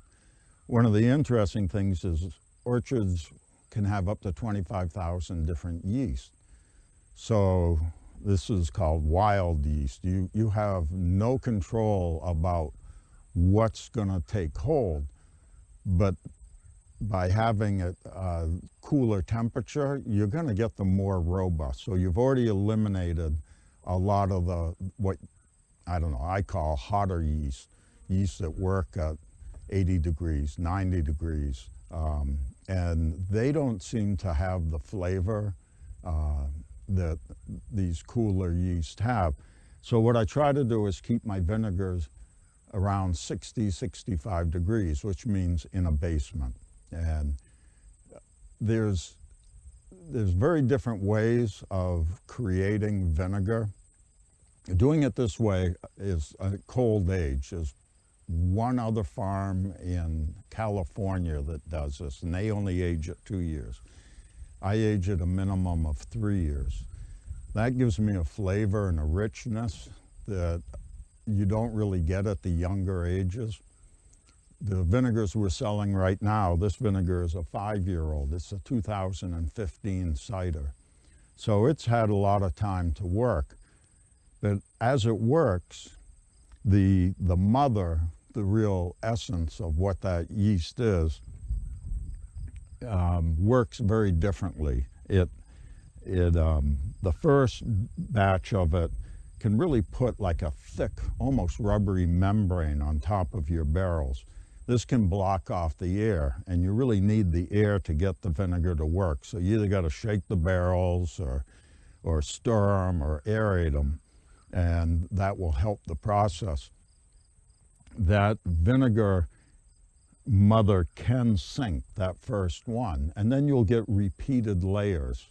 When I drain a barrel and I get down to, 10 gallons maybe at the bottom of a 55-gallon barrel, I'll pour that out into some small vats that will hold up to about 20 gallons, and I'll cover that. And the mother that comes on that layer, you can almost pick it up and see through it. It's like cellophane. So, and it's really delicate. And that, I think, adds that kind of quality of flavor into the vinegar. The other processes of making vinegar, almost all the commercial processes, we're talking organic also, they aerate it and they heat it to get it to work really quick. You can make vinegar almost overnight by heating it and aerating it. There's pretty fancy machines that just speed this process up, and that's, saves them the ability, the problem of having to store large amounts. We store about 8,000 gallons so that I can have, enough to sell for 2 or 3 years, especially if you have a crop failure, because all the apples come from our orchard. A commercial operation, a lot of that's concentrate. It's got to come from another orchard, and the best way to ship that is by heating it and getting rid of the water. And then you reconstitute it, and it doesn't work the same way. It's like I don't pasteurize our cider so that I do have those yeast. Once you pasteurize, you sterilize that medium. Whenever you add heat, you're losing nutrients, you're losing micronutrients, you're losing amino acids. These are all the real essence of what makes vinegar so great for you and as a health benefit, or even in the flavor. In 2008, the Down East magazine did a best of Maine, and it was the only year they had vinegar in it. And the reason was that Sam Haywood, who's a chef and owner of 4th Street restaurant, nominated us. He said, this is really an unusual product that Maine has to offer. And they have used our vinegars ever since that time in their restaurants, and a lot of other restaurants that are well known throughout the state use the vinegar just because the beauty of it is it's a food balancer. So if your food is too sweet, it can make it sour. If it's too sour, it can actually balance it towards a sweetness. It ends out bringing it to more of a neutral state, which adds to the flavor and the quality because it draws out the flavor of the foods. So that's one aspect of why I do the vinegar, and also for health. It really is a good product to have in your diet every day. It's used for 100 different things, but we won't get into that today because we're talking about how to make the vinegar. So at this point, I just need to check, make sure I haven't missed anything in my notes.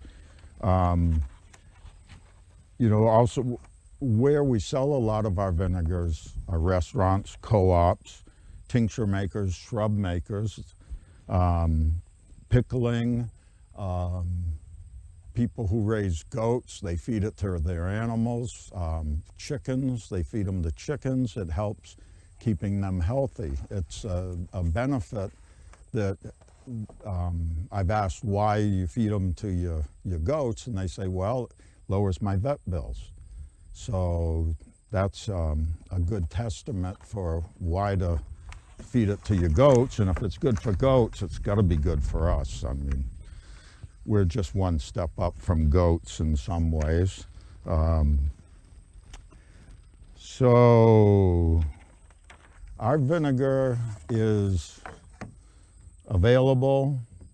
Most co-ops, if you like it, look for it. If you want to make vinegar, go ahead. There's no harm in trying to make vinegar. It's not that hard. Nature does most of the work for you. The thing is, you can't use pasteurized cider. It just won't give you the quality. It's harder to get it started. And having a sterile medium like that, you're much more apt to get pathogens and other bacterias in that medium that you won't get in an unpasteurized cider, because being unpasteurized and not being a sterile medium means that it's rich for the cultures that are there, and it naturally progresses in that way. I have had very few problems making vinegar. The big thing is make sure that it's well aerated so that any alcohol in the vinegar can get a chance to dissipate. And that will change the flavor. That's the one thing that I found really can affect the flavor, that you can get little pockets if you don't stir it in a barrel. Might only be 5 gallons, but it will have a very different flavor. So I think for now, I've about covered what I can think of. Bob, will you talk about the experiment with the petri dishes of unpasteurized? And Yeah. I love that. There was one year I gave a talk with a high school girl. I can't remember her name, but she took 2 petri dishes, and she took pasteurized cider and she took unpasteurized cider, and she looked through them with a microscope, and the pasteurized cider was a sterile medium. There was nothing living. And in the unpasteurized cider, there was all kinds of little bacterias floating around, yeast and whatever.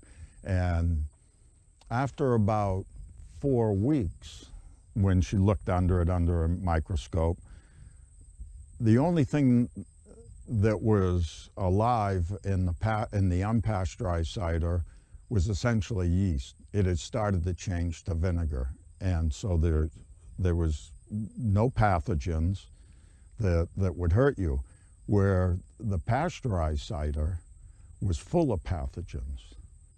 You know, the big problem with sterilizing food is that makes it just ripe for anything that can get a hold that's not healthy.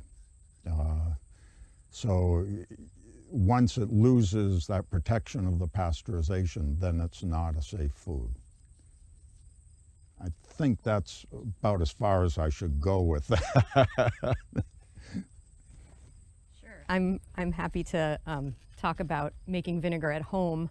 I have significantly less experience than Bob, but I have a lot of experience making vinegar in batches that are like quart size or gallon size. I usually make a couple of gallons a year, and as Bob said, it's quite simple. I can talk about 3 different ways to do it. The first way, which is the way that I always do it, is to take unpasteurized, fresh pressed cider and add a glug of vinegar, whether from a previous batch, or you can buy a jug of Bob's vinegar and add some of that, because that's also unpasteurized. And that acts as a starter to colonize the cider. And as Bob said, you know, if you're using unpasteurized cider, all of that yeast and bacteria is already present, it's already there, and so nature does a lot of the work for you. You can see in this jar examples of what a mother looks like, and if I have a mother on hand, I'll add that to my jar of cider as well. But you don't have to. Like Bob said, it'll form on its own. And actually, frankly, if you didn't add a glug of vinegar, you would probably still end up with vinegar, right? As long as it has exposure to air, to oxygen. Another way to do this, and frankly, I've never done this on purpose, but if you want to make a hard cider, you can add an alcohol yeast, like a hard cider yeast, to pressed cider and ferment that out in anaerobic conditions, so no oxygen, like Bob said. That's what creates alcohol. And then after you've finished that cider to completion, then you expose it to air, and that's what starts the process of making vinegar, the acetic bacteria, acetic acid. So that's another way to do it. It's a little bit more complicated, but you could also siphon off some hard cider and then you'd have some hard cider as well. The third way that I've experimented with is making fruit scrap vinegar. And so if I have apple peels or cores, I'll put those into a jar. And I think the ratio is per quart of water, you want a 1/4 cup of sugar, roughly. So I'll put scraps in a jar, enough water to cover the scraps, and then the right amount of sugar. You can use regular like cane sugar, or you can also use like maple or honey would probably work, maybe, although honey does inhibit bacterial growth. But anyway, and then you let that just sit and bubble for like a month. And then at the end of the month, strain it and let it sit for another month or so. And the whole time, you know, whether any of these methods that I'm using, I'm just constantly tasting and seeing what is going on. You can leave them and forget about them and they'll do their thing. After about like 9 months of the first method that I described, I'll start tasting the vinegar, and just when it gets to a point where I think it's good, I'll start using it. And there's no harm in using it early either. The only caveat to that would be is if you're planning to use the vinegar to pickle or preserve vegetables or anything else. If that's the case, I would then recommend testing the vinegar for acidity. And Bob, you know more about that than I do. Maybe you can talk a little bit about that? Yes, Kate, I was just thinking of that. The acidity is very important. Titrating it will tell you if you have 5% acidity, and that guarantees that it's acetic acid. And it has to be on all the labels. There's different techniques that you can use. The first that most homeowners use is send a sample into the university. It takes 4 ounces or so, and they can analyze it and send you back your results. There's other ways of doing it. You can do it electronically, you can do it with mixing chemicals, but really the simplest and easiest way for most people to do it is just mail it into the university, and they will give you an accurate result. Which leads us to using vinegar. And Bob touched a little bit on the health benefits of vinegar. We won't delve into that realm, but I will talk about using medicinal herbs in vinegars. They're called acetic tinctures. And so basically you would take a jar of finished vinegar, actually start with an empty jar, take the herbs that you're planning to use, dried or fresh, chop them up, fill the jar maybe about 2/3 of the way full, and then cover the plant material with vinegar. And you can let it sit for anywhere from a couple of weeks to a couple of months to longer. Try to shake it, you know, every day if possible. And what you're doing is you're extracting the water-soluble components of those plants into the vinegar. You can then strain it after that and use it either in salads. You could have a little sip of it every day, which would be great. It's just a really easy way to get some of the health benefits of different herbs into your diet. One of the things that I did this year that was really beautiful is I took a purple culinary basil and infused it in cider vinegar, and it turned this beautiful purple or like sort of pinkish color. So that was really fun. And then you can just add that to salads or impress people with your beautiful vinegar. But there are other medicinal herbs that are great. Misha Schuler, who's an herbalist in southern Maine, she recommends putting whole dandelion plants when they're flowering just right in the vinegar. So the root and the stem and the flower and the leaves and all. And that is a really healthful way to get the benefits of dandelion. Raspberry leaf is another one. Nettle is a great one to infuse. Chickweed, and yeah, there are lots of other just like weeds that are growing in our yards that are really great to use. I also make a hair rinse with cider vinegar. So I'll infuse horsetail, nettle, and plantain into a vinegar solution in the way that I described, strain it, and then add essential oils of lemon and rosemary. And it's a really nice way to after you shampoo, if you do that, to just sort of like rinse the sediment out of your hair. I'll make a 1-to-1 dilution with that vinegar concentrate and water, and then rinse my hair with it. It's very shiny.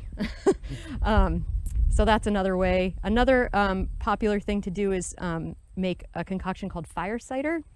And fire cider is a traditional remedy. There was a whole kerfuffle around the fire cider trademark it started a few years back and only settled this past year. If you're interested in that, there's a great website called freefirecider.com where you can read about the attempts to trademark fire cider. And essentially, fire cider is an infusion in vinegar of onion, garlic, horseradish, lemon, cayenne pepper, honey. So it's this really pungent sort of like nasal clearing, punch in the face concoction. You can also add other immune boosting herbs like echinacea. Schisandra is a really fun thing to try, Schisandra berry. And you take this on when you're feeling like the onset of a cold or something, and it'll usually just kind of kick everything right out of you, which is lovely. So that's something that I do every year with vinegar. Another thing that I love to do with vinegar, sort of outside of the medicinal, well, maybe all vinegar concoctions are medicinal, but I've gotten really into making shrubs with my excess vinegar. And a shrub is, I think it comes from the Arabic sharba, which means a drink. And shrubs were exceedingly popular, I think, back in like the 19th century, and they sort of fell out of favor, and now they're coming back into style with this whole mocktail craze. People are like interested in non-alcoholic beverage options that actually taste good. And so there are a couple different ways to make shrubs. There's a hot process and a cold process. I use the hot process for fruits that you would typically make jam with, so like any kind of smaller berries. This right here is an aronia shrub, or chokeberry. If you all aren't familiar with this very interesting, strong personality of a berry, I recommend that you try it. It has a lot of punch to it. I used a hot process to make this. And so the hot process basically, for those of you who are into like measurements, I think the ratio is a pound of fruit to a pound of fruit to a cup of water to a cup of sugar to a cup of vinegar. So it's like 1, 1, 1, 1, 1. I usually will just put berries in the bottom of a pot, add enough water to cover them, simmer them until the berries sort of look tired and the water has become really brightly colored. Strain the berries, add the sugar that I'm planning to use. For this one, I used maple syrup. And then you end up with a concentrate that is basically like a sweet juice. And it's going to be a juice that's particularly sweet because you want to balance the flavor of the vinegar with the sweetness. And so then from here, what I would do with that beautiful jug of vinegar that Bob has is I would just about double this volume of liquid here, adding the vinegar. Again, I do this to taste, so I don't really follow a recipe per se. I just add vinegar until the taste is pleasing to me. This is a really lovely concentrate after you add the vinegar, and you can either dilute it with like some water or sparkling water, or just drink it, little shots of it as it is. So that's the hot process method. And the cold process method you would use for fruits or other things that you want to sort of preserve the more delicate flavors of. So like melon is a really good example of something that you would make a cold process shrub. And usually for that, it's a pound of fruit to 2 pounds of fruit to 1 cup of water, 1 cup of sugar, and then 1 cup of vinegar. And the reason for that is that the fruit will sort of liquefy. So you need more fruit to get the flavor that you want. So put your fruit in a bowl, add sugar to it, let it sit overnight. It will sort of break down. and then strain it the next day, and then add your vinegar to that, and add water as needed. If you have a watery fruit like melon, you might not need as much water. So so that's a great way to use, like if you end up with a lot of vinegar, that's a great way to do it. And I encourage people to experiment with different flavors of shrubs. Every year at the fair, we usually do a tasting of the different shrubs that I've made. And I think last year I did a peach ginger shrub that turned out really nicely. I've used elderberry in really great ways. And then a few years back, we had a holy basil cinnamon rose shrub that was absolutely amazing. So there's like all kinds of really fun combinations that you can experiment with. And right now there's just like so much bounty that the options are pretty much endless. So that's what I've got for uses, and I encourage any questions. I am like so happy to talk about this stuff. I have a question, Kate. Oh, sure. Do you ever do sun infusion with your flowers? Yeah, I do, like a sun tea. Yeah, right, where you take the flowers and put them in and set it in the sun and let that heat it up. Yeah, that's a great thing to do. I do that with sumac every year, the red. But yeah, do you do that? I've done it with, I tried it with daffodil, dandelion, apple blossom, and something else a number of years ago in the same vinegar, and put out the 4 different things. Then I labeled them and I tried to see if I could tell the difference. Yeah. And I could tell the difference because dandelion is like vigor. That's what it holds. Daffodils like calming. I can't remember. I should remember what apple blossom was, but you could definitely tell the difference in the flavor just from picking the blossoms right before they open in the day and stick them in and set them in the sun. And I haven't done a whole lot of infusion playing, but every year that I see you, I go, okay, I've got to step it up here a little. You know, it would be nice to do a little more. And that's what I would encourage people, is that whatever you like, try it. Put it in the vinegar, taste it, add something else to it. You can't go wrong. You're not going to hurt yourself. Another thing that we've started noticing is a lot of beer people are getting into putting vinegar into their beers. So if you don't like hoppy beer, that bitterness, if you just add a little bit of vinegar, it cuts that and it pulls the other flavors of the beer out. Wow. So we've got a couple of the little local breweries that we're playing around with, and so it's fun. I mean, the vinegar is so diverse. It's like something that you can put it in any food. I mean, you put it, if you like rare meat, you put it on your meat. It'll kill salmonella. It'll kill E. coli. You roll that, start your marinade, and you know, you can cook it as rare as you want. So I even put it in my pies. You know, it just draws more flavor out of the food. So that's what it's really fun. Anybody can make vinegar, and then anybody can do anything they want with vinegar. Yeah. Yeah, it's not really rocket science, and it should be fun. Yes. Yeah. And catch the next episode of the health benefits, because they're like off the charts. We really have a lot of opportunities with vinegar. And come and visit us next year at the fair if you want to have samples of Bob's vinegar and some really delicious shrubs.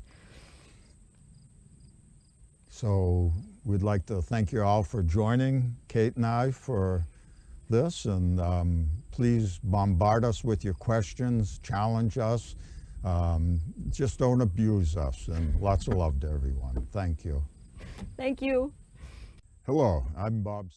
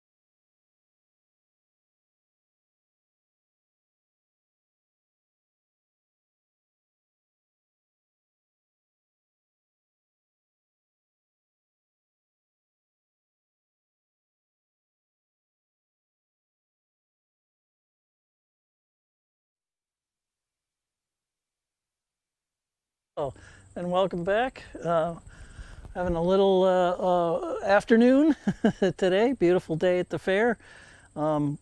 Getting ready for more sessions coming up here on the Common Ground virtual fair day. So my name's Dave Colson. I've been here this afternoon and getting ready to move on to some other presenters today. And we have a couple of new MCs coming on shortly. So I hope you've been enjoying the programming.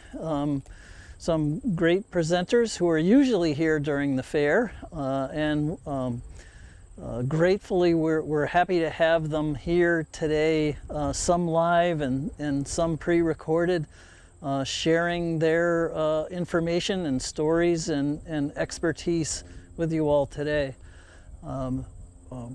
Lots of great information and of course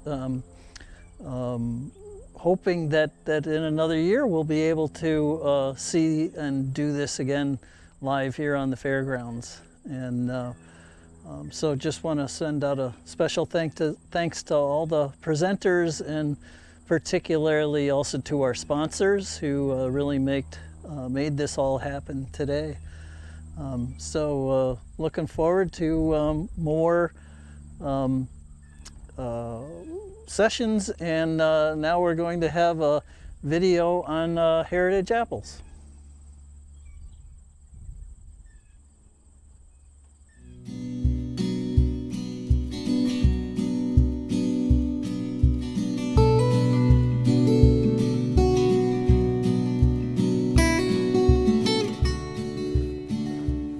I am an apple historian. I track down, attempt to identify, and preserve rare apples. By the middle of the 19th century, there were hundreds of apple varieties being grown in Maine.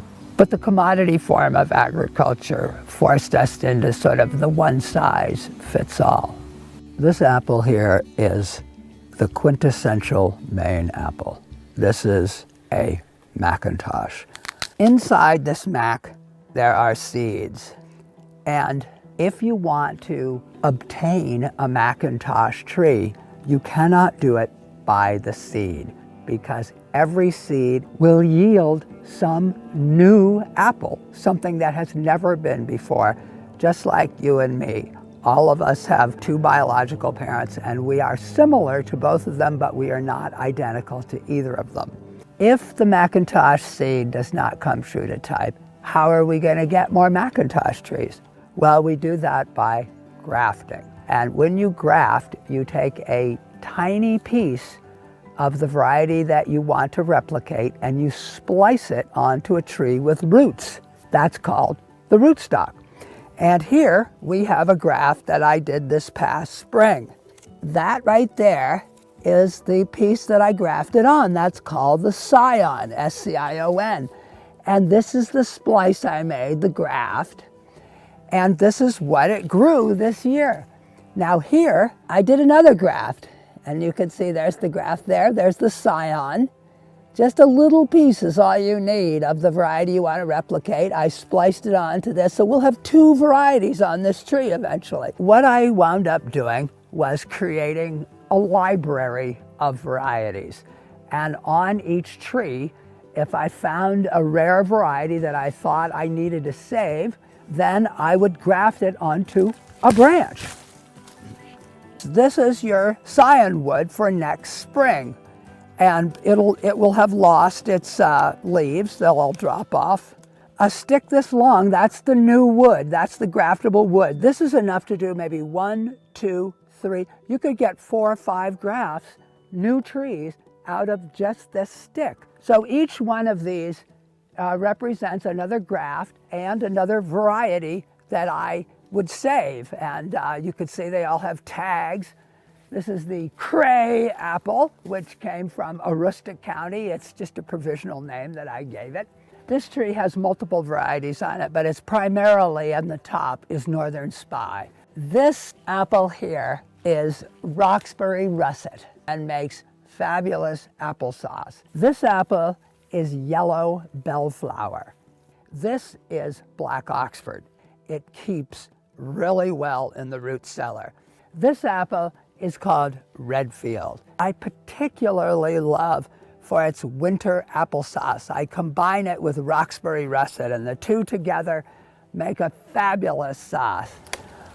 This is not a dessert apple, so it's a bit tart, but it does make a wonderful pie and a wonderful sauce. So as I was getting more deeply into the varieties that were historically grown in Maine, I decided that I had to find a way of saving them because the old trees were dying, but we didn't have the space to do an entire tree of each variety. And that was when we got the idea of doing the Maine Heritage Orchard, an educational orchard of varieties historically grown in Maine. The orchard here is a pretty important collection. It has so many varieties that were grown traditionally in Maine and are now here preserved for future generations. Almost all of the varieties planted here in this orchard would be considered to be heirlooms, and these trees were the first year's planting, which is in 2014. So some of these trees are just now coming into bearing age. All of these trees have been grafted and grown in the nursery for 2 years prior to planting. The planting effort is actually done largely by volunteers, which is really excellent. Each spring we have a group of volunteers come to plant trees with us, and we'll do a demonstration of how to plant a tree, how deep into the soil it goes, and then people are set out with their little trees all wrapped up in shovels, and they'll go dig the holes and put the trees in there and water them in and put wood chips around them. And this is a tree that's just starting to bear for the first year, and it has just a few apples on it, and it was one with a tentative name. Its tag says Pisgah Mountain, which is where it came from. The old original tree was there, and now that it has fruit, brought some to John, and he said, oh, well, that's a northern spy. So now here's another apple that's been identified. Many of them are pretty exciting in that way, as the first fruits are, in some cases, people haven't seen for decades. The primary reason for planting them was to have the trees to propagate for scionwood so that the varieties would not be lost. But as a byproduct, really, or some people might say the main product of the trees are the apples. So we'll use many of them on the fairgrounds for MOFGA events and classes. I'm sure some will continue to donate to food pantries and give to volunteers. Part of the goal of this collection is for people to be able to start using these apples again and to do different test batches and see if this one makes a good pie or a good sauce or is good for apple brownies or many other uses. And to have these trees available for anyone to come and see and to be able to grow more trees from them is a great little treasure we have here at MOFGA. The Maine Heritage Orchard is open to the public year-round every day, so anyone is welcome to come visit anytime. People ask me if they should save their old apple tree. With a little pruning, they will produce new wood, and from that new wood, they will produce fruit. And you never know, you may have some rare historic variety that only grew in your town, and you may be the caretaker and the savior of something that should be in the Maine Heritage Orchard.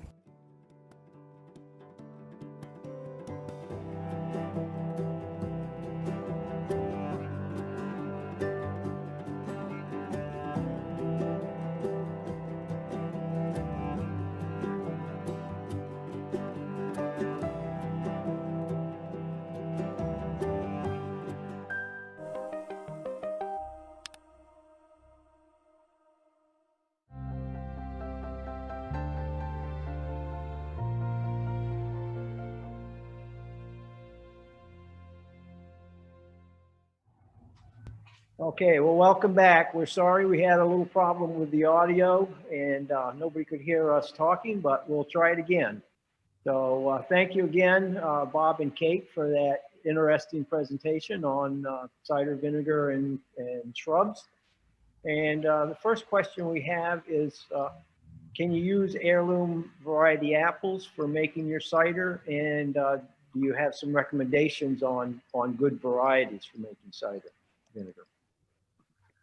I would say any heirloom varieties would work. That's what they started with. You know, the any specific recommendations. I would just say a good mix. I mean, if you try your apple and one's really tart and another one's really sweet and another one's bitter, you know, if you mix them up, if they're all the same, that can change the flavor. But you know, some people might like vinegar that's just from a much more, you know, tannin-filled apple than one that's really sweet. So it's personal preference. The best thing you can do with vinegar is play with it. You could press up different apples and separate the cider and try mixing different ones together if you really wanted to play with it. If you I'm not in a position where I can really spend that much time during the season doing that. But yeah, I mean, anything's going to make vinegar, any type of apple. Kate, for making the shrubs, does it matter to you where the vinegar came from, or how, you know, what varieties of apples are in it? Oh my gosh, I bet someone has a really amazing answer to that question, and I don't. I just use what I have, and you know, you're like infusing different things in the vinegar, so you're masking the flavor anyway. But I bet there's someone who really would say it makes a difference, maybe. Okay. Well, another question. Can you use the mother from kombucha to make vinegar? Kombucha is a different game. So no, they look sort of similar. They're both this sort of, if anyone's ever seen a kombucha mother before, it's sort of like a gelatinous mass of yeast and bacteria, and it kind of looks like a cider mother, but they are different.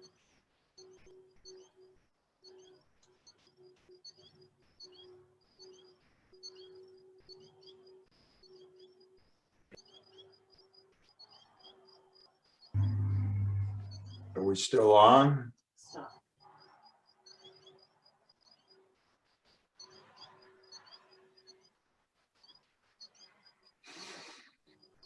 Bob, why don't you talk a little bit about the health benefits of vinegar? What are some of your things that you use it for?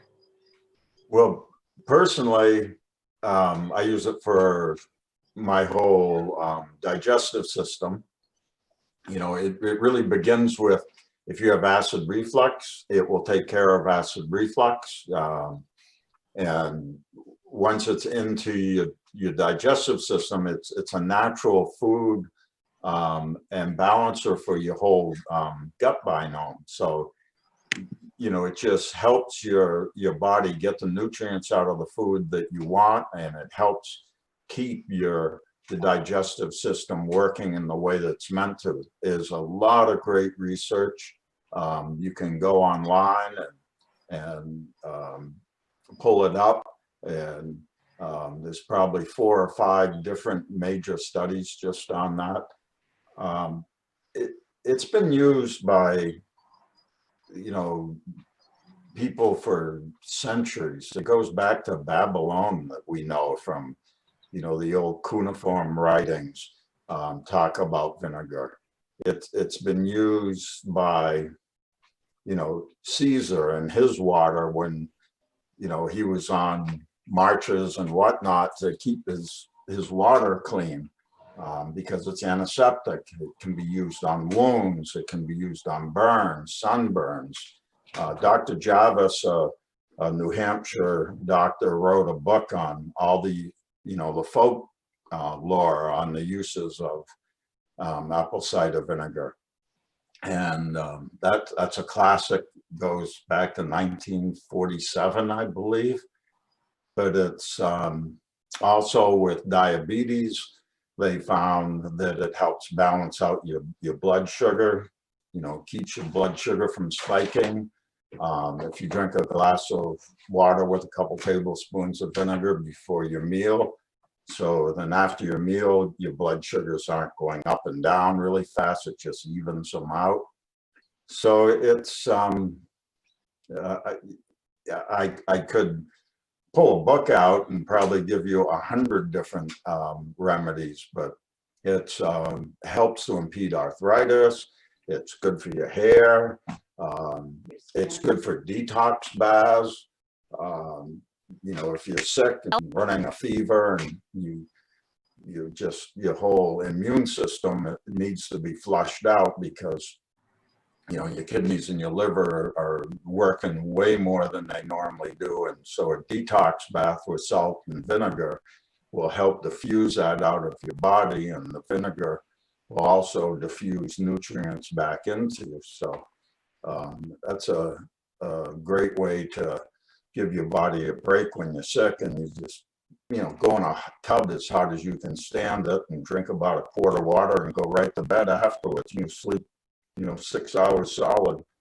Nice. So I have a question that somebody asked, a clarifying question. It says, so non-pasteurized vinegar suppresses other harmful pathogens. Is that? It's an unfriendly medium to pathogens. Okay. All forms of E. coli except 157H cannot survive in cider.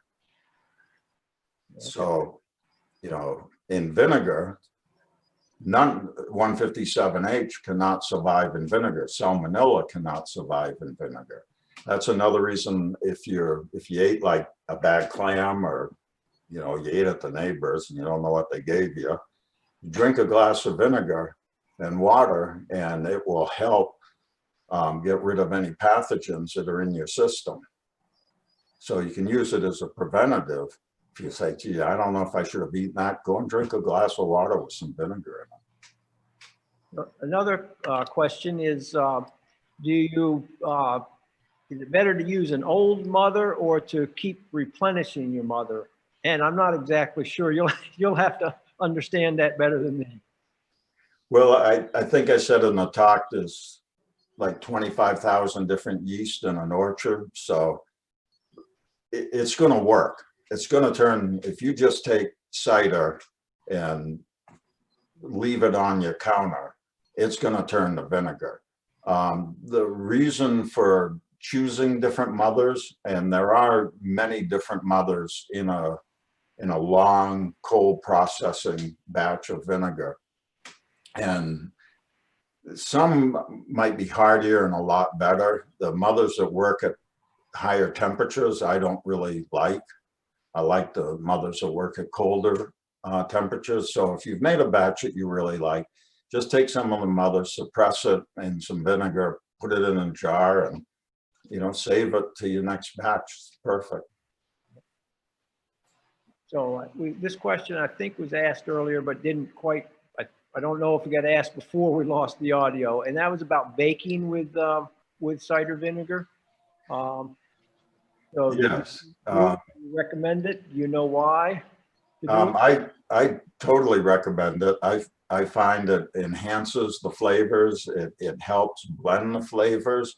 I use it in pies. I use it whenever I'm making a marinade.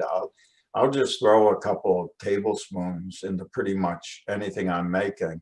I've asked chefs that use the vinegar. I said, so what do you use it in? And they go, everything. It's just really the food balancer. If it's too sweet, it can help make it more sour. If it's sour, it can make it more sweet. Kate might have some other thoughts on cooking. Yeah, I mean, I totally agree. I think it adds a level of complexity that you might not even know what it is that you're tasting, but it like will, as Bob said, sort of like amplify the flavors that are already there. And also, like, if it's like, it'll act as a sweetener, but also make things sour, if that makes sense. And I said earlier too, that I see it a lot used in like gluten-free baking, and I'm not entirely sure what role it causes. Maybe it's like a leavening or something. Someone out there might have an answer to that. But yeah, it's a great addition to cooking. So basically, some of the beneficial aspects of the vinegar are destroyed in the cooking process, I would assume, but some of the other things are maintained. Is that? Yeah, heat's going to kill your amino acids, and you're going to lose your certain amount of micronutrients, and your vitamin C's and stuff like that are damaged by pasteurization. You know, it's heat is the big destroyer of nutrients. I mean, just to state the obvious, you know, salad dressings are an amazing way to get vinegar into your diet. And if you want to make, you know, herbal infusions with cider vinegar and then just use them on salads, that's a really good way to get some of those, you know, nutritive herbs into your diet without necessarily drinking tea. Any of the water soluble qualities of the herb will come out in the vinegar tincture. So it's a way to get those things into your diet. Well, we're running out of time, and so I would like to thank you both very much for your presentation and answering these questions for us. And now we're gonna go back out to Dave Colson outside. Thank you. Bye, Katie. Pretty interesting and very exciting. So much to learn, and so glad that we have all the content that we have. So we're about ready to sign off our time here.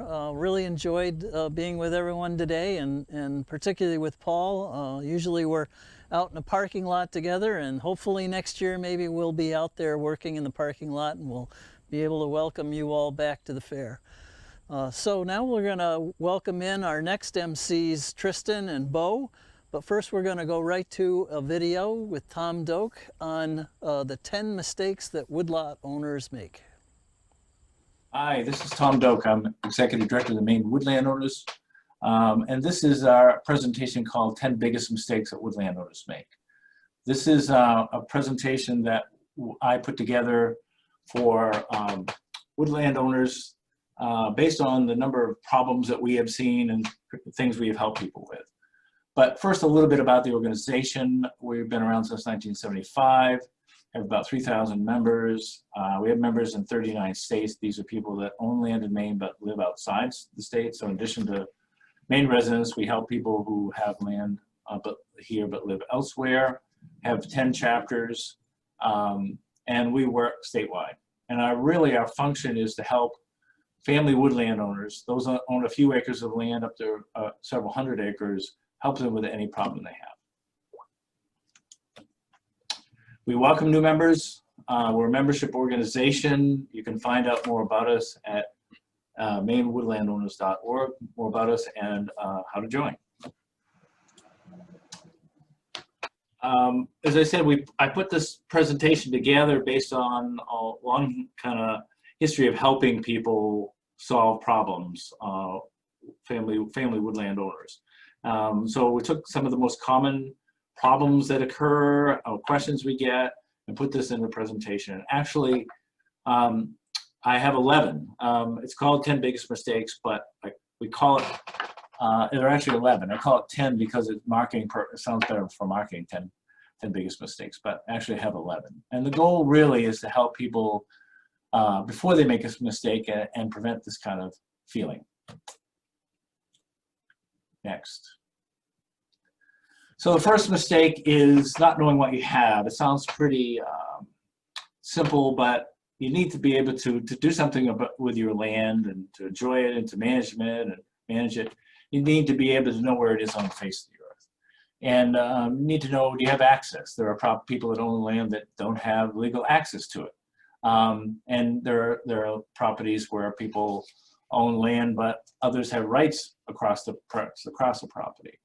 One of the questions I get often is, do I need a survey of the land? And most woodland owners' properties do not have a formal survey in the state. Now, there are stone walls everywhere, so that helps a lot. So stone walls make great boundary lines, but most woodland owners don't have a survey. When it becomes really important to have a survey, frankly, is on the more valuable properties or where you have waterfront property or access or on land on a public road or something like that, high value. I've seen people fight over boundary lines, and sometimes unnecessarily. So we can help people kind of solve those kind of problems. Some of the simplest things to do is agree where the line is and exchange quitclaim deeds and things like that to solve problems. But first of all, you need to be able to find it on the face of the earth. Next. The one I added based on, I did this a few times, and one I added was this one, 1A, and not knowing what you have. And that doesn't mean you have to be an expert on everything, but having some basic understanding of knowing what is on your property and what are the unique features and what are the opportunities is important. And the next slide has an example of what I mean. Next. So you don't necessarily have to be an expert on, as I say, on if you're interested in forest management, you don't have to be an expert, but you ought to know. I get questions a lot of times. So, gee, I have these really nice big trees. I'm sure they're worth a lot of money, and vice versa. I have people saying, gee, I have somebody who wants to do some cutting on my land, and I don't know what the values are, and they've offered me this, and I don't know if this is fair. So just give an example of understanding value. To show you the difference between different species. So white pine saw logs, these are trees white pine trees that you make lumber out of. You can expect around $200, $210 per 1,000 board feet of lumber that you can produce out of a tree. And it's equivalent to about $105 a cord. People understand cord.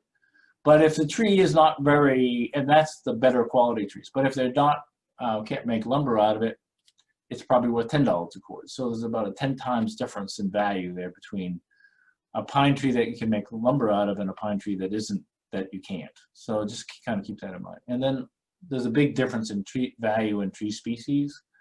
Hemlock trees are worth maybe a third, as you can see in the example, about a third of what a white pine tree of equivalent size would be.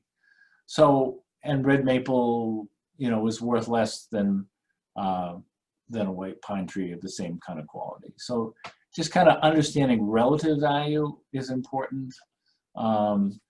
If you're selling firewood to a logger, they might pay you $25 a cord, but if it's just going to go chips for burning, it's worth $5 a cord. Just kind of keeping an understanding of relative value is important, to understand as a woodland owner. Next. So back on schedule here, mistake number 2 is being afraid to do anything. One of the big things we hear from people is it's confusing. I don't know what I should do, so I'm afraid to do anything, so I'm not going to do anything. And the concern we hear a lot of times, I'm worried about I'm going to damage the environment if I do any activities. If I want to manage my land and have some harvesting, am I going to get cheated? I don't want to do anything because it might impact wildlife. I don't understand the laws, those kind of things. Well, not doing anything also has an impact. So the best cure for that is being informed, get some basic knowledge, have a plan for your property, and work with responsible people. And that's one of the things we're able to, those are all things that we can help landowners with. Next. I get a lot of questions about liability law. And liability meaning someone's on my property. Maine is an interesting situation that we have it's called a permissive trespass state. In fact, in Maine, it's assumed that you can access woodland unless the landowner has taken action to tell you that you can't. In return, however, which is unusual, most states you have to have permission. It's been a long tradition in Maine. But in return, the legislature has created a very strong liability law protection for landowners. And it's really a model for protecting landowners. And essentially it says, if you're not charging for use of your land and you haven't done something malicious, you aren't liable if someone is injured on your property. You can be sued, but the interesting thing is the law is so strong that it says when you win, the court has to award you, has to award the person that sued you has to pay your expenses. And so the law is not only very strong for landowners, but also requires the court to then order the person that sued you when they lose to pay your fees. So there's been very, very, very few cases. Next.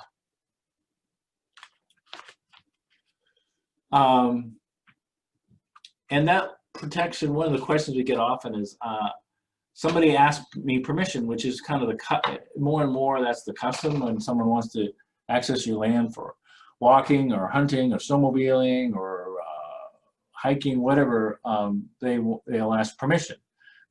Many landowners believe if they grant permission, they've incurred some liability. And the law is very clear that whether you have granted permission or whether you know the person's on your property or not, you are protected. Next.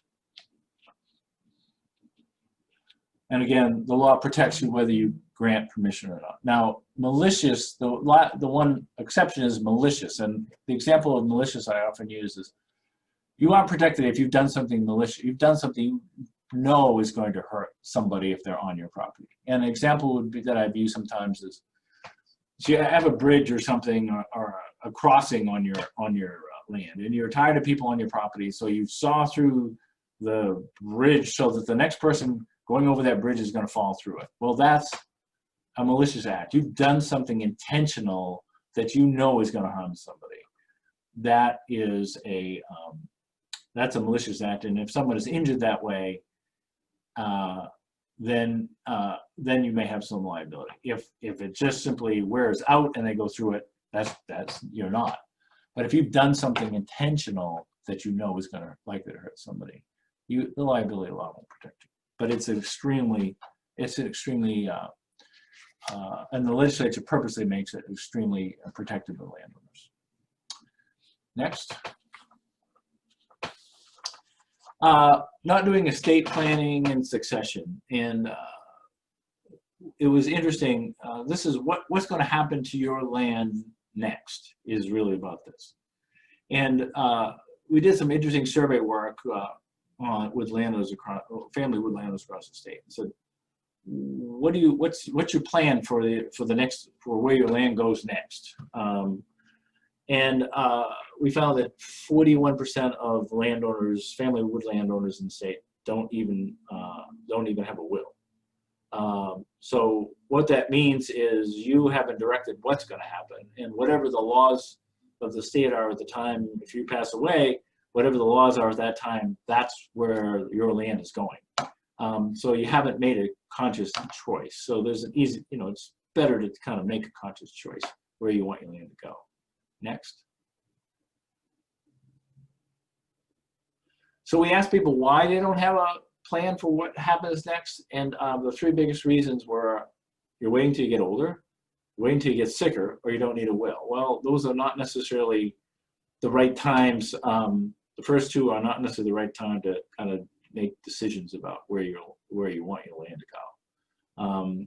It's not that difficult to direct where you want it to go. Not that difficult to have a simple will that says, this is where I want my land. This is where something happens to me. This is where I want my land to go. Next.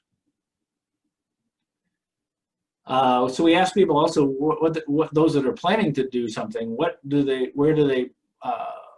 planning to do? And a quarter of them said they're going to give it to 3 people. And I'm assuming those may be heirs. And 14% said to 4 or more.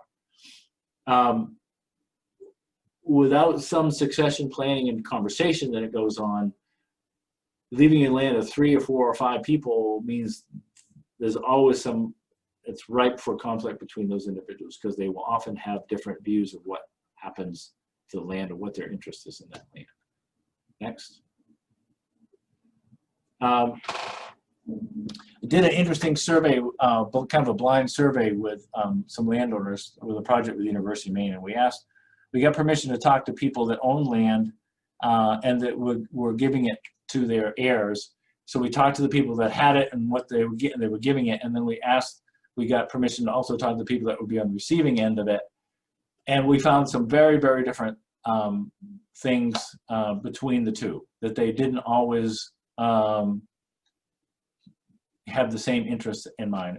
We promised not to tell, the people that owned the land what the people that were going to be inheriting it, for example, thought of it, and we kept those separate. But we found some interesting things.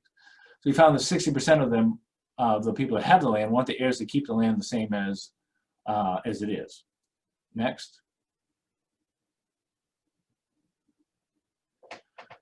But we found that 73, almost 3/4 of those landowners had not even spoken to the people that were receiving it what their wishes really were, and that only 1% of them, a very small number, had actually even put in writing about what they hoped what the heirs would hope, what they hope the heirs would do with the property. So it implies that you're leaving them in the dark. Next. So the important thing is, it's good to have a conversation. We encourage, and we actually have classes that we run about succession planning and how to think about what you want to do with your land and how to convey it and how to talk to people that might require it. I'm going to take a second on this one, but every year there are people that get trapped in paying an estate tax. And you may think of your land as just a woodlot and the value of it just as a woodlot, but for tax purposes, state tax purposes, it's the full market value of your property. And every year there are a few people that end up paying an estate tax, and it's a 50% tax. So there are limits, there are exemptions, and there are pretty high exemptions right now. It's nearly $5.5 million in value in an estate before it's taxed. So many woodlanders don't have to worry about this, but those numbers go up and down because they change all the time. So they've been down as low as $1 million and even less. So just keep in mind that the estate tax, some succession planning can avoid the estate tax, because 50% of the value of it's the biggest tax. You're basically paying a tax on anything that's taxable. 50% of the value is taxed. It's very high. So just think about estate planning and watch this inheritance tax issue. Next. And then, as I say, just keep in touch with the exemption limits, and if necessary, if you think you have an estate tax issue, you want to be talking to a tax expert. Next. Kind of related to on the theme of taxes, paying too much in income tax. Income from timber harvesting is treated as a long-term gain at least on federal taxes. And too often landowners they do two things. They either don't report it at all, which is not legal, or they report the income as ordinary income and it's fully taxable. Under federal taxes, it is considered a long-term capital gain. You're only paying taxes on the actual gain on your on the timber value since you've owned it or acquired it. For Maine state taxes, it's considered ordinary income, but on federal taxes, it's long-term capital gain. Next. There are two, we run courses on taxes, and we have a tax expert that we consult with and actually does training for us in sessions to help landowners and can help individuals. But basically, you need to take the value of your land and divide it into timber, and woodland has land value and timber value, and you have to separate those two out for the purposes of establishing your capital gains treatment, and that's called your basis.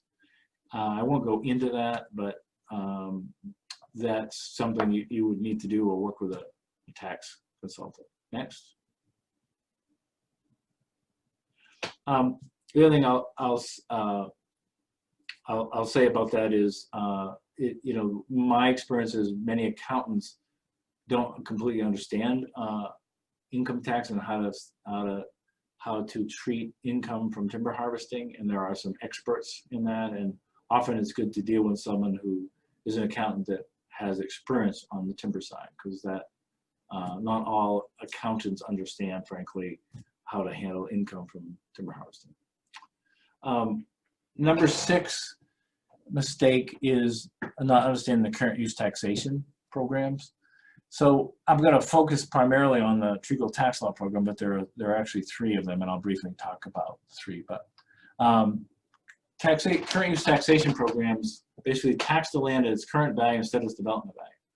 There are big advantages to those because now the pro is you can often result in a significant savings in your property tax bill.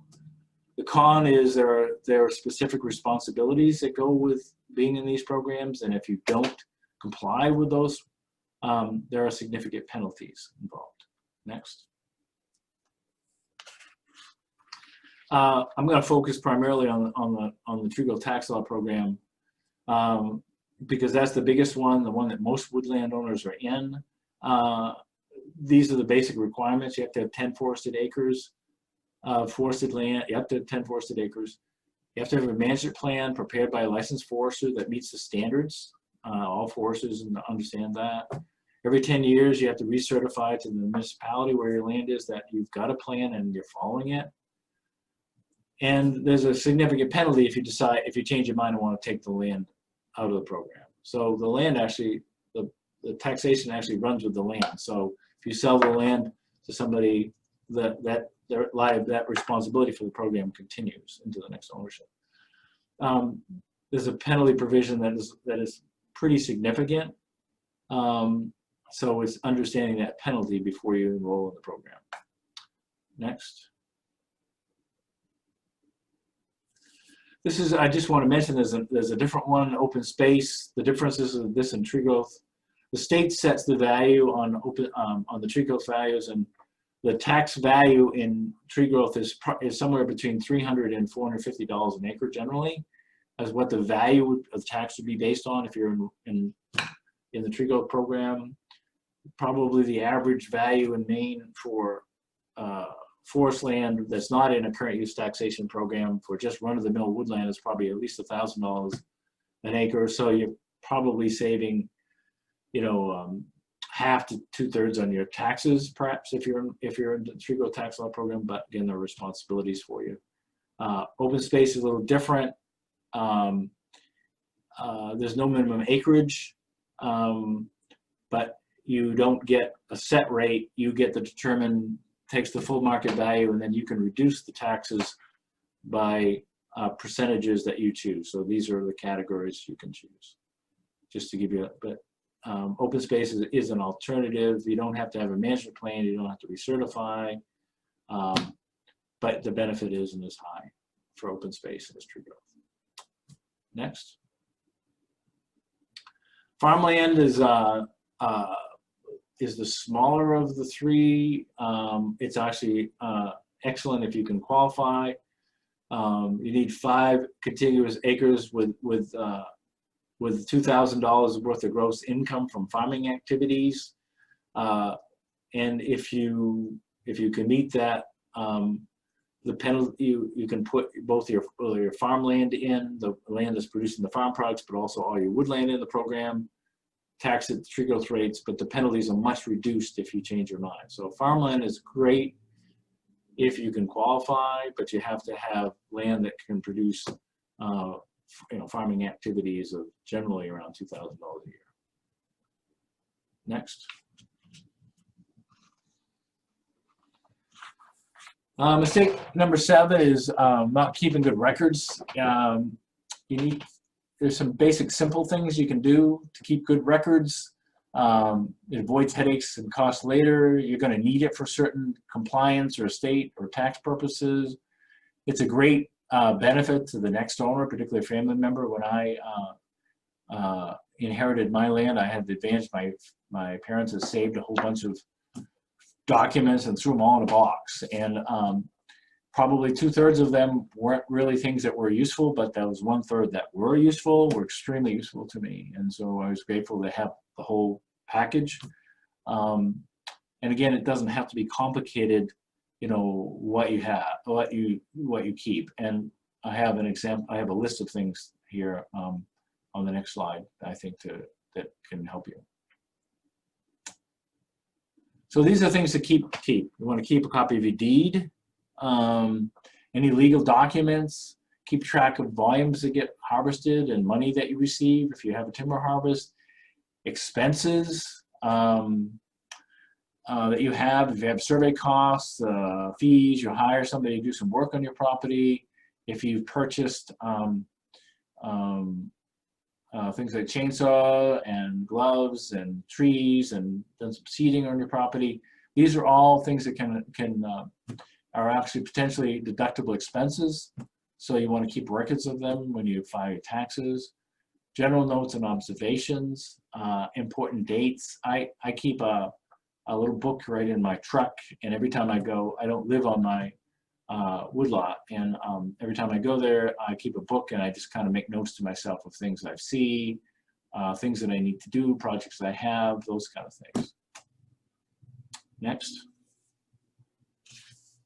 Number 8 is not understanding the difference between a logger and a forester. I get a lot of calls from people asking they need help finding a forester or they need help finding a logger, and many people don't know the difference. They're asking for one, but they're really looking for the other. So foresters and loggers are different, and they provide different things. There are some foresters who are also loggers, but that's not the norm. So a forester is basically someone who's trained in forest management. They have a license under they're licensed by the state. They work as your agent if you're having a timber harvest, and they will supervise your harvest.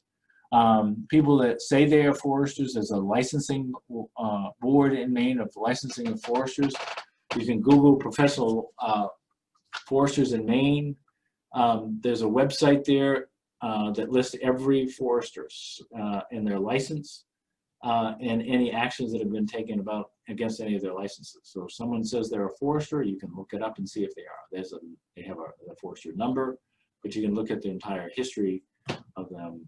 If they're not on that list, and again, Maine Professional Forester Licensing Board database, if they're not on that list, they are not a forester in the state. A logger is the person who basically owns the harvesting equipment, harvests the wood, removes it, sends it to the market, those kind of things. Next. So some tips on when you're hiring a forester. Think about the goals for your land. I suggest you talk to several. They are business people just like anyone else. They have different, they may have different fees. You want to talk to several, make them compete. They're used to this. Check references. As I say, all foresters are licensed. Get them to meet on your woodland. It's pretty typical that a forester for free would walk your property and take a look at it for you. To get some ideas. They're hoping, obviously, that's a way they can get business. Clearly understand the services a forester offers and what the fees are. Having a written contract is always a good idea. Any of these professionals are used to dealing with contracts, so that explain exactly what they'll do and what it would cost you, and frankly, entrust your instincts. Next. Same thing, here's a checklist for loggers. You want to check references, see how long they've been in business. What type of equipment do they use? There are different types of logging equipment for different type of situations. You want to understand what kind of logging equipment might be in play. Suggest you look at some of the sites they're working on. You'll always want to have a contract. Competition is a good thing, just like with a forester.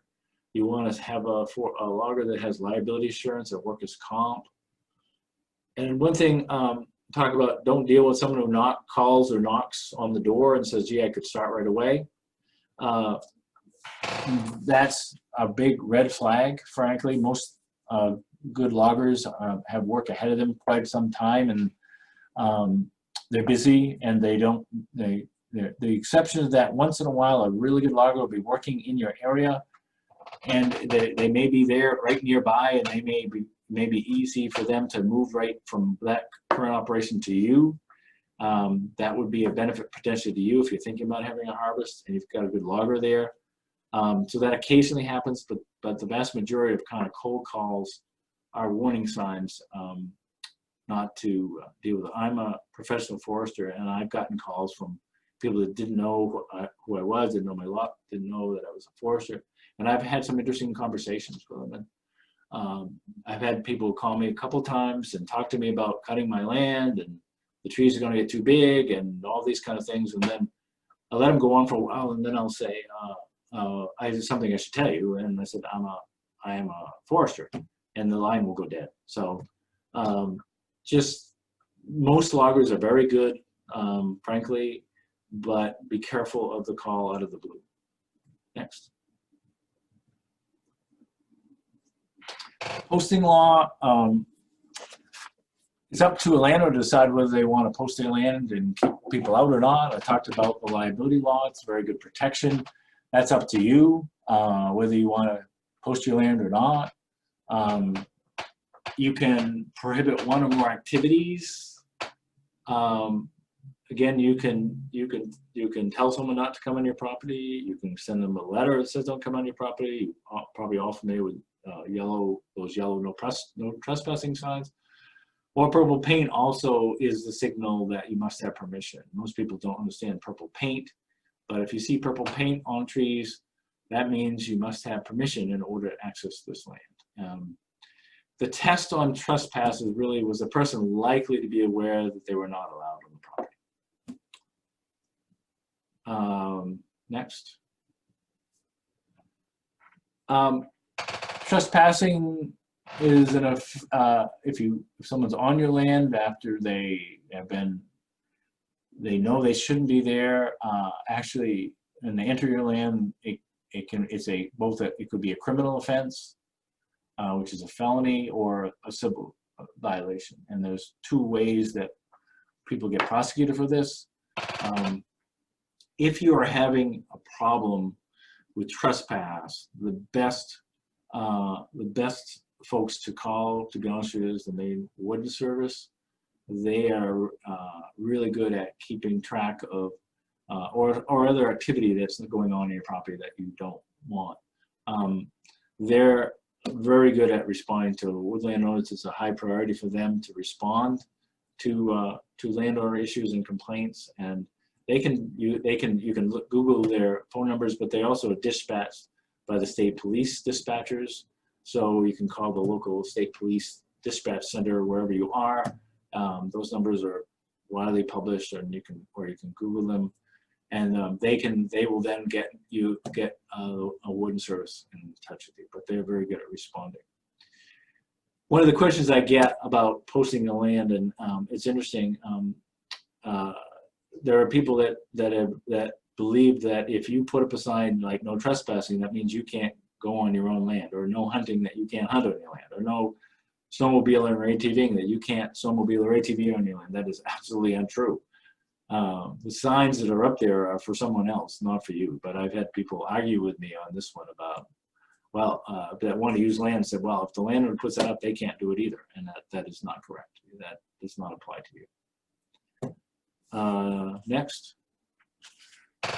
So the last mistake is not staying informed and asking for help. The best thing you can do for yourself is really stay informed, some basic information. I mean, that's what we're all about, frankly. We're an educational organization. Our job, our whole mission is to help family woodland owners, these are the smaller owners of the state, with any problem they have.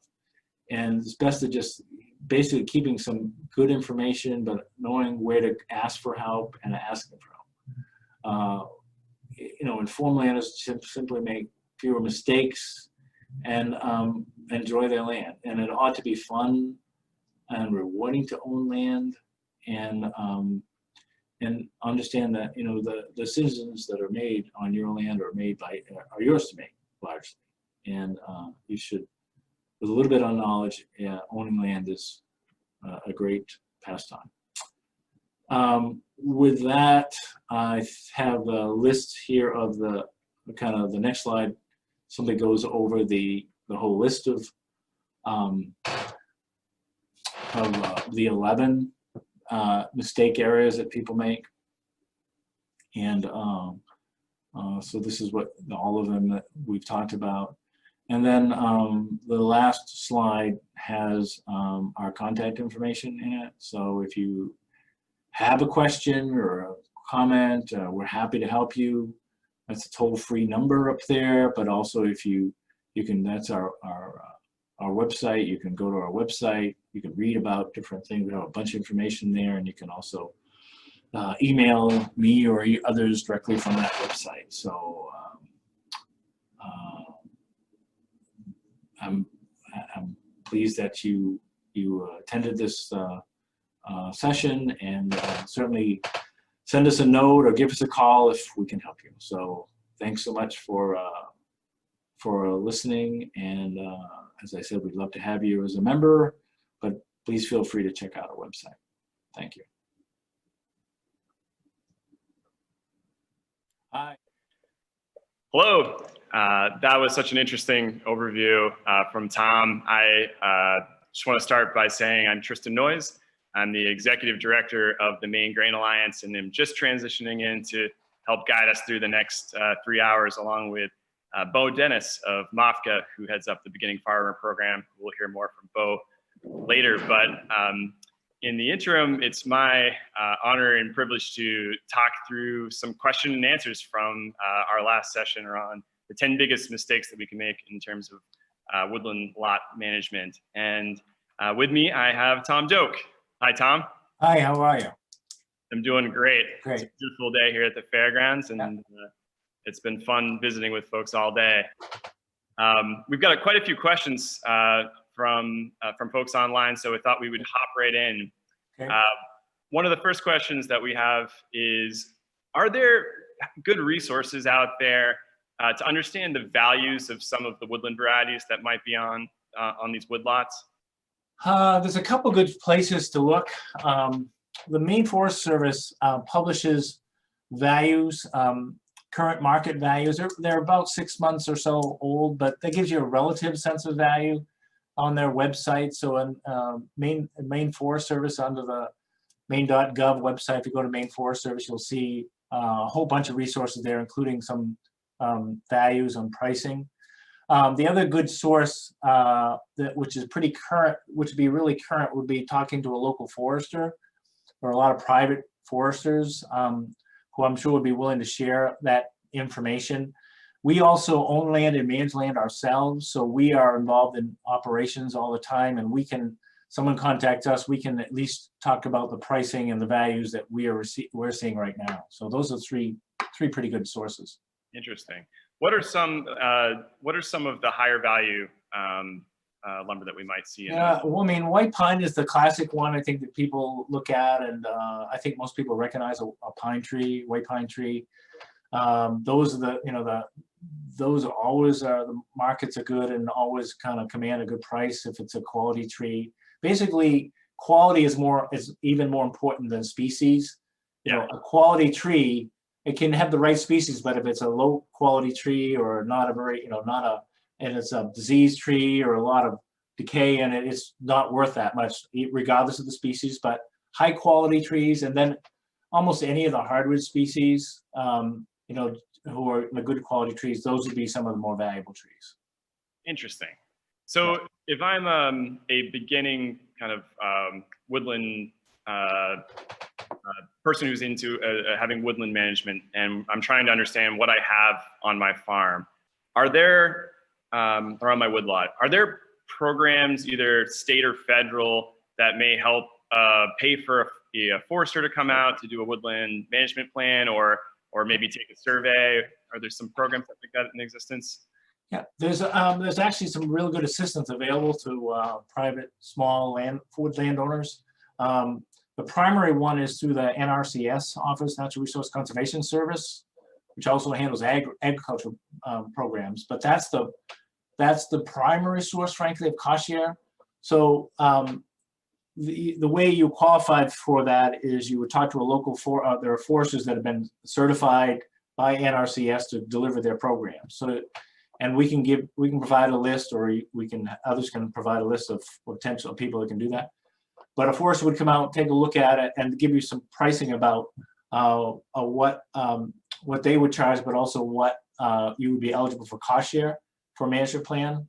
So that's a good place to start, because once you have a plan that meets the standard, then you can also eligible for certain practices to improve your land.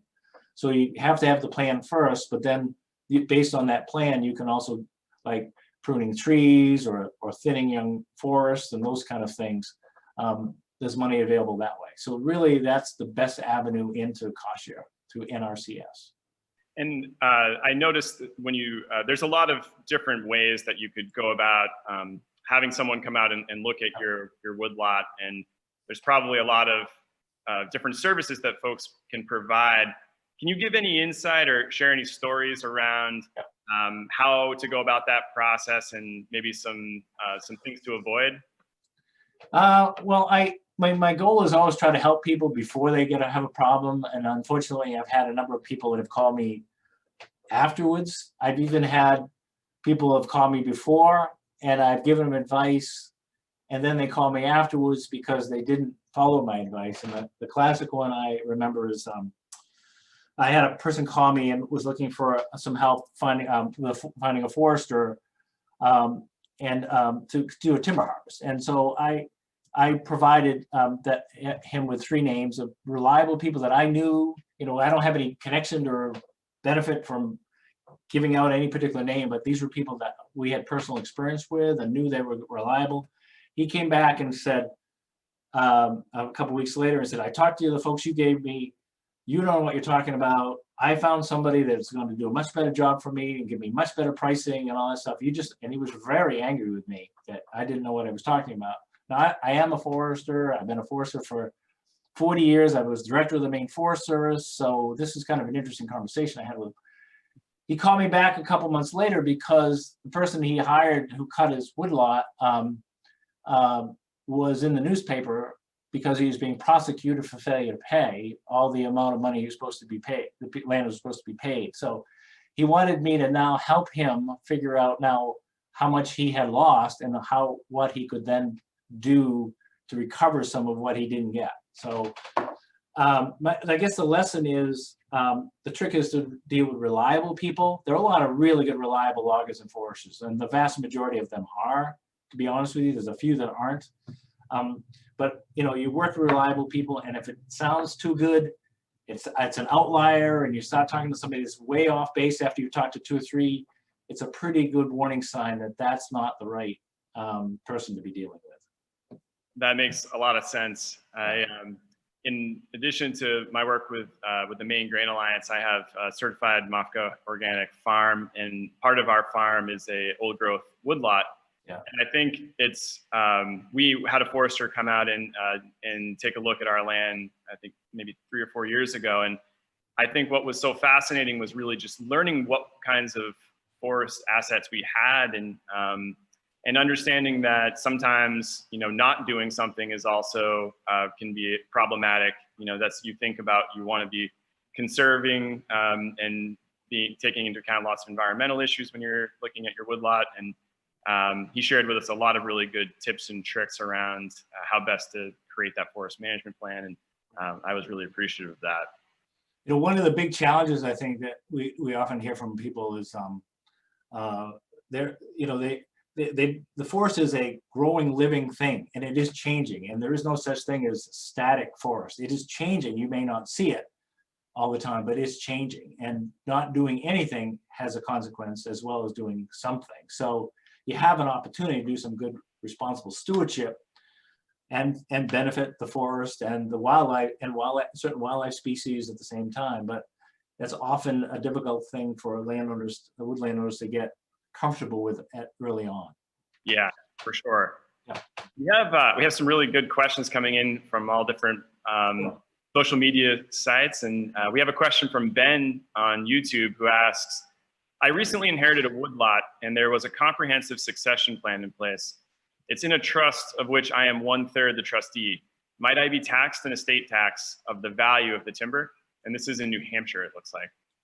Yeah. So a trust, hopefully, you'd really want to look at the details of the trust. The trusts are often set up to try to minimize tax considerations. So hopefully the people that put these trusts together had this in mind. So you'd have to really look at the the language of that particular trust and what type of trust it is. But there's also I think, and I mentioned in my presentation, there's also an exemption from a state tax. There's a federal exemption, and then there's the state. I don't know what New Hampshire. I'm not sure what the situation in New Hampshire is, but there's a significant exemption.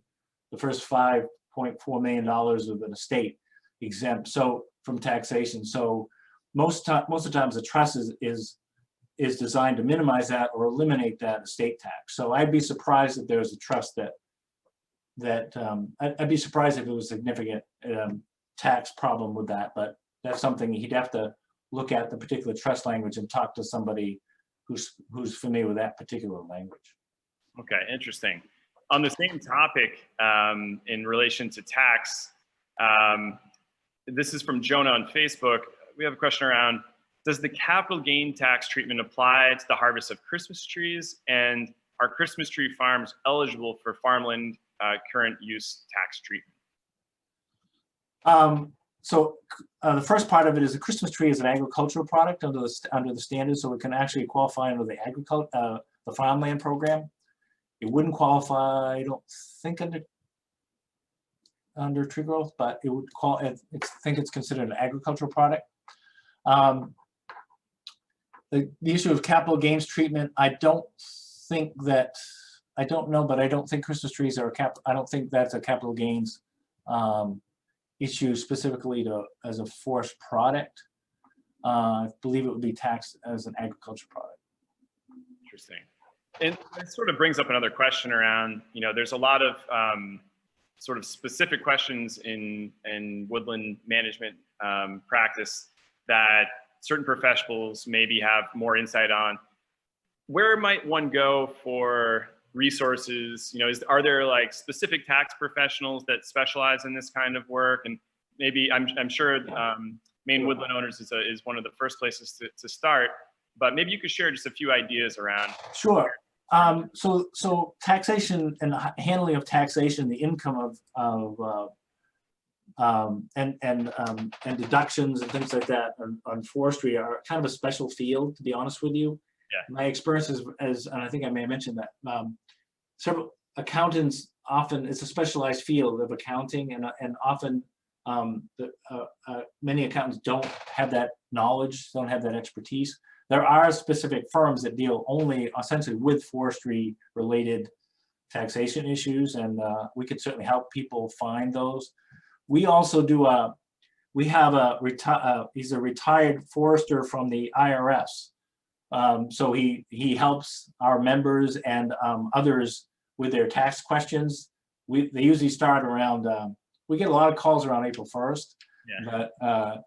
But we can put people in touch with the proper people to help them, because it is a specialized field. As I mentioned, I'm a forester. The last time I had a harvest on my own land, I did my own taxes on it, but I gave it to one of these accountants that has expertise in forestry. He redid my taxes for me. I paid him to do it, and actually ended up saving me a lot of money of things that I didn't know about, or deductions and things like that, and that I didn't really know. So it was great. So yeah, we can help people. There are specialists in forest taxation issues. Tom, what is your story? How did you become? How did you take this on as a career and have this be something that is your passion? Well, I'm a third generation woodland owner. So the land I have now, my grandparents bought during the Depression, an old farm that, was up through bankruptcy. They were farmers themselves, but they had a chance to buy another farm, and they bought it with my grandmother's egg money. And I own this land that's now the third generation. I have a wildlife degree as well, and I started in wildlife, and halfway through my college career, my advisor said, nobody got a job who graduated last year in wildlife, but everybody who graduated in forestry got a job. So that was a clue, like, maybe I should change course. So I ended up with 2 degrees, and then I just kind of went off, and first job was in northern Maine as a forester, and I worked for public agencies, worked for public lands, managed public land for a while. Then I was director of the Forest Service, and but I'm a small landowner, just like, so when I'm talking to somebody who's a member, I'm talking to them also as a person who manages their own land. Yeah, it's interesting, we had a chance to connect before we were able to come on live, and you shared that you were up in Aroostook. I grew up in Aroostook. I'm wondering about if there's any differences in terms of management of the forest in the northern part of the state versus the western part or the southern part, or is it sort of similar best practices? Well, I think the concepts are the same, but the species mix is often very different, and the soil types are different. It's just like agriculture, there are different growing conditions, and same thing in the forest. You see, different species dominate in the north versus the south. In the southern Maine, you're talking about pine, oak, and those kind of species are fairly common. Those are much less common, as you know, in Aroostook County. They're there, but they're less common. You'll have spruce and fir and some other species, some of the other hardwood species, and some hardwood species there. So the concepts are the same, but understanding the needs of individual tree species is important in management, because each individual tree species has kind of a different need. And if you want to grow a certain or foster a certain species, that's what foresters are trained to do, understand these are the requirements of this species versus that one, and try to manage the land to favor some over the other. And that's the whole idea of kind of forest management. One of the super fun consequences of having our forester come out and look at our woodlot was that he shared with us that on his walk, he thinks that we have one of the taller fir trees that he's seen in Aroostook County. And that's sort of been a point of pride for our farm for a little bit of time. And you would never have known that unless you had a professional with some kind of experience to be able to gauge that. And was just kind of a fun aside. Yeah. There's there is a big tree registry in Maine. People, that's actually on the Maine Forest Service website too. And there's actually a formula. It's a combination of height, diameter of the tree, and width of the crown. And there's a point system that's attached that you put those values in, and that's how trees are assessed for the largest. Oh, and wow. So they're always looking for people that, you think you've got the biggest tree. Most foresters could actually do the math, do the measurements and tell you what the point system is. And, it's surprising. Some people probably have the largest tree in the state and they don't know it. That's fascinating. Yeah. Huh. Yeah. We have another question coming in from Kate on YouTube asking about advice on managing a sugar bush, which is about, in her case, about 6 acres. Yeah. Have any thoughts on that? So sugar bush is a little different, so if with sugar bush, the trick is probably sugar maple, but you can use other species, or red maple is sometimes. But if you focus, the trick on sugar bushes is that you want a good crown development, and so you don't mind branching. If you're growing for high quality wood, you don't want a lot of branches. You want kind of straight trees that that don't have a lot of branches and things like that. So it's clear wood. In a sugar bush, we want the trees generally spaced a little bit further apart so they get full potential to put on as much leaf material as they can, because that will add to the ability of that tree to produce sap. And so it's partly about understanding the spacing that's needed, for maple syrup. So that's a key one. There's some good publications on a sugar bush and how to manage for a sugar bush, which is, as I say, a little different than if you're managing for a high quality wood timber.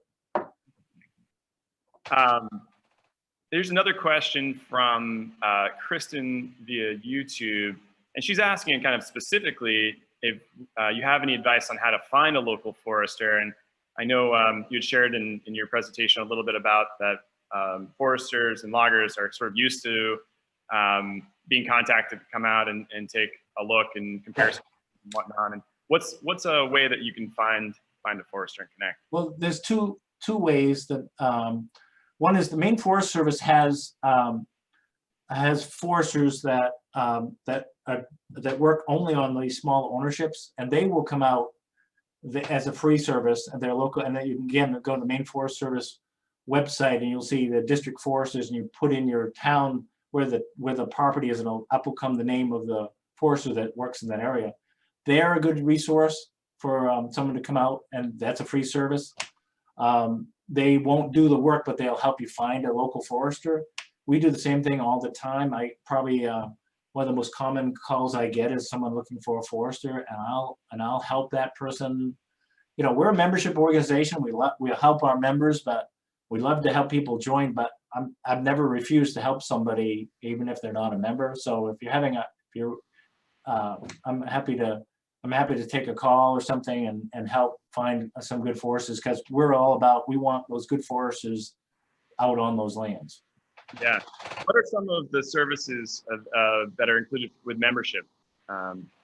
So the reason I put together the 10 biggest mistakes is, as I said, I think I've helped people with almost every. I don't really get surprised very often anymore about the problems. So we've been through them all, and as I mentioned, we own land ourselves, so we manage land. We own about 8,000 acres of land that's been gifted to us. So we're also managing land. So we see the same things that every other landowner sees, and and then we're all kind of owners of land ourselves. So we have that. So I will help them with anything. We have a 20-page color newsletter, monthly newsletter that we do. So it's every month we produce this. This one is the October one, so it's the brand new one. Most people don't even have it yet. And it's all full of things that for woodland owners, what they might need to know and things like that. And then we hold about 60 events a year where we invite people to come. In a normal year, we have about 60 in-person events. Wow. We've had a few this fall to try them out, limited, but that would be a normal year for folks. And then we do a lot of work at the legislature, helping kind of make sure that landowners, they're representing the interests of private small woodland owners and on legislative matters as well. Really interesting. We have a few more questions here actually from Mark on Facebook.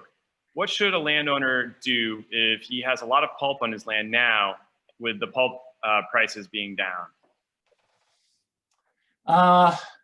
The nice thing about forestry instead of farming is, if you have annual crop and farming, you're subject to the whims of the market at that moment. The nice thing about being a woodland owner is you often have the ability to wait.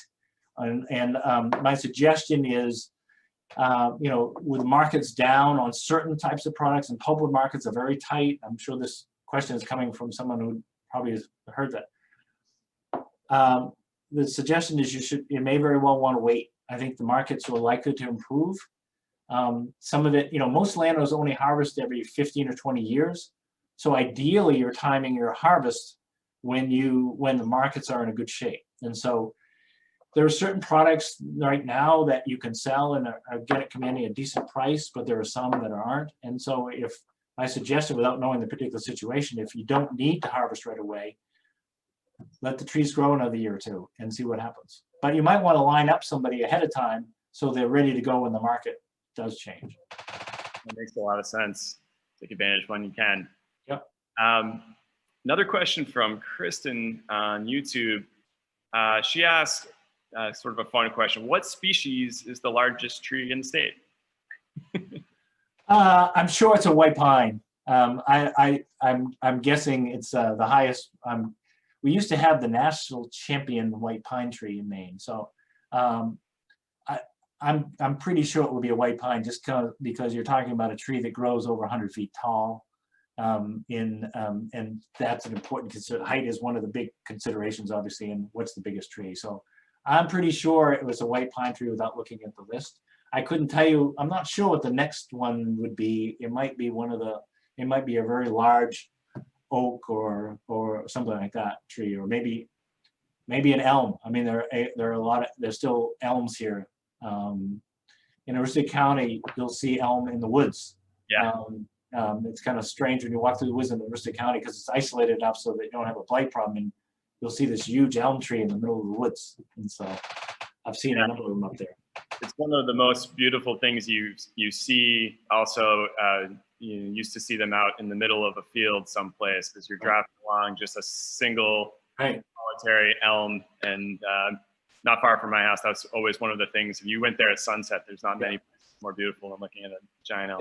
And nobody wants to ever try to split an elm tree for firewood. I can tell you that. It's the hardest tree in the world to split. So a lot of times those trees were there and nobody wanted to.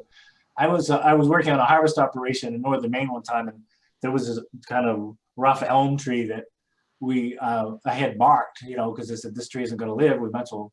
And the logger said, I'll pay you for that tree if I don't have to cut it, because he didn't want to have to cut. He was cutting for firewood. He says, I don't want to bother to have to even try to split that thing. So we left it. We left it anyway. So. Oh, it's better to leave it. Yeah. It was only because it was not in good shape and it was headed out anyway. But no, we decided. I told him he didn't have to pay us for it. We just leave it right there. Well, this has been such a fascinating discussion, Tom. Thank you so much for you bet. to share with us some of these questions and answers. I'm sure there's going to be more online. We'll encourage folks to go there and connect with your organization. And in the meantime, Tom, thank you. We're going to throw it out to my friend Bo, who's outside, and Bo's going to take to us what's next. Bo? Awesome. Thanks, Tom and Tristan, for that awesome talk on woodlands. And it's great to see people engaging in the chat. My name is Bo Dennis. I'm the Beginning Farmer Program Specialist here at MOFGA. We're on the fairgrounds today, and it's really beautiful. I'm hopping in with Tristan to help MC some. Thank you for engaging in renewing your membership and checking out the store and the vendor profiles on there to support our local farmers that would be here today with us. If we were all here together. So thank you so much for your support. I wanted to take a little bit to talk about a beginning farmer program that we have here at MOFGA that your membership and contributions today supports. Part of my work here at MOFGA is overseeing the Journey Person program. The Journey Person program is a 2-year business support program for farmers who are starting off in Maine. Over the past few years, since 2009, we've had 250 graduates of that program, 92% of whom are still farming in Maine. So this program helps address barriers that beginning farmers face, such as access to capital, access to land, and really connects them with a support network and mentorship to ensure their success in their farming. So we thank you for your support. And in establishing these beginning farmers in a robust, sustainable farming community here in Maine. You can check out the website in a lot of different ways, including going to the marketplace to support the local vendors, and also going to the Common Ground Country store to stock up on your MOFGA t-shirts and bags and aprons, etc. So our next presenter is Nancy Olmstead. She is from the Maine Natural Areas Program, and she's going to talk to us about invasive species here in Maine and how they interact with the Maine ecosystem. We'll be discussing a little bit how to manage invasive species, and we encourage you to listen in and ask your questions in the chat on Facebook or YouTube, however you're engaging with us today. Awesome, thank you. They are, both as pollinators and also as food for many other organisms. We are learning that they're very tightly related to plant families, or sometimes even one plant species. And so, we think about pollinators and we think about things like nectar or pollen, but they also need the pith of certain wildflower to put their egg into, or they need to, as a larval stage, as a caterpillar, feed on a certain shrub. So as the invasive plants push out the native plants, we're reducing the habitat for insects. I'm sure everyone has heard how insects are in a steep decline, and certainly invasive plants are not like the #1 reason, but they are a reason. And so we want to do what we can to help our insects, because they perform many beneficial services for us. And they're beautiful. So this is a photograph of a Luna moth, and this is probably a male with these very large feathered antennae, and they use that to find the females that are emitting a pheromone. The adults don't even feed. It's the larval stage that feeds on particular plants, but this is a large, beautiful insect, and if you're lucky enough to see one, it's a neat treat. So what can we do about these plants? I've outlined kind of a 5-step process. So 5 steps and then repeat, because most of the time when we're talking about managing invasive plants, we're talking about a long-term strategy. So the first thing that we have to do is prevent new introductions. And so what does that mean? It really means using caution when stuff gets moved. So we move a lot of material around, and this could include, unfortunately, seeds or fragments of invasive plants. So for example, on equipment like mowing equipment, if you have a landscaping service that might come to your property, or on equipment like a skidder that might come to your property, seeds and fragments can be stuck in the mud, in the wheel wells, in the little nooks and crannies behind the seat, all kinds of spaces where that material can unfortunately hitchhike. Also, obviously, ornamental plants. The top middle photograph is showing ornamental plants being grown out, and that's a source of introductions, obviously. In the top right, you see a photograph of a hiker with their pet, and we, in our boots or by having seeds attached to our pets, can accidentally transport invasive plants. On the bottom left, you're seeing a load of hay or straw. And that could have contamination from seeds. Same thing with manure or mulch. So I definitely have reports of people calling me and saying, oh, you know, I got this great load of compost, and then wouldn't you, or maybe not compost, but manure. I got this great load of manure and I spread it all around, and next thing you know, I've got name your invasive plant. So that can be a concern. And on the bottom right, you're seeing 2 potential ways that invasive plants move. Number 1 is through gravel. So here is a culvert that probably was recently replaced, and they've had to bring in material to build up the road surface. And so that material can be a solution.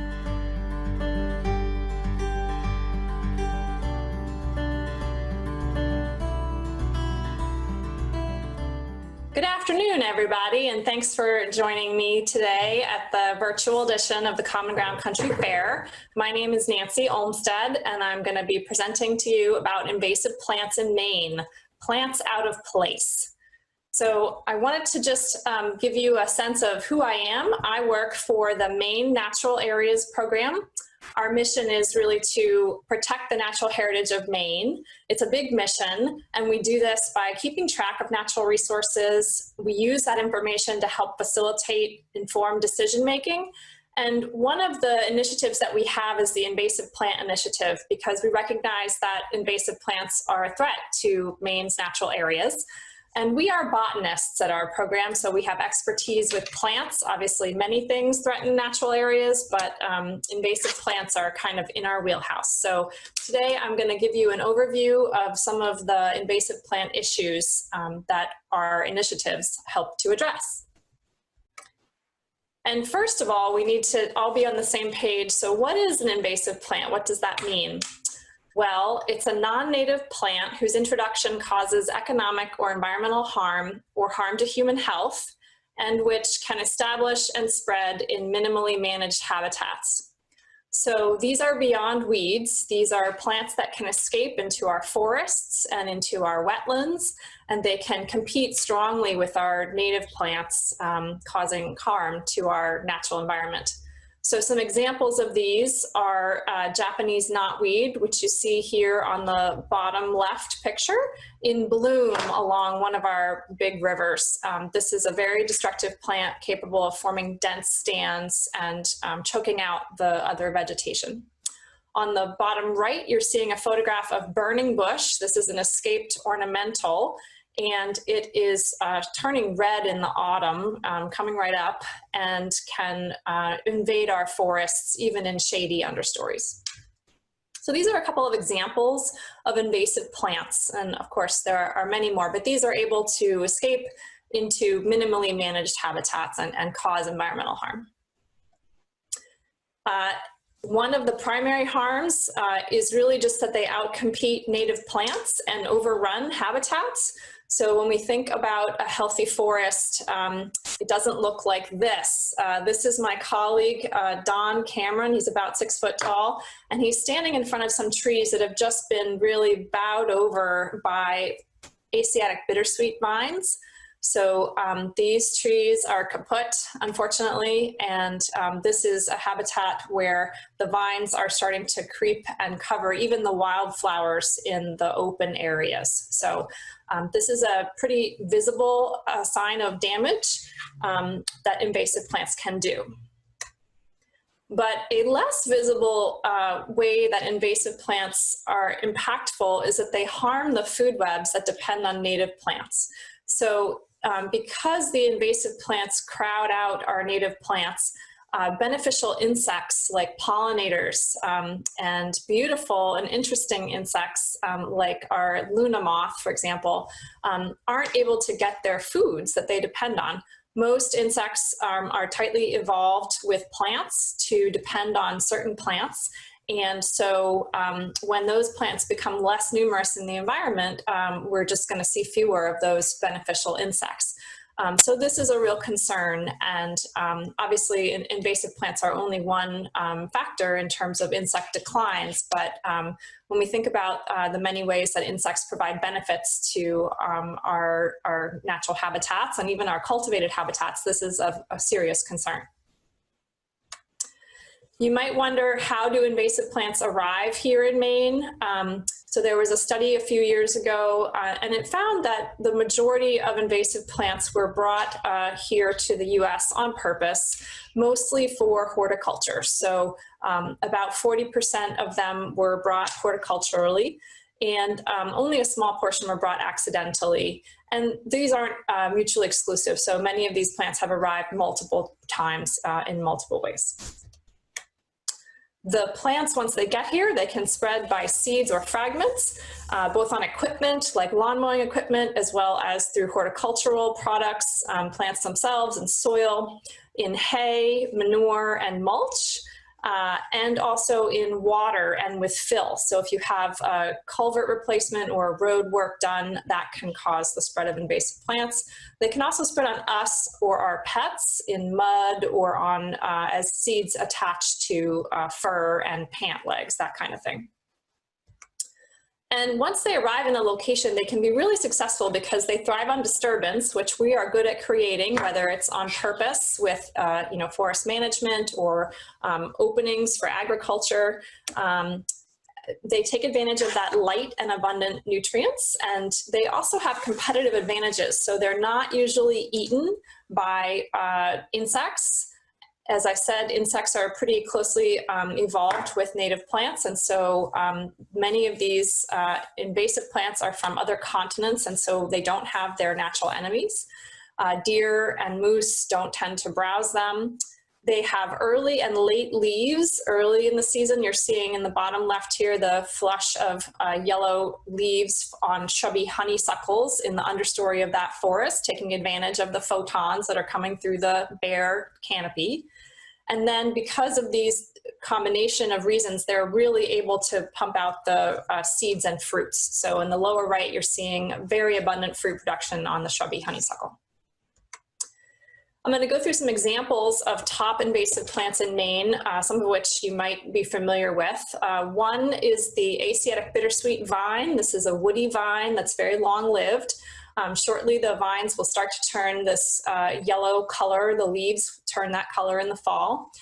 Fruits on this are very colorful, and this was one of the reasons this plant was attractive for horticultural purposes, but it can really strangle and girdle the trees, killing even mature canopy trees. You can see these vines in the middle here are very large and they're long-lived. The leaves are alternate along the stem, and the fruits are found all along the stem as opposed to just at the end of the vines. Another destructive plant is the common reed. This is a plant that's real harmful in salt marshes, so that's the habitat where we have some rare breeding birds. And when the common reed, this very tall, robust grass, forms a dense stand, it changes the habitat in ways that make it not possible for those rare birds to nest there. So this will be a problem in salt marshes, but also in freshwater marshes alongside the road, in ditches, that kind of thing. Japanese barberry is an escaped ornamental plant that was cultivated for sort of a living hedge, a living fence. It's a very spiny plant, creates these dense thickets in the understory of the forest because it's shade tolerant. It has these little tic-tac-like fruits that hang below the arms of the shrub, the branches of the shrub. And dense thickets of this plant cultivate an environment that's favorable for ticks. It's a high humidity environment, and so we have increased incidence of disease-causing ticks in thickets of the Japanese barberry. So many reasons that this is not beneficial in the environment. Knotweeds, the Japanese and giant knotweed are both found in Maine, and these, as I mentioned, are plants that can form dense thickets along our rivers, but also in upland environments. These can be very destructive and cause there not to be native plants growing in these areas. This is a plant that has leaves alternate along the stems, and the above ground growth dies each year, but it's very long lived in the soil. The rhizomes are very robust, and this is a difficult one to get rid of. Chubby honeysuckles, I've mentioned, are a shade-tolerant flowering shrub that were cultivated for their abundant blooms, and they're very fragrant. But these can escape into the forest and cause thickets in the understory, not allowing native plants to grow. One way that you can tell the chubby honeysuckles is that they have a hollow stem pith. We do have a native Canada honeysuckle as well as some other native honeysuckles, and they all have a solid stem pith. So if you've got a twig that's maybe the size of your pinky finger or larger and you cut it cleanly with a knife, the invasive plant will have a hollow stem pith, whereas the native honeysuckles will have a solid stem pith. And again, you can see just the abundant fruits that can be produced by these shrubs. On the lower left, you're seeing a photograph of the flowers in bloom in the forest environment, and then a close-up of the flowers on the top right. So those are just some examples of some of the key invasive plants. What can we do about these? How do we address these? Well, my sort of 5 steps for how to address invasive plants include preventing new introductions, identifying what plants you have, assessing how much, and reporting locations of plants. And then number 3, prioritizing your actions. We can't usually get rid of every single invasive plant everywhere, so we sometimes have to prioritize. Number 4, getting out and controlling the plants, or actually killing individual plants. And then monitoring, because we have to follow up. Many of our strategies for controlling the plants are not silver bullets. It's not a one-time fix. And similarly, we have to think of this as a repetitive cycle that we repeat over time to be persistent and make sure that we have fully addressed the plants. So in terms of preventing introductions, an important thing that we can all do is use native plants when we go to landscape in our yard. And this diagram from a publication out of the University of Massachusetts explains that using native plants results in 50% higher abundance of native birds, 9 times higher abundance of rare birds, 3 times more butterfly species, and 2 times higher abundance of native bees in our landscape. So many good reasons to use native plants. They really do support our native insects, which in turn support our native birds and amphibians and reptiles, all kinds of beneficial wildlife that we want to come to our yards. In terms of identifying invasive plants, I strongly recommend the Maine Invasive Plants Field Guide. We published this last year. This provides essential identification and control information for 46 species. It's a waterproof field guide available from the Maine Natural Areas Program website, and individual species pages are available as PDFs from our website. This is a great tool, I think, for wandering on your yard or in your local town forest. Reporting locations is easy using the IMAP Invasives online mapping tool. IMAP Invasives is our central repository for invasive species data in Maine. You can get a free account. You can see what things have been reported close to you. We welcome your reports of invasive plants on your property or on public lands or on other private lands with permission of the landowner. And you can learn all about this at imapinvasives.org. In terms of controlling invasive plants, there are a lot of different potential ways to do that. Everything from simple manual and mechanical methods to smothering, using goats or other animals, flame weeding with a propane torch, cutting the stem and placing a baggie over the stem, classical biocontrol insects, combinations of these kinds of methods, and probably other methods that you could add to this list. So I think the key here is really to repeat your treatments, use combinations of treatments, repeat them again. So just really being persistent is one of the important things about controlling invasive plants, but there are many ways to go about it. And to learn more, you can visit the Maine Natural Areas Program website at maine.gov/DACF/MNAP for the Maine Natural Areas Program. I also recorded 2 longer webinars on invasive plant identification and management earlier this year. If you do an internet search for UMaine Cooperative Extension invasive plant webinars, those will be one of the first results. They're each about an hour long, one focusing on identification of the common species and one focusing on management. And then the imapinvasives.org website is a great resource too for all things IMAP invasives. This photograph on this slide is showing a black swallowwort vine in flower. This is one of our sort of up and coming invasive species in Maine.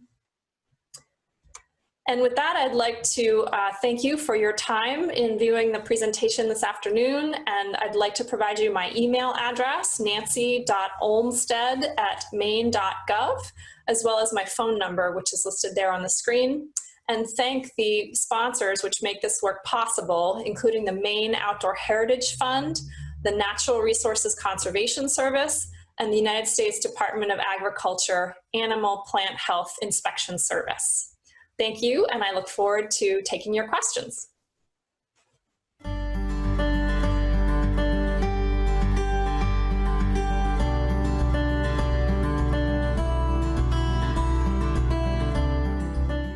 At 29 on Facebook. Awesome. And 115 on YouTube. Okay, thank you all. So here we are live back at MOFGA with Nancy Olmstead from the Department of Ag, Conservation and Forestry. Thank you, Nancy, for sharing so much of your knowledge through this presentation about invasive species. I would love to talk to you a little bit about how you got into this passion. Like, this is a very specific area of botany and horticulture and agriculture. Can you talk a little bit about how you came to be so passionate and informed in this area? Yeah, sure. Thanks, Bo.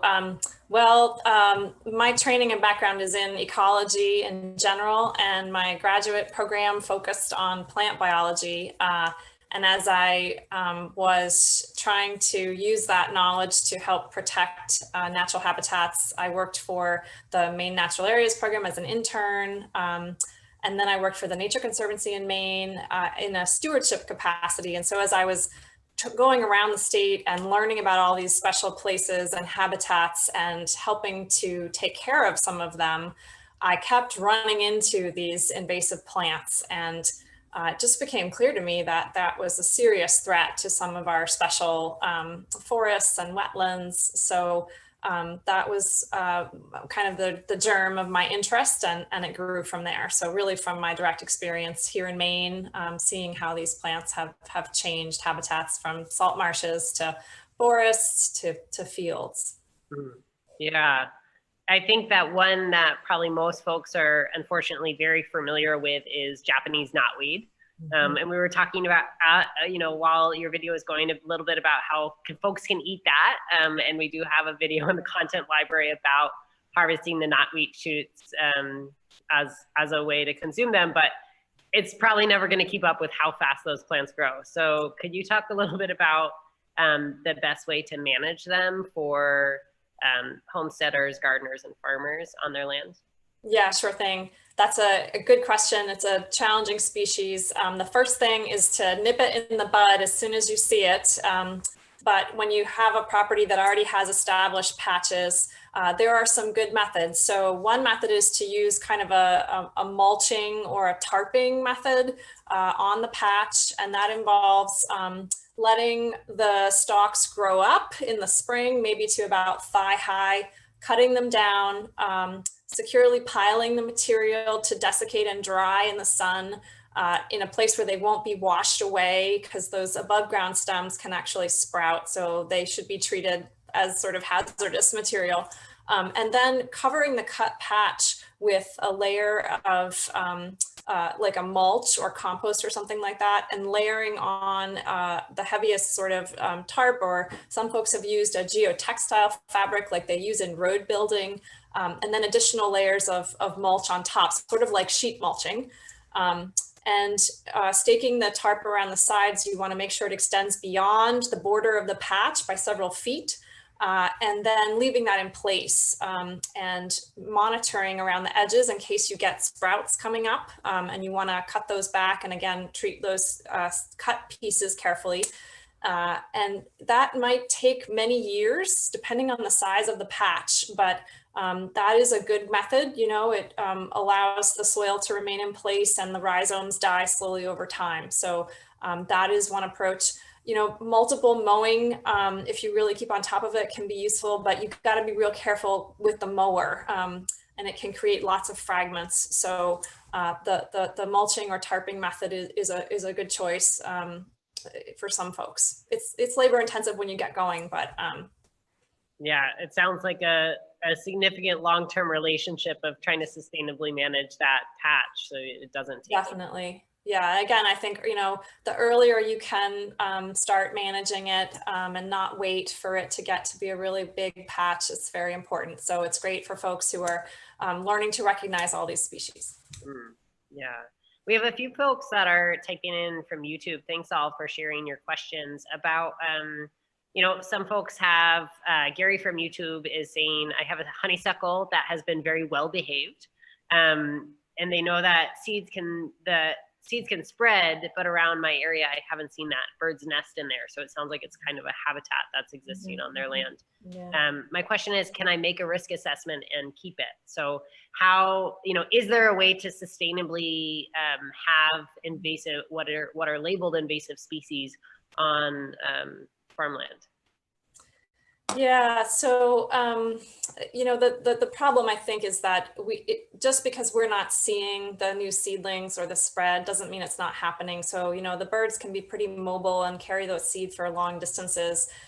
If the area is, you know, surrounded by lawn or areas that are maintained, you might not have establishment of seedlings right nearby.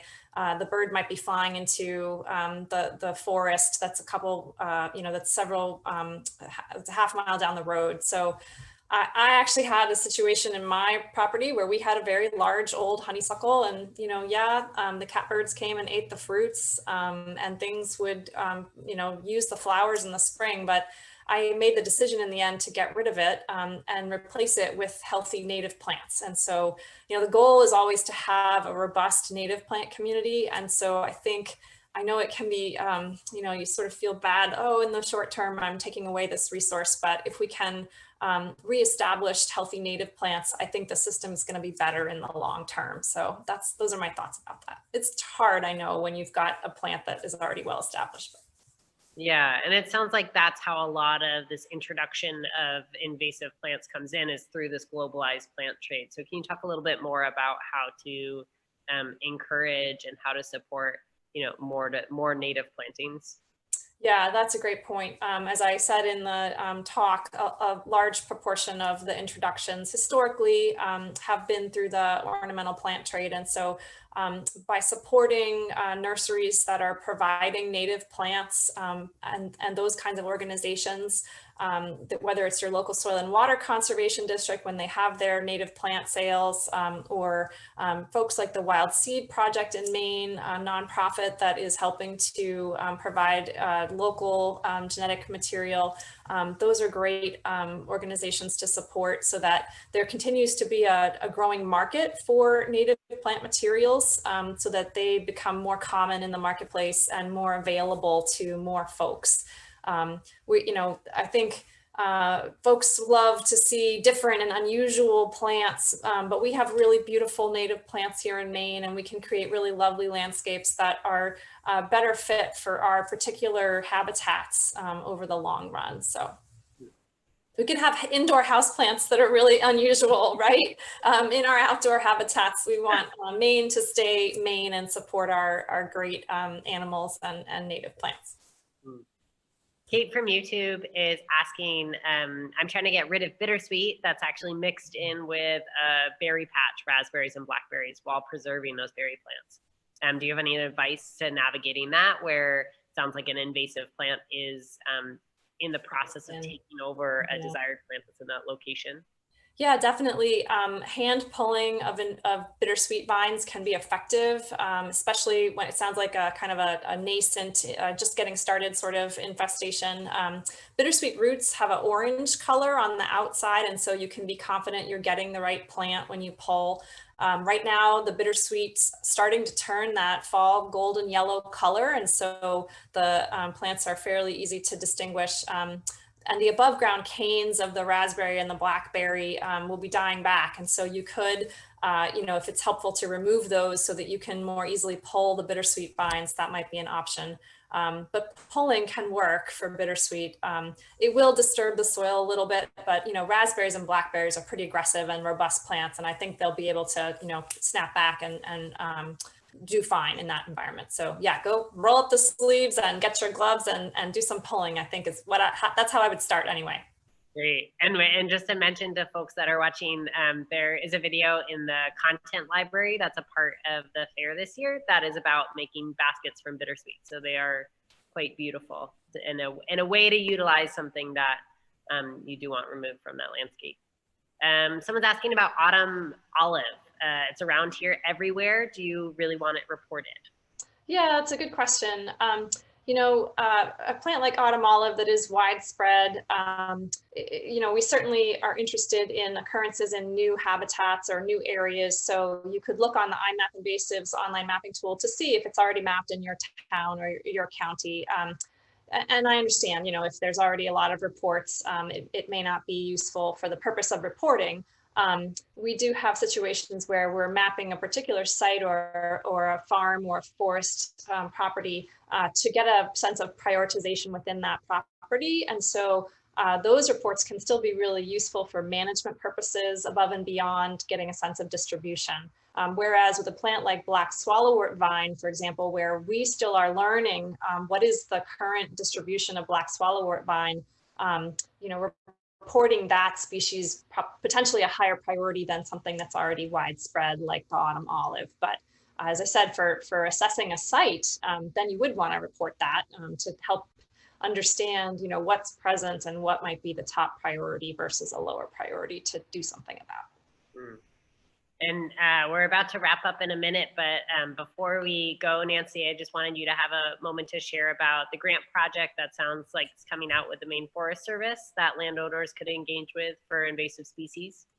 Yeah, so you might hear about this through your forester or other sort of natural resource professional. We're going to be offering through the Maine Forest Service a way for landowners to have a professional come and get a cost share to have the professional prepare an invasive plant management plan for forested properties. So that's going to be rolling out next calendar year. And if you already are working with a forester, they should be hearing all about it from the Maine Forest Service.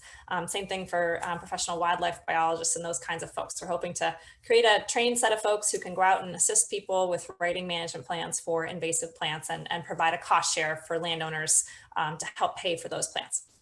Great, great. Thank you so much for sharing your knowledge. I'm going to pass it over to Tristan, who's outside, who's going to introduce Dusty Dowse to talk to us about baking with whole grains. So thank you so much, Nancy. Thank you. Thanks everybody for coming. Take care.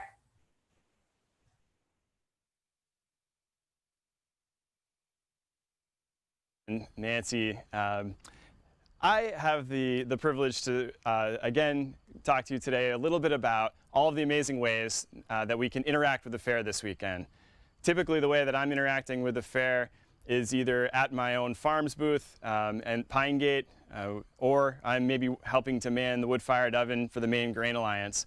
But this weekend's a little different, and thanks to MOFGA's great work, there's a million ways that you can connect. I'm going to encourage everyone who's watching on Facebook to go to check out fair.mofga.org and look at all of the interactive elements there. There is an interactive map that you can click through to look at specific agricultural content. There's places that you can make a donation. I know as a member, it means a great deal to support MOFGA and all the important work that they do across the state. I also would encourage you to go to the fairstore.mofga.org and look and support all of the amazing artisans and farmers who are contributing a million different types of things on that site to be able to find a way to reach all of you who couldn't be here today. It's also one of my great honors to introduce the next gentleman who I've had a privilege to call a friend since joining the Maine Grain Alliance back in 2016. Dusty Dowse has had almost a half century of baking experience under his belt, and it's his prime avocation. He is a charter member of the Maine Grain Alliance Board of Directors. He has created an incredible event called the Maine Artisan Bread Fair, which happens at the end of the last Saturday of July in every year. And this time of year, Dusty joins folks and volunteers here on the MOFGA Common Ground Country Fairgrounds to bake about a ton of bread for all of the volunteers, the thousands of volunteers who contribute to this incredible weekend. And so it's my privilege to share with you some of the insights that Dusty is going to share with regard to his baking prowess using local grains and stone ground flour. And then we'll be back just after that with questions and answers from you.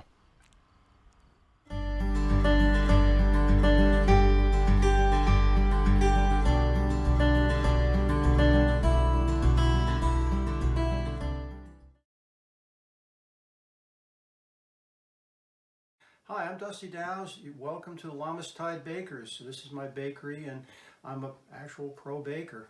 What I'm going to do today, I'm going to be wearing, everybody talks about one organization and two hats. It's two organizations and one hat, this one. And the two organizations, the first is MOFGA, about which you know a great deal. The other is the Maine Grain Alliance, and we're combining to do this video. And Maine Grain Alliance is here to help people with everything, with the whole grain scene, whether you want to open a bakery or whether you want to raise a section of wheat up in the county, or as today, just want to make a better loaf of bread.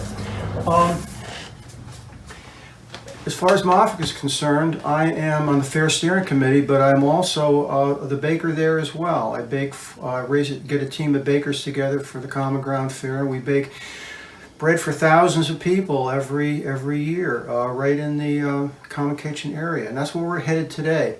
We're going to be talking about a loaf of bread that one of the ones that I bake, actually two. One of them is rye, the other wheat. And here's an example right here. It didn't come out of this huge commercial oven. It came out of my home oven, and that's what we're going to do today. This is, I call it Common Ground whole wheat. We're going to try to get your chops up for doing some better home baking. We're going to look at a bunch of things. It's going to be a tutorial. First thing is ingredients. One of the things I want to stress is using, if possible, whole grains, at least to an extent, and also Maine grown grains. We're going to talk about some techniques. One of them is a pre-ferment. That's something we'll talk about in more detail in the video, but that's something that gives a lot more flavor and quality to your loaf. Dough development, mixing, and a thing called stretch and fold in between the mixing and the shaping.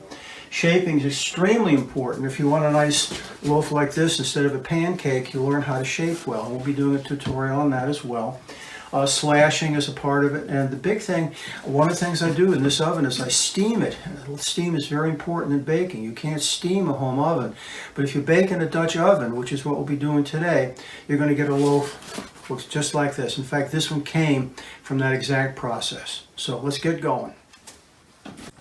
Okay, so we're all set here. I've given you the basics of the things we're going to cover.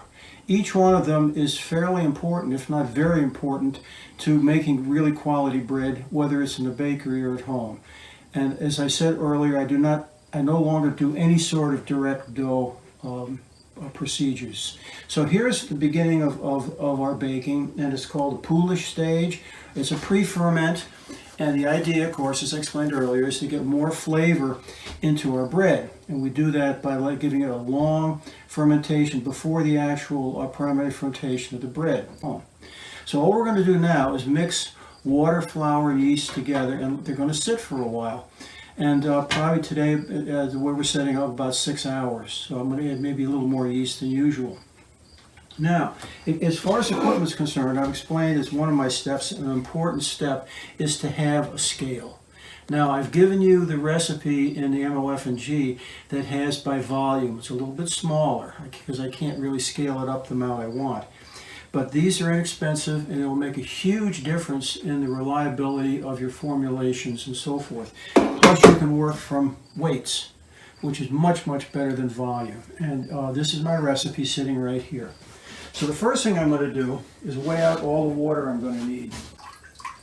284 is close enough. Now I'm going to measure the temperature, because temperature is very important for all of this. Just came out of the tap, it's 64 degrees. Now, what I'm going to do is empty some of this out into the bowl we're going to mix everything in. Actually, better warm that up to about 70 first.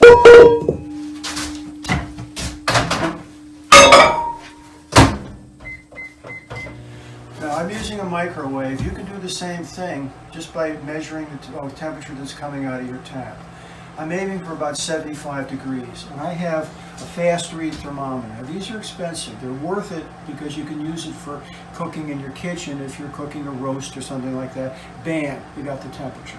But if you don't want to spend a whole bunch of money, these little thermometers are easily found, and they're almost free. They take a little while to read, but they'll give you just as good a result.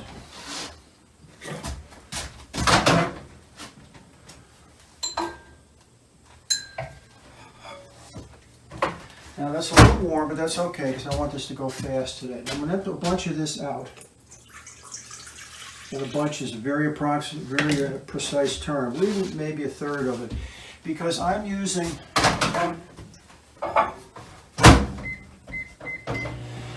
regular dried yeast. And this has to be what's called blooming. You're putting it into some warm water to let it hydrate. For you, I recommend very, very strongly that you get instant yeast. Now you don't have to worry about 98 degrees. That's just about right. Now, I'm going to weigh the yeast. The reason I'm using this scale is I can weigh ½ gram. And that's all that's going into this for the poolish. You don't want a lot. And there's a ½ gram. And this is a handy little tool as well. They're easily found. It's a little teeny whisk.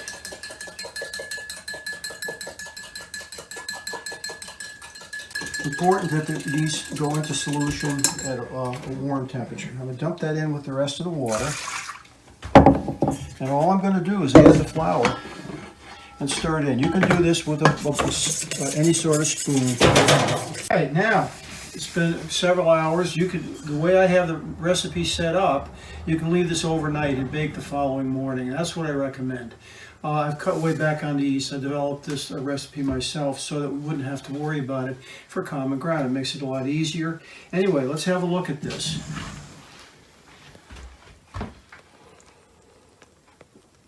So that's about right. If you really want to be sure, you wait till it rises up on its own, starts to fall back just a little bit. And that will do that overnight. Now we're going to do the mix. And you've already seen how to do it. I've weighed out the salt, that's in the recipe. And I've already bloomed the yeast. Measured it out carefully. And now we're simply going to add that first. And to make sure we get all of it, I simply put in the rest of the water, which is at about 75 degrees. And add that. And take our handy whisk. These are not too expensive, about 15 bucks, and they're worth having, I think. I'm just going to stir that in to where we get to still do it in stages. Some people just dump everything in and turn it on, and that sometimes doesn't work. And I'm just going to add the salt, which I'm going to stir in. I like to make sure the salt is well mixed.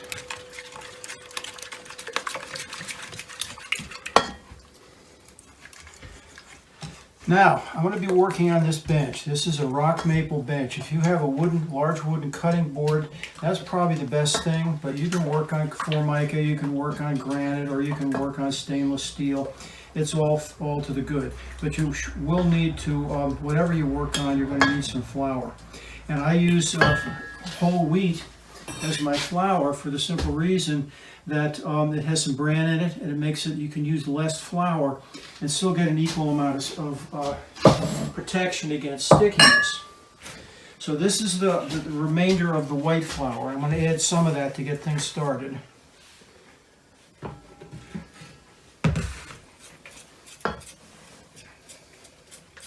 And this bowl probably won't be big enough to raise the bread in. The first primary fermentation, but that's okay. I've got a little bucket we're going to use. And again, I add a little bit at a time.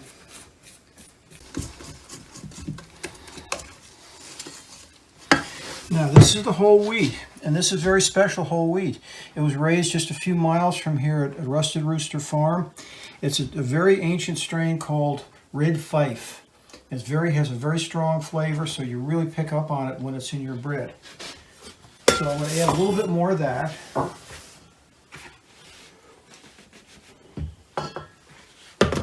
That's going to get to me sort of what I call the shaggy stage.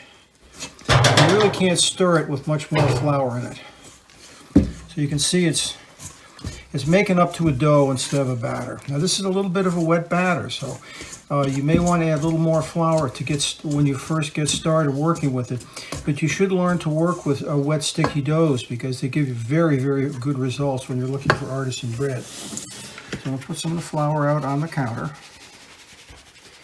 And I have more I'll add more whole wheat if I need it.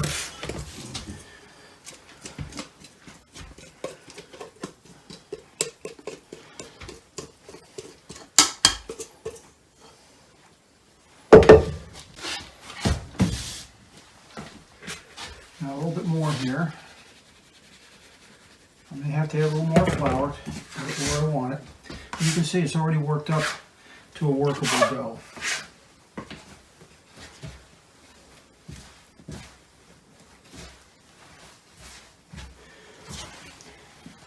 If you mind getting your hands sticky, you're probably not going to be a baker. Now I'm going to work this up, and when it's done, I'm going to show you what happens next. Ready? Okay then, I'm going to say I'm about halfway done now. And you can see it's taken shape pretty well. Now what I'm doing is partly what we're going to call, as I talked about in my introduction, development of the dough. And what's happening now is there are two chemicals that are mixing together and reacting to form gluten. And what you need, you are sort of chaining up the gluten into long strands, which gives it character. Okay. I've been kneading this for about 10 minutes. So I've added, like I'll show you, just a little, you don't want to add too much because you'll cut down on the hydration a little bit. Just a little bit of dusting like that, it makes it easier to work with. And you can see how different it looks now, okay? Now, this is going to sit for a while. What I'm going to do is spray a little ham substance in here so it comes out easy, because it's going to have to come out a couple of times. I'm going to pop it in there, and we're going to let it sit for 15 minutes, and then I'll show you how to begin the post-kneading dough development. Okay, so now what we're going to do is this, it's called a stretch and fold. So people used to call it punching down. That's not really what we're doing. We're just continuing the development that started when we did the kneading. And You can see how well developed, it's fairly well developed. It's nice, cohesive. I'm going to do this 4 times. Stretch and fold. Turn it. Stretch, fold. And you can see it's fighting me more each time. That means that the gluten is continuing to develop. And even though we did a pretty good job of developing it when we did the kneading, look at it now. It really looks a lot tighter. Now I'm going to do this 2 more times. You're doing it 3 times at 15-minute intervals starting from when you put it into rise. So it's going to get done twice more, and I'll spare you that. And the next thing you'll be seeing is the shaping and pre-shaping.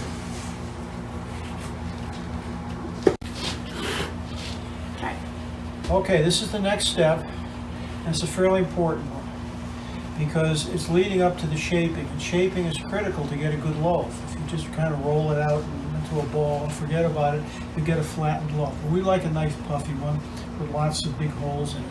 So what I'm going to do is called a pre-shape. Now, if I were doing it for the bakery, what I would do now is I would scale it, and so that all the doughs were the same. For our purposes now, all we're going to do, I'm just going to roughly cut it in half. And it'll be close enough for what we're doing here. Now, I'm going to give it roughly the same treatment that I'm going to give it when I do the shaping. Which is going to be a boule, which is a ball. So flatten it out. Okay, see how nice and pliable it is. Fold it once towards me, once away. Close the seams with the side of my hand. Turn it towards me. Fold it towards me once and away once. And seal it again with the sides of my fingers and hand. Now I pull it together like so. Now this doesn't have to be perfect this time. It's just to give it a pre-shape. Roll it a couple times like this to seal the seam partially. Now I'm going to leave it on this board. But what you can do is you can put it on a cookie sheet or anything like that, or cover it with some flour so it doesn't stick. And then you can cover it up with a tea towel or something like that, what we're going to do right now. And then maybe I would suggest putting a plastic bag over that. I'm going to put it in my proofing box, but for you, this would probably be okay. But again, if you cover it with a food grade plastic, so what you don't want to have happen is to get a hard coating on it while it dries. I'm going to leave it for about 20 minutes, and we'll do the final shape and set it to proof for an hour. Proofing is the last stage before it goes into bake. Okay, so what I'm going to do now, I'm going to flatten it out. And what you're doing here when you're forming is you're giving the dough a skeleton so that it doesn't flatten out, okay? If you just ball it up, it doesn't have anything. Now, again, not too much flour on the board. Pull it out a little bit, fold it towards you and away, and tighten it up. First seam doesn't matter too much. Turn it 90 degrees, flatten it again, go towards you and away again. This time be a little more careful about closing the seam. Now I'm going to pull the corners together, that little puffed out corner. See any bubbles popping? Now I got them pulled pretty well together. That's a start, almost done. Now I'm going to turn it, and I do put a little down pressure. I want to feel friction against the surface of that bench top. Do that 6 or 7 times, and the seam is gone. Now we're going to do the proofing in a colander, okay? And I'm going to line it with a linen towel. The only reason I ever go to yard sales is to look for linen towels.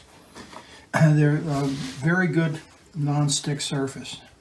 And this is a mixture of white flour and rice flour, although you can use ordinary white flour. And I do use this tea strainer so I get a nice even coat.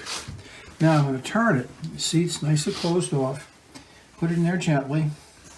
Put another light dusting. There's the seam side that's going to be down. We don't want a lot of caked flour on it. And close it up.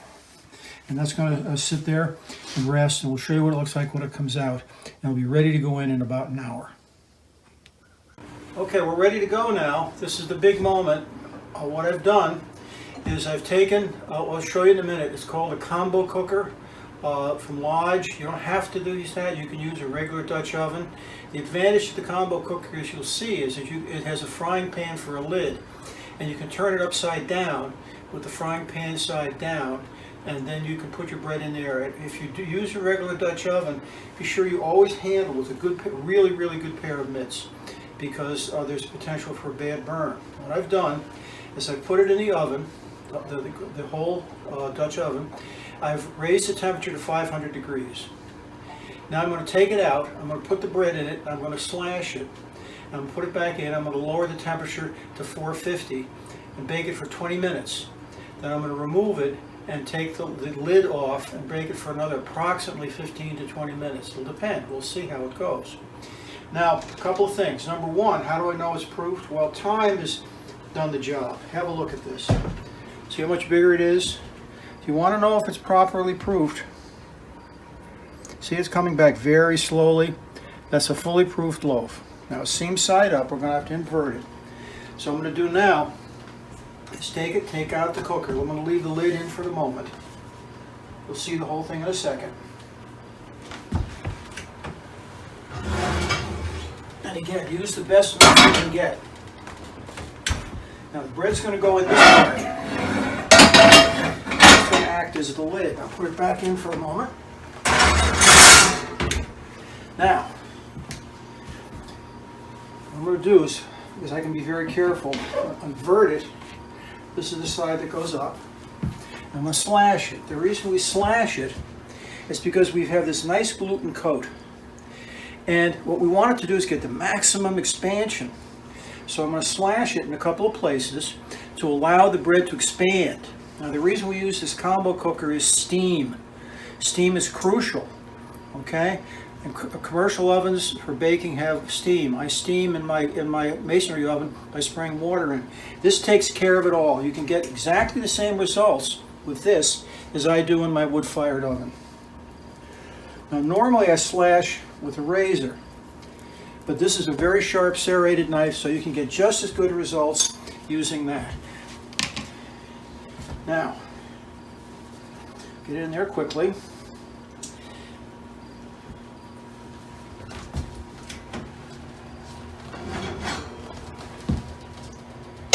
Now it's sealed up, and this is going to fill with steam immediately.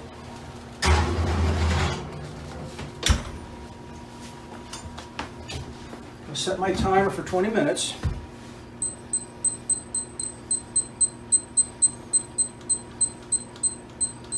And start it.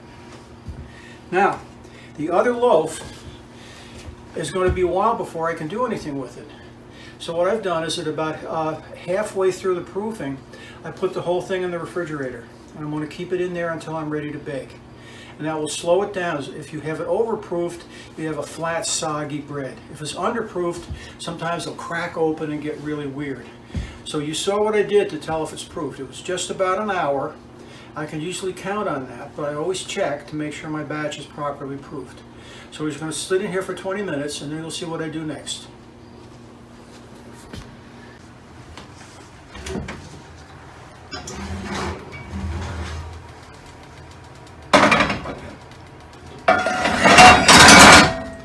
Here you go, 20 minutes into it. It hasn't been quite 20 minutes. It's been about 15 or something like that. It's a pretty hot oven. It's an electric oven. So I'm going to take it out and check the temperature.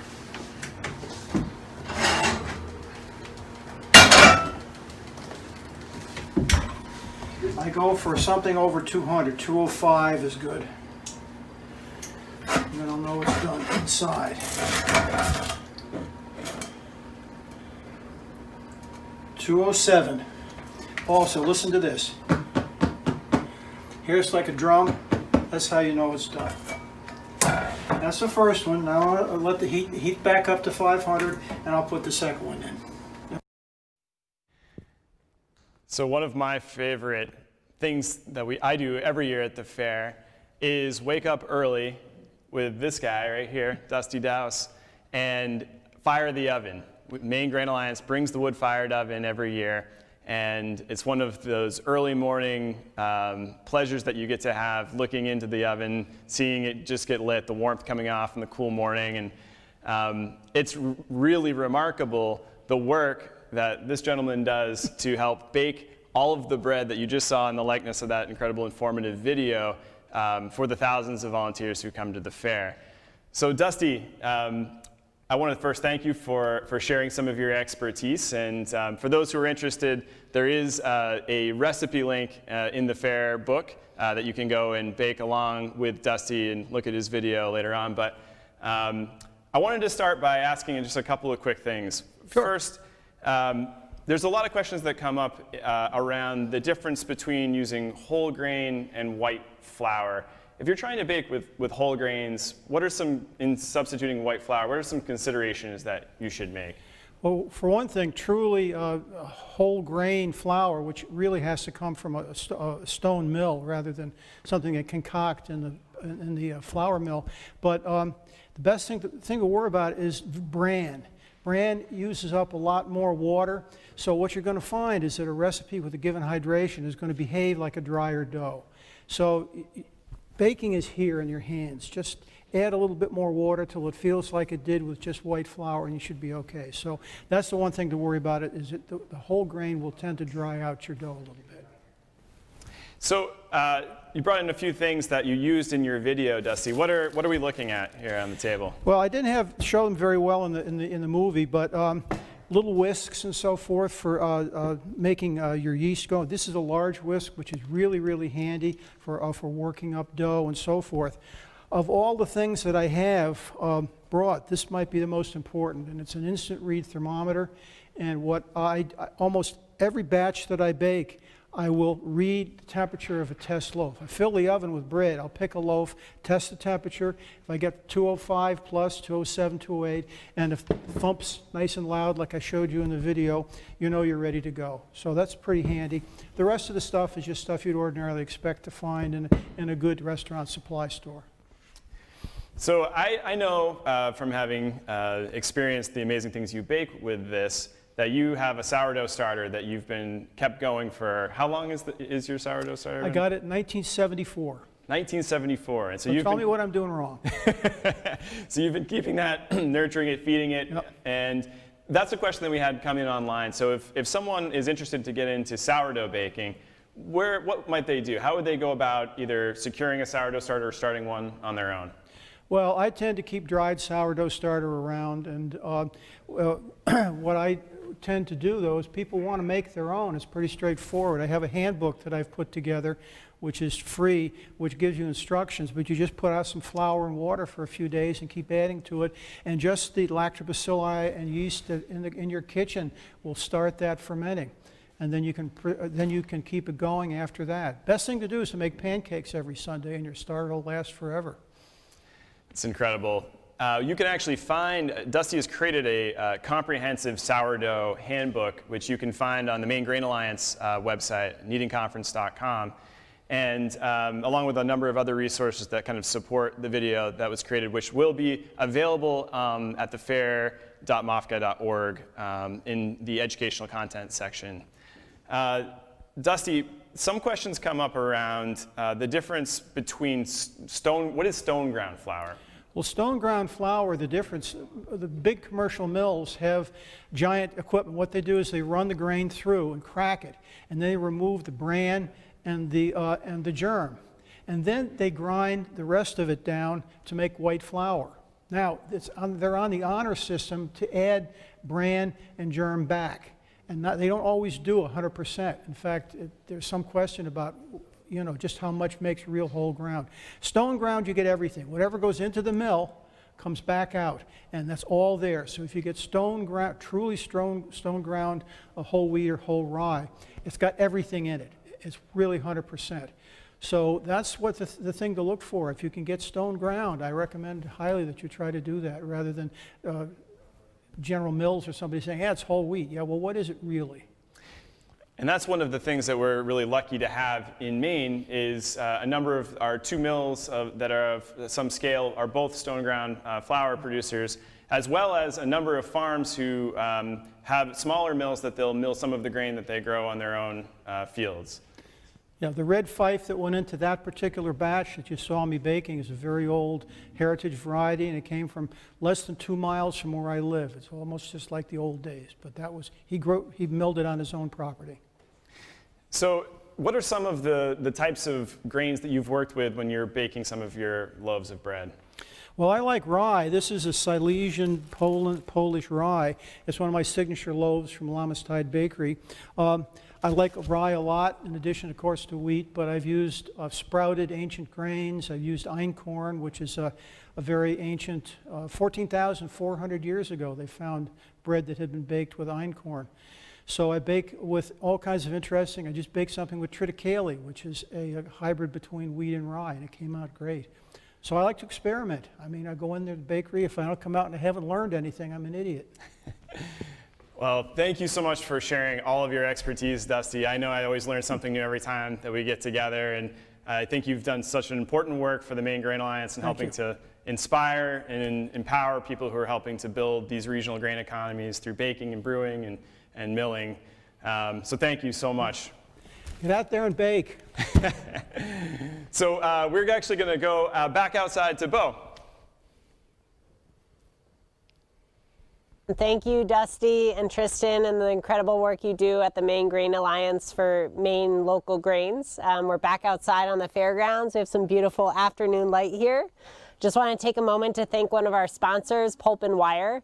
They're a marketing and branding company down in Portland, Maine that works with a lot of local food producers and farmers, so check them out. And also a reminder, if you want to help support MOFGA, you can become a member today and check out our website at mofga.org. I'm excited to introduce Fred Roby, who's going to talk about how to fix a bike tire, who coordinates the bike efforts here at Common Ground Fair. So I'm going to hand it over to Fred, who's going to help us fix a flat tire. Thanks. We are.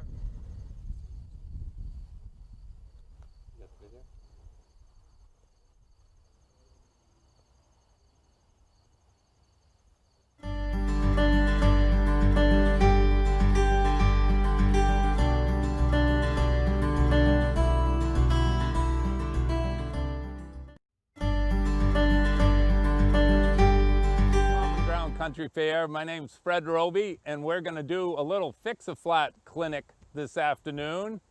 If you ever have the opportunity or the occasion where your bicycle tire runs out of air, we're going to give you a little bit of confidence in dealing with that occurrence. We've got the front wheel off from a bicycle here that's going to be our model to work from, and we have a sort of a 4-count checkoff for doing this. We're going to demount the tire. We're going to take the tube out. We're going to find the cause of the flat, and we're going to remount, inflate, and ride away with a smile. Since this is a clinic, we're going to leave the valve in. So if you want to join along at home with your screen, you're welcome to, and pause when you need to. There are 2 primary valve types in bicycles. The first type is a Presta valve. It's a narrow valve, oftentimes very long, and is regularly used in road bikes. The other type, which is more common, sometimes people call a car valve, but it's actually called a Schrader valve. And it's common in mountain bikes and hybrids. There are 2 types of beads that are used to secure a tire to a rim. The first type is Kevlar, also known as a foldable tire. The second type, more traditional, is a wire bead, just like in a car tire, that holds the tire onto the hooked rim. Your patch kit or your repair kit that you carry with you can have many different things in it. Some people carry a cell phone to call home. I like to have a multi-tool, a patch kit, a pair of glasses, a spare tube with powder dust on it, and a dollar bill just in case. Tire levers come in many shapes, flavors, colors.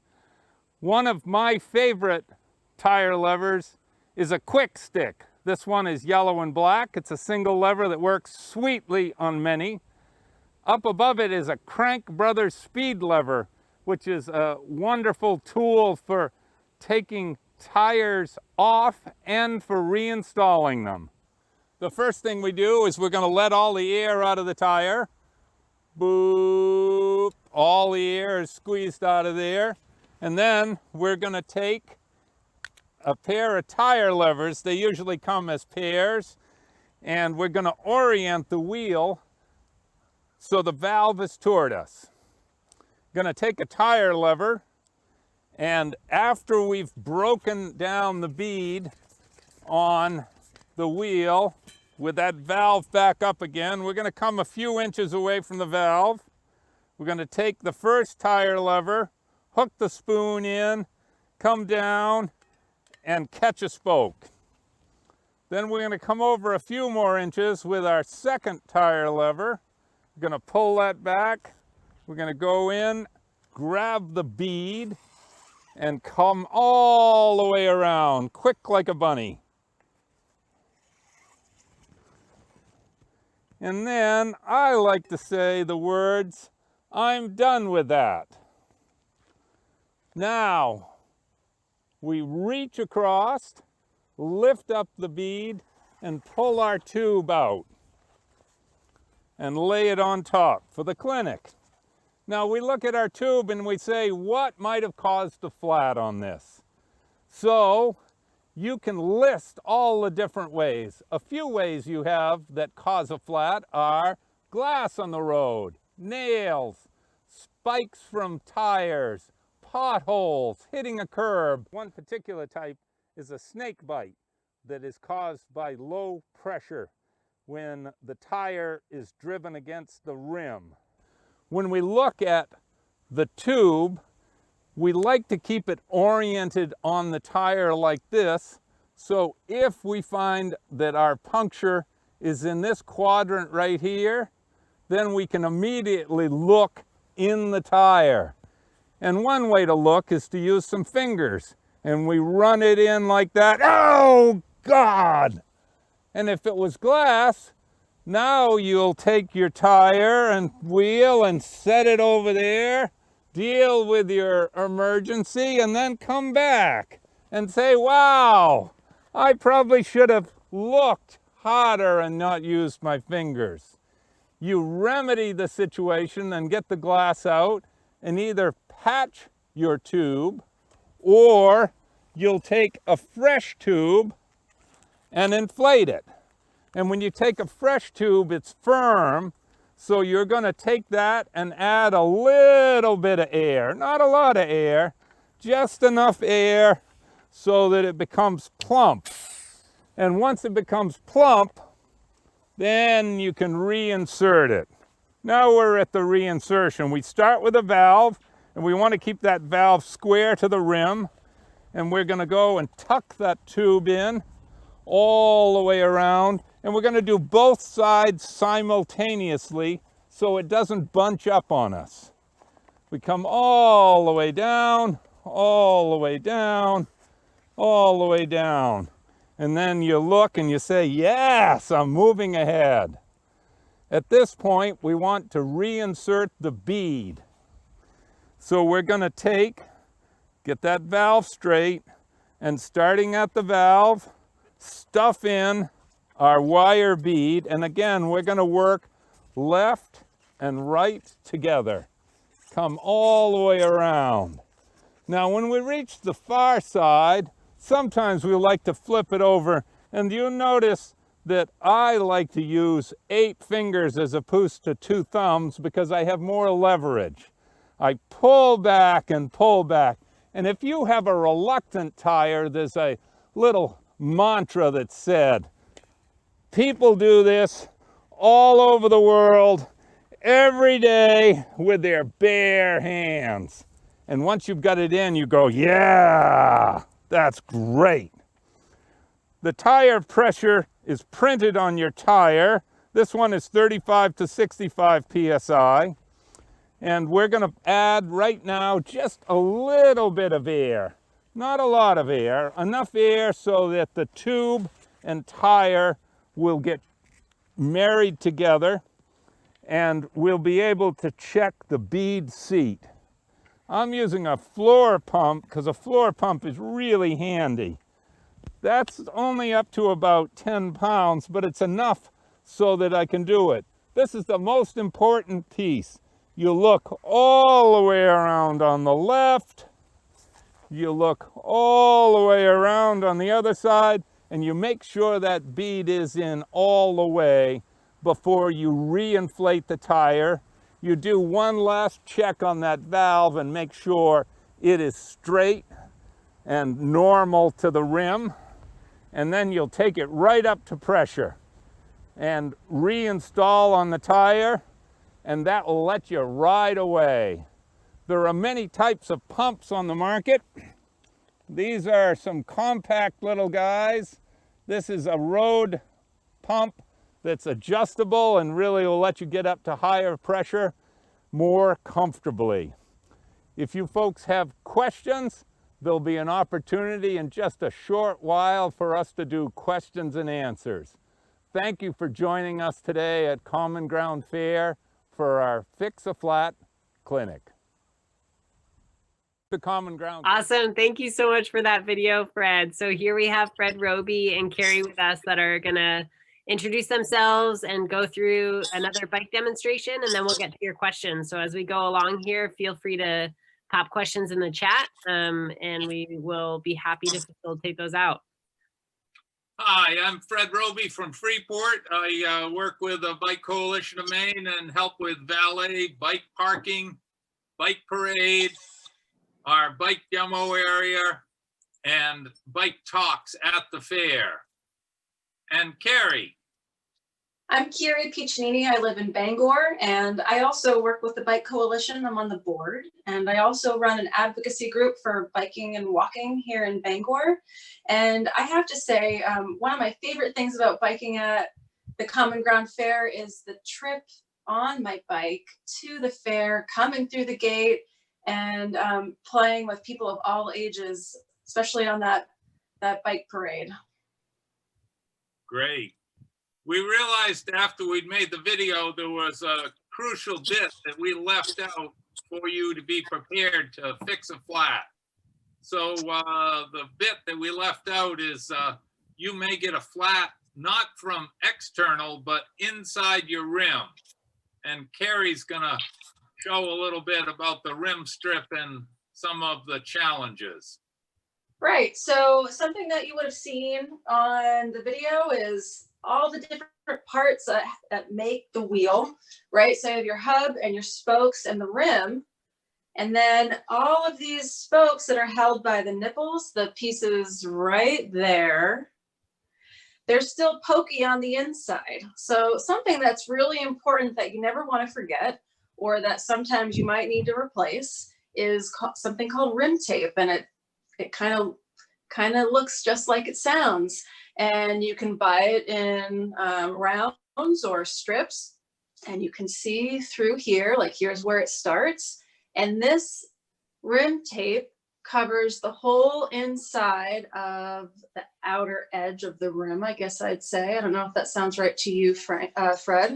So you can see even the indentations here, that's where you would thread your the nipple through to collect at that, to meet the spoke. And so that's the part that we want to cover. Otherwise it could end up popping your tube. So yeah, I think that's a pretty important thing. Sometimes you'll find if you've been rocking the same tubes for a while, the same tires, you haven't had to change them. You're very lucky because, you know, deflated tires happen a lot sometimes. Something you might see is that rim tape can kind of shift out from where you've initially placed it. So you might need to go in and kind of adjust that, or put a little layer on the side. So that's a helpful little tip there. I think that covered it, Fred. Anything else? What am I missing with the rim tape? That's a great one. The wheel that Carrie has is a very nice wheel, and it has French rim tape on it. It's cloth rim tape. This is a more modest cost wheel, and you can see instead of having cloth rim tape, this has rubber rim tape, and it matures and gets old. And if it gets too old, it can deteriorate, and you'll see that the spoke nipples can poke through. So as you're checking your tube, if you find there's a puncture on the inside, you know you need to check your rim tape. You sometimes can get away with using duct tape or That's what I was gonna say. to cover yourself when you're out on the trail. Yep. There's a pretty special tool called a Crank Brothers speed lever. And I realize that our contrast isn't super, but it's a very special tool that you can use to do a change of a tire. You center it, you first let your air out. If you're doing a demo like we are here, you let your air out and then break your bead all the way around. You take your tire lever, this Crank Brothers speed lever, you hook it underneath and bring it in so that it's attached to the middle of the axle. And then you can take and slide that right around. Boop. Yeah, get the overhead view. We can slide it right around to demount your tire. And one of the joys of the Crank Brothers speed lever, particularly with people that don't have uber hand strength, is it has an extra hook on it. And that extra hook can be used to reinstall the tire without pinching your tube. And it takes it needs just a little bit of assistance, but not a lot of assistance to get the job done. And those of us that aren't really strong, or Mr. Arthritis has come to join us, this is a great, great assistance. And if you do it not sitting down, you'll find that sometimes life is easier. And there we are. Woohoo! I think I need to get one of those because I'm absolutely one of those people with not a lot of hand strength. I like tires that are a little older. They end up being a little more flexible for me, so I can really get my hands in there, or different kinds of levers. I actually have 3 different sets of levers depending on how tough that tire is. That's great. That's a cool tool. I'm curious about how many tools you would suggest people carrying on them as they're riding, and what specific tools do you suggest? Extra patching tools or extra tubes? I can start, and then Fred, maybe you can add. I like to, depending on the kind of bike I'm riding, or depending on how new and inflexible those tires are, I will carry 2. Like if I'm bike touring, I'll always carry 2. And then a patch kit I think is always very helpful, especially if you're going to have a way to reinflate a tire if you have a pop tube. So these are actually, the price is right there. It's like $3.50 for one of these little kits. It's in a little box like that.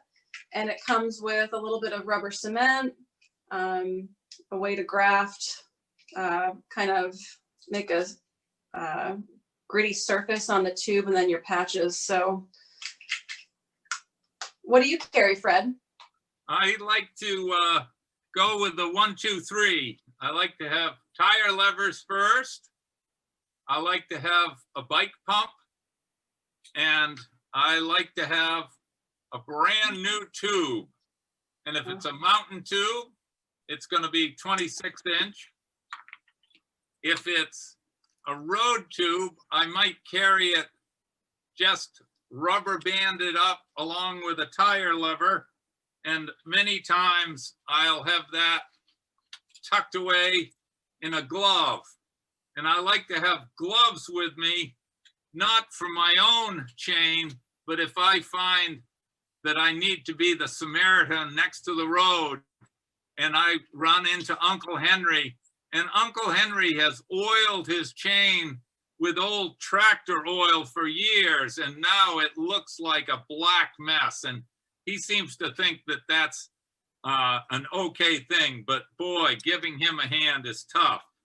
I also like to carry patch kits, one similar to yours, Carrie, but if I'm on a road bike, I like the Flat Boy instant patch kits because they take up a little less weight. I also like to have with me a multi-tool. This is a multi-tool that could be used for road and for mountain bikes because it's got a built-in chain breaker. And if I'm really feel like I'm pushing the envelope and gonna be in territory and people that I think might uber need a hand, oftentimes I'll carry with me a tube of inflator with a patch built into it. So it has compound in it that can seal a patch. One of the ways I'll carry my kit oftentimes is in, yeah, this is probably a Citracel bottle, and it has all the goods in it, including an extra pair of spectacles in case I get myself in trouble. The other beauty of having patch kits with you is that you can help as the Good Samaritan, because if you're on a road bike and you've got that road tube with you and you come across Junior and he's got a flat, your tube isn't going to help him. So you can patch a flat for him. Carrie, I was wondering if you could tell us a little bit about what's going on in the Bangor area with walk and roll and some of the infrastructure improvements that have happened there. Yeah, Walk and Roll is a bike ped committee mentioned, kind of alluded to earlier here in Bangor. And things that we're focusing on is making better biking and walking around town and really working closely with the city to do that, because they're really the staff or people who in any municipality are going to push that kind of better infrastructure. And it also means better infrastructure for pedestrians who might be of different abilities, maybe using a crutch or a wheelchair. So for biking, actually next Thursday, we will be installing, the city and the Bike Coalition and Walk and Roll will be installing a bike lane down one of the major thoroughfares here in Bangor, because the speed limit is 25, but people often go 35, 40. And it's a great area with schools and businesses and really wonderful treed homes, or homes with trees next to them, I guess is the best way to say that. So we want to try to make it more friendly, and there's a lot more bike ped signage as well. And then the waterfront has about 5 miles of biking and walking trails. And then in Bangor, there's also the Bangor region, I'd say, more important than just Bangor. If you're a mountain biker or a snowshoer or a trail user, there's a great map here. You can find it online.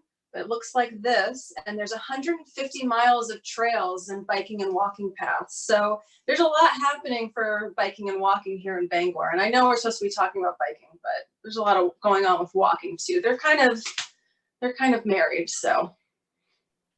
I would love it if you guys could talk a little bit about the Bicycle Coalition and how folks could get involved with that if they wanted to. Yeah, so I guess I'll start, just kind of mention this Imagine People Here project where we'll be installing bike paths. But this is a temporary project and we're always looking for volunteers. So if you're interested in saying, hey, how can I make something happen in my town? You can volunteer on one of our projects. We also have a really cool advocacy training program called Community Spokes. I think Fred's one, I'm one. It's a very cool program, and you really get to learn how to advocate and how to educate and work with different stakeholders in your community. Fred, I know you probably have 3 that you can think of ways to get involved with the Bike Coalition. The most important way to get involved with the Bike Coalition is to put your helmet on your head, go out your door, shut the door behind you, pump up your tires, and go for a ride. I like to say that if you can get out and ride with traffic or drive your bike, you'll be more comfortable. And the more you ride and the more people ride, the more we're all comfortable.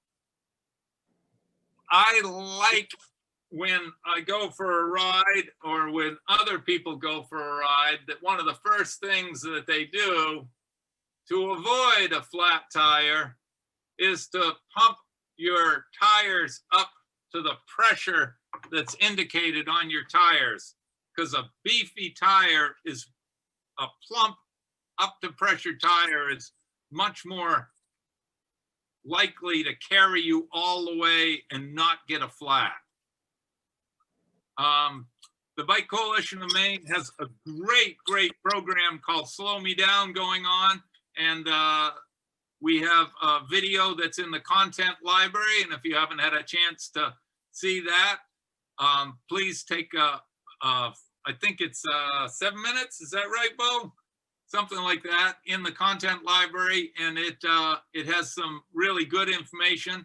There's a radical notion that's being held forward that if we as a society will consider the speed limit as being a limit, particularly in urban and city areas, everyone, pedestrians, cyclists, rollerbladers, wheelchairs, will all feel more comfortable. How long is the Imagine People Here section of the road, Carrie, that's going to be worked on in Bangor? This section is about 1/3 of a mile. And if anyone's familiar with Bangor, it's on State Street in what's called the Tree Streets neighborhood, going from Broadway out to the hospital. And this is one of many projects that the coalition has helped towns across the state do. I think there's about, we're trying to stick to 5 a year, but I think there's 9 this year. So in that demo project, what typically is, it's just a demonstration, but there's data collected information, and then usually the town, I think in a lot of most of the cases, that the town decides, wow, this is a really great improvement for our town, let's make this permanent. So it's really a proof of concept.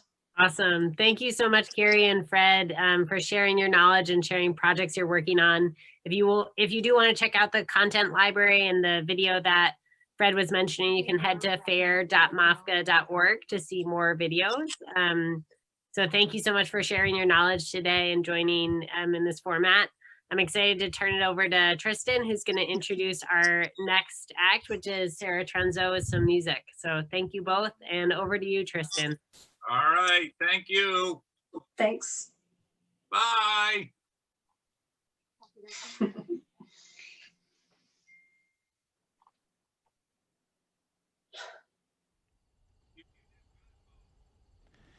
Well, the sun here is starting to go down on the fairgrounds, but the fun isn't over yet. In just a few minutes, in about 5 minutes, we're going to reboot our live streams, because if you could believe it, we've been on the air live since 9 a.m. this morning, sharing amazing presentations with some really incredible people.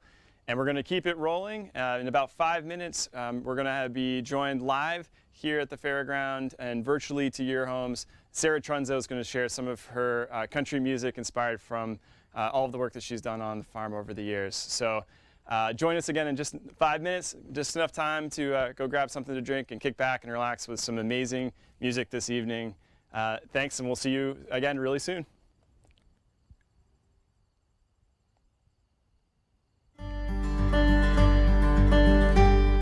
MOFGA's vision for the future is to transform the way we relate to our food through organic agriculture. Become a member today at MOFGA.org and support our ongoing work to create healthier, more resilient, and ecologically based communities. Thank you to all of our supporting members who make this work possible year after year.